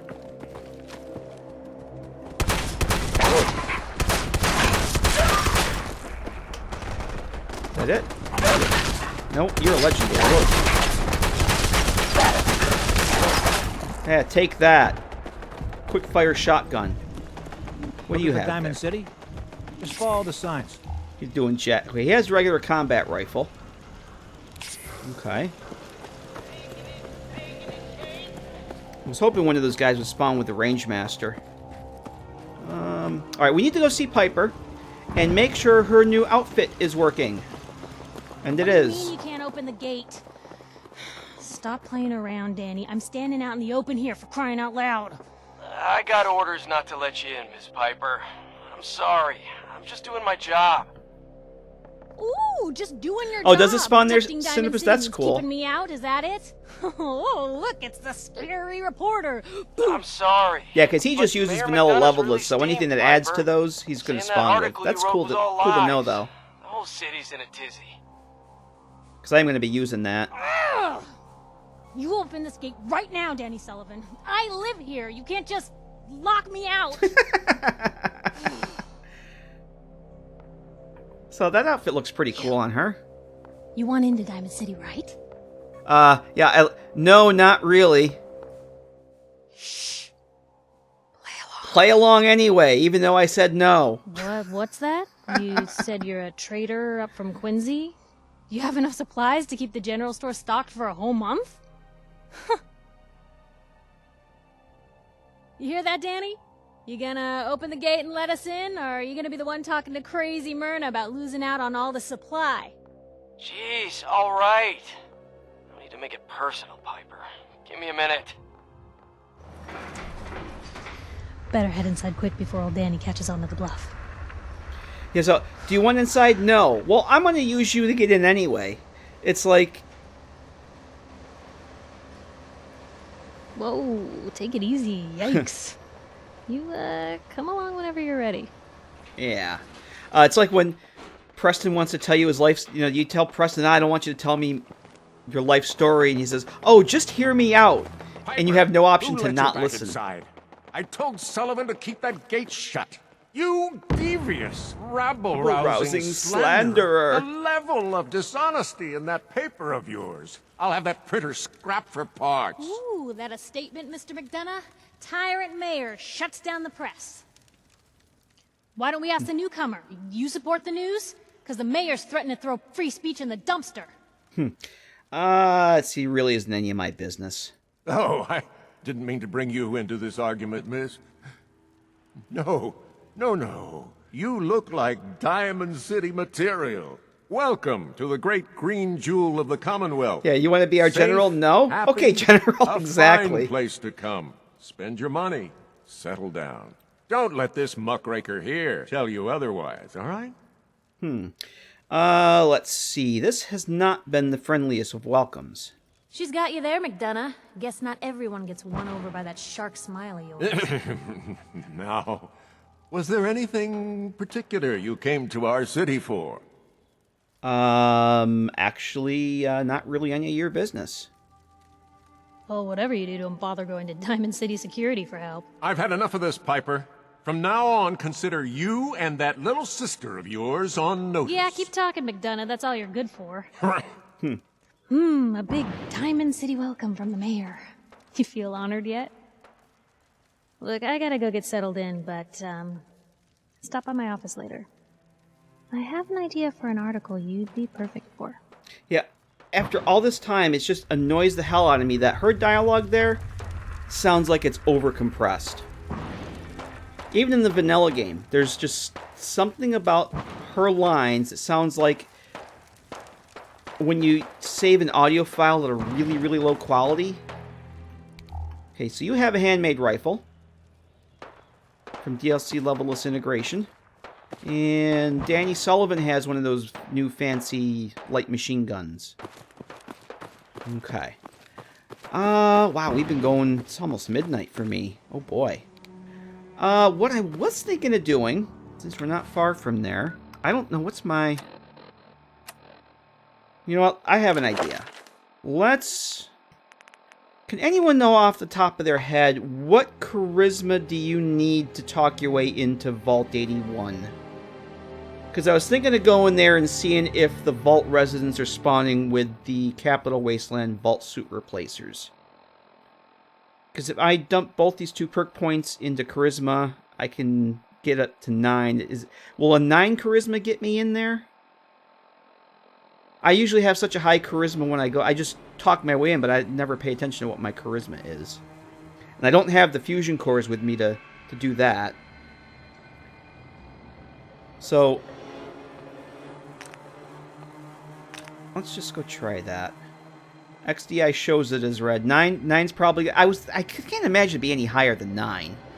And I don't know if I have any booze on me or yet. Not anything that's going to give me... I don't have anything that does for charisma. We can check our affinity list, make sure that... Oh! No, okay, we haven't enough with Piper yet. Usually 11 is guaranteed success. Well, we'll go try it. Because I'm going to probably end up wanting to have to close things down here soon.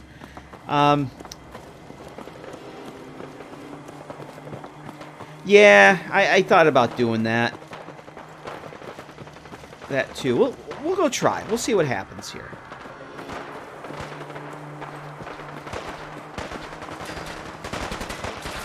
And we'll give these Diamond City security guys a hand. Still in one piece. Alright, what do you guys have for weapons? It's getting dark too. Handmade rifles. There's a range master right there. That's the range master. It is a recreation of a hunting rifle from Fallout 2. And I was playing around with it earlier, and it's a sweet mod. It's very lore friendly. It looks awesome. Looking forward to trying it out. Dirty Wastelander. I don't think, did I have one of those? No, I had Dirty Water. We'll figure something out. Give us a chance to take a look at the nights again, too.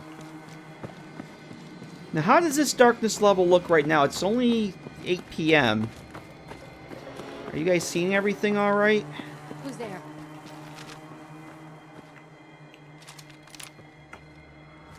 Actually, I want to use my pistol again. I mean, it probably definitely helps that I had the actual game screen on and not the break screen.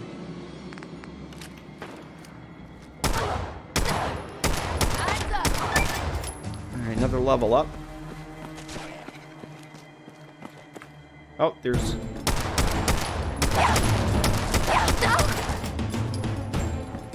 It's testing, so be God. Oh, I figured you guys would be over here.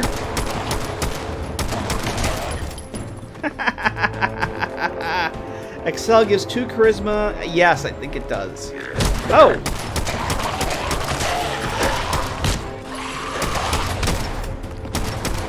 Wow.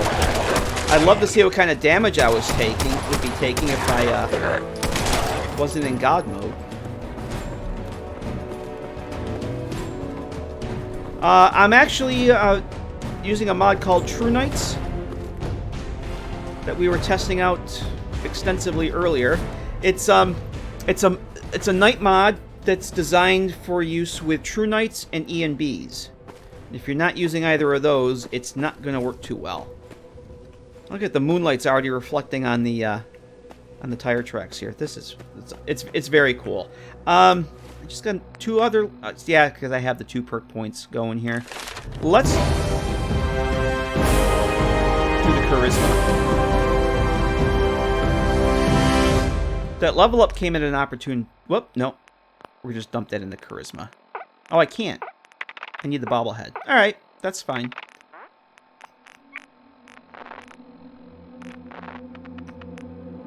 Where's my speech skills? You know what? I'm just gonna... We're almost done here. I'm just gonna put another one in the strength, because why not? Okay.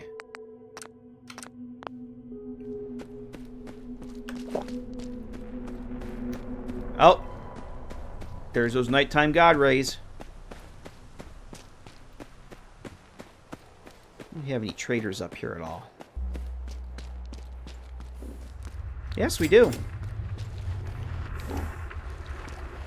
Would be Cricket? Cricket's caravan, but where's Cricket? Caravan's here.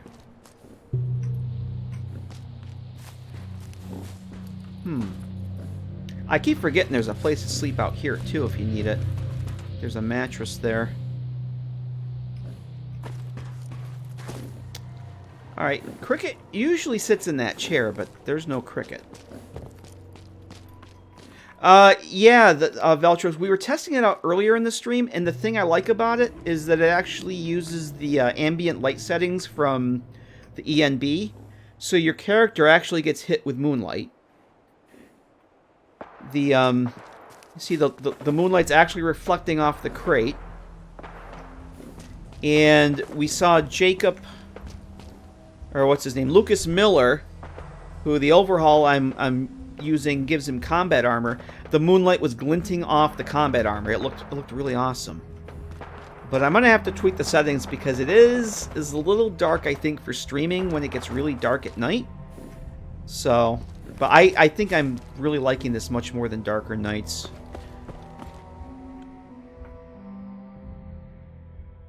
And I've been using Darker Nights since I started modding this game like 3 years ago. Because there really wasn't anything else that I wanted to use. Alright, let's give this a shot here. I'm actually going to make a save first. So I think I just want to go in here and see what the vault residents are wearing, if they're using the old school vault suits or not. And I think we're going to have to start wrapping things up.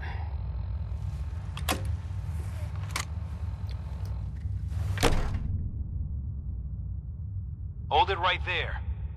Vault 81 security. I don't know where you got your hands on a working Pip-Boy, but you better start talking.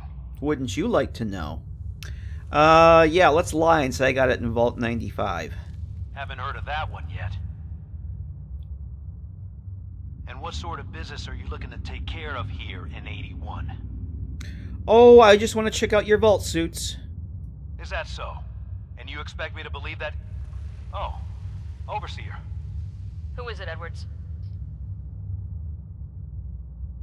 Ma'am, some new Commonwealth traveler. Not one of our usual traders. Well, if someone wants in, they can earn it like everyone else. Let me speak to them. Sorry about that. Officer Edwards here was just doing his job. I'm sure you can understand our need for caution. For newcomers, we like to operate on exchange. You help us, we help you. Oh, I'm not a fellow vault dweller, but can you just let me in? Excuse me, ma'am. There we Before go. you arrived, she did say she was from a vault, and she's in possession of a working Pip-Boy. Is that so?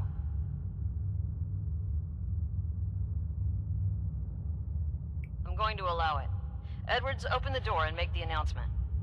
Officer Edwards and I will meet you at the entrance. All right.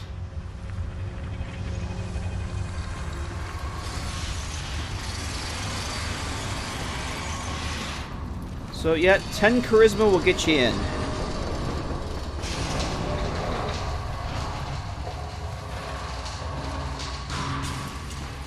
Come on, Gwen. My guys have been working doubles for weeks. And they are wearing them. They need a break. Everyone's working hard right now, Cal. You think I don't know that? Just do the best with what you can. That's all I'm asking. Fine. I'll see what I can do. But you and I both know we can't keep Cool. going on like this. Sorry about that.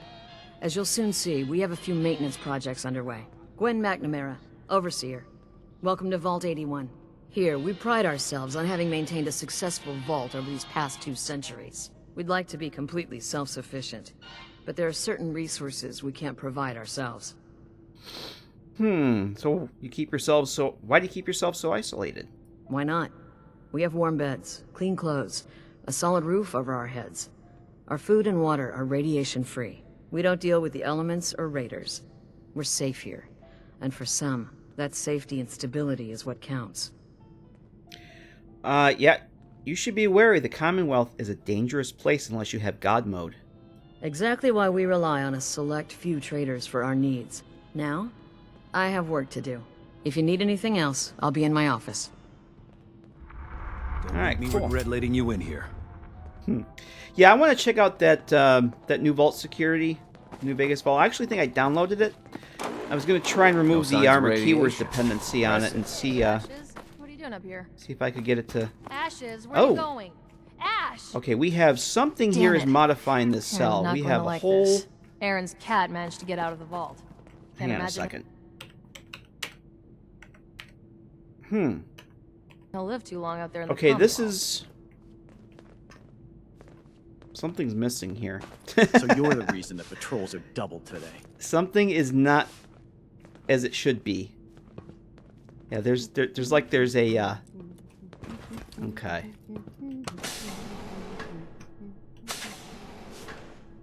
Stay safe, ma'am. I wonder what that was all about. It's like the frame of the door wasn't rendered. I'm gonna go try that again when we... As soon as I hit the door to open the elevator, it just popped in. Pre-combines aren't disabled. That's what the TPC. That'll disable the pre-culling, which is basically your previs. And if you hit it again, aha! This is not good. This means pre-combines are disabled wherever we are. Although, we're in a transition cell, so I guess it doesn't matter. Hang on a second. Let's try that again. Nope. Yeah, we're in a transition cell, so there are no pre-combines. If you're wondering if this is a pretty good way to test if you're in a cell where pre-combines are disabled, you hit TPC, and it'll say pre-culling is now disabled. That's basically your previs. That's the previs data. The pre-culling, which basically means it will render everything in the cell even if you can't see it. The pre-culling, the previs, only renders the thing that you're actually facing. So if something's behind you or in another room that you can't see, it's not rendered. If you disable that, it renders everything. You're basically disabling the previs. And if you hit it again, normally you'll want it will say pre-culling is now enabled. If you're in a cell where the pre-combines are broken, this is what you'll get. It'll say, yeah, pre-culling's enabled, but not for this area. This is what you don't want to see. But we were in a transition cell where there's no pre-combines, so that's why we got that. But everything seems good here. I'm going to go and try this out again. Go away, kid, you bother me. Asshole. Yeah, wait till you get bit, you little shit. Alright, let's go take another look at this. Because I've been in the cell 1,001 times. And that's never happened before. And I don't think I have anything that touches that cell. Yeah, sell the tools to the maintenance guy. He uses a backpack. Use a backpack mod to carry them all and launch companions up with them. Dr. Forsyth is asking to the see you, door. and you have a moment. Alright, so maybe that was just a glitch. I'm gonna try that later on. I'll load up that save I made outside and come in. I've just never seen that before. It's like the entire part of the door. Now see, this is a load door, this is a loading elevator. We got a barber here if you need it. I'm not saying you do. The inside doesn't actually exist. Like if you looked at this elevator in the CK, this would not be here. This is generated by the game when you open the door. It does not exist. It's basically there's a set of markers there. So Austin was wearing the wrong vault suit. Oh, let's go. I don't think it replaces the kids' ones. Let's go check that out.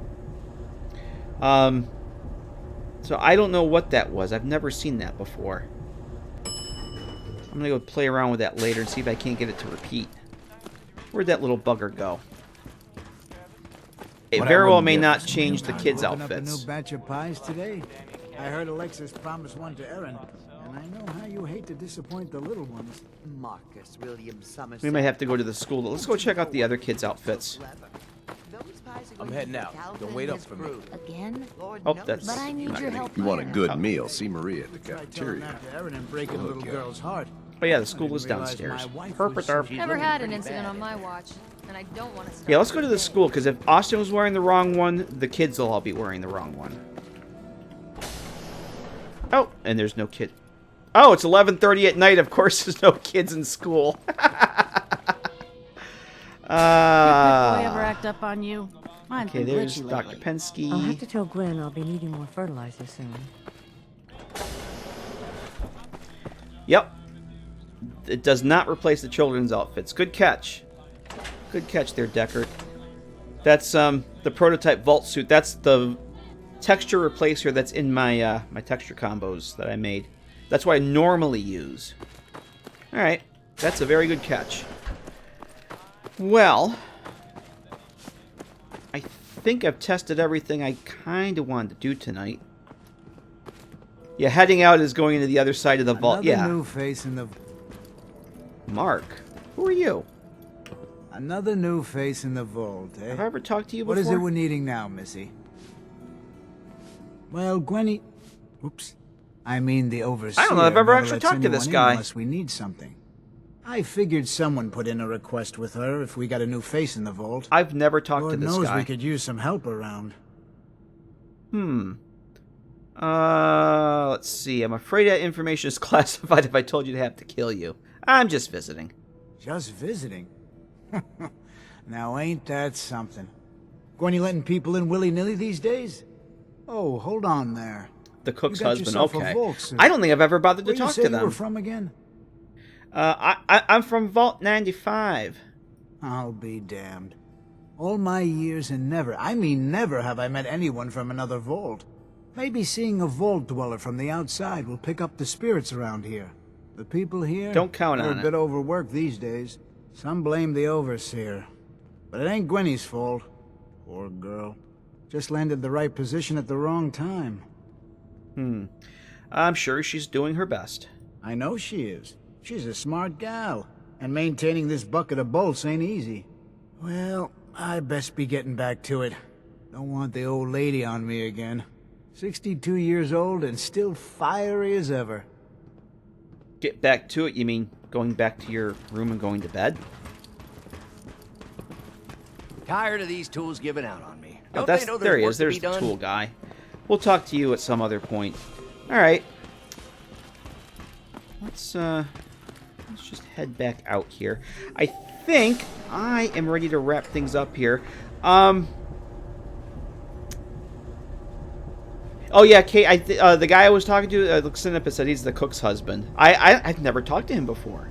I may have talked. Okay, Boomer. I may have talked to the wife, but I never talked to him before. That's all new dialogue.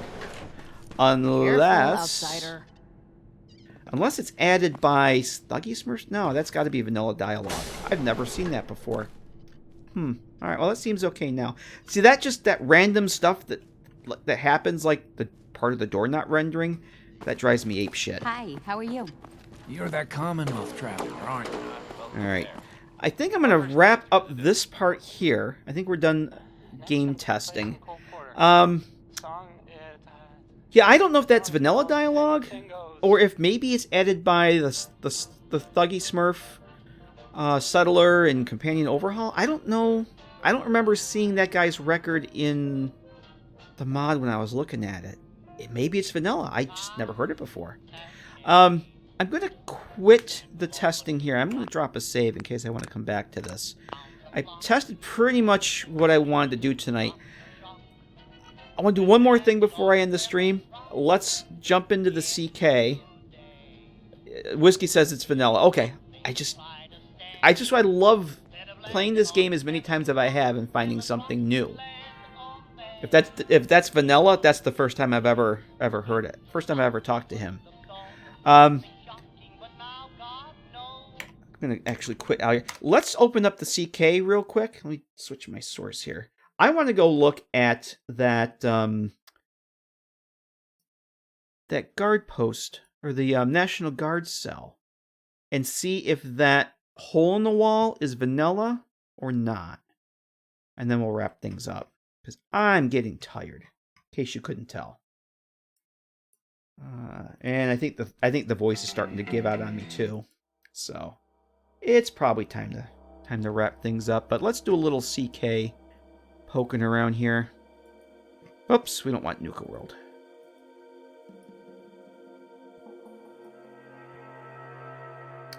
He's on the wiki. Okay. I love finding new things like that. And the mods that people have been cranking out for this game are so good that it's hard to tell what's from a mod and what's from vanilla. Alright, Whiskey. You take it easy, man. Appreciate you stopping in. You have a good night. Have a good weekend, man. We'll catch you next time. Yeah, we're going to be wrapping up here after we go poke around the cell for a little bit, because it's time for me to say goodnight. But I said earlier that we could go check this out, and I'm damn curious, because I've never seen that hole in the ceiling before. Alright, so we need to open up. I just have to move my laptop to see my cell view window here. Let's see, National Guard. I don't know if I've ever opened this cell up before.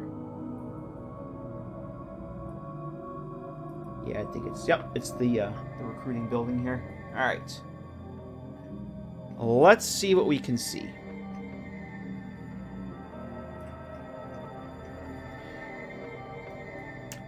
Oh, hey, Kate. Thanks for stopping in. It's good to see you again. It's been a while, but no, I'm glad you could make it tonight. Yeah, we're going to be wrapping up here very, very shortly, so. But yeah, thanks for stopping by and hanging out with us. We'll catch you next time. Actually, before you go, solve that mystery right here. That's vanilla. Look at that. That's a vanilla glitch. Right there. I'd never noticed that before. That is vanilla. Interesting. So if we turn on the sky, there we go.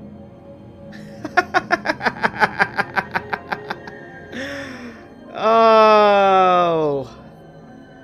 I don't have all my Todd memes set for this for my desktop source, so I can't play the It Just Works. Or some of our games have had a few bugs because I read it on the internet. But yep, there it is, and that's the outside of the cell there. So that gap is vanilla. And on that note, let's see. Let me just check chat here before I say it. A few times already, I guess you haven't seen. What do you need to be able to tilt and rotate place anywhere? You're asking the wrong person, Storm. I'm sorry about that. I've done it by accident and not knowing what I hit. I don't use place everywhere enough to do that kind of building that I could answer that. Sorry.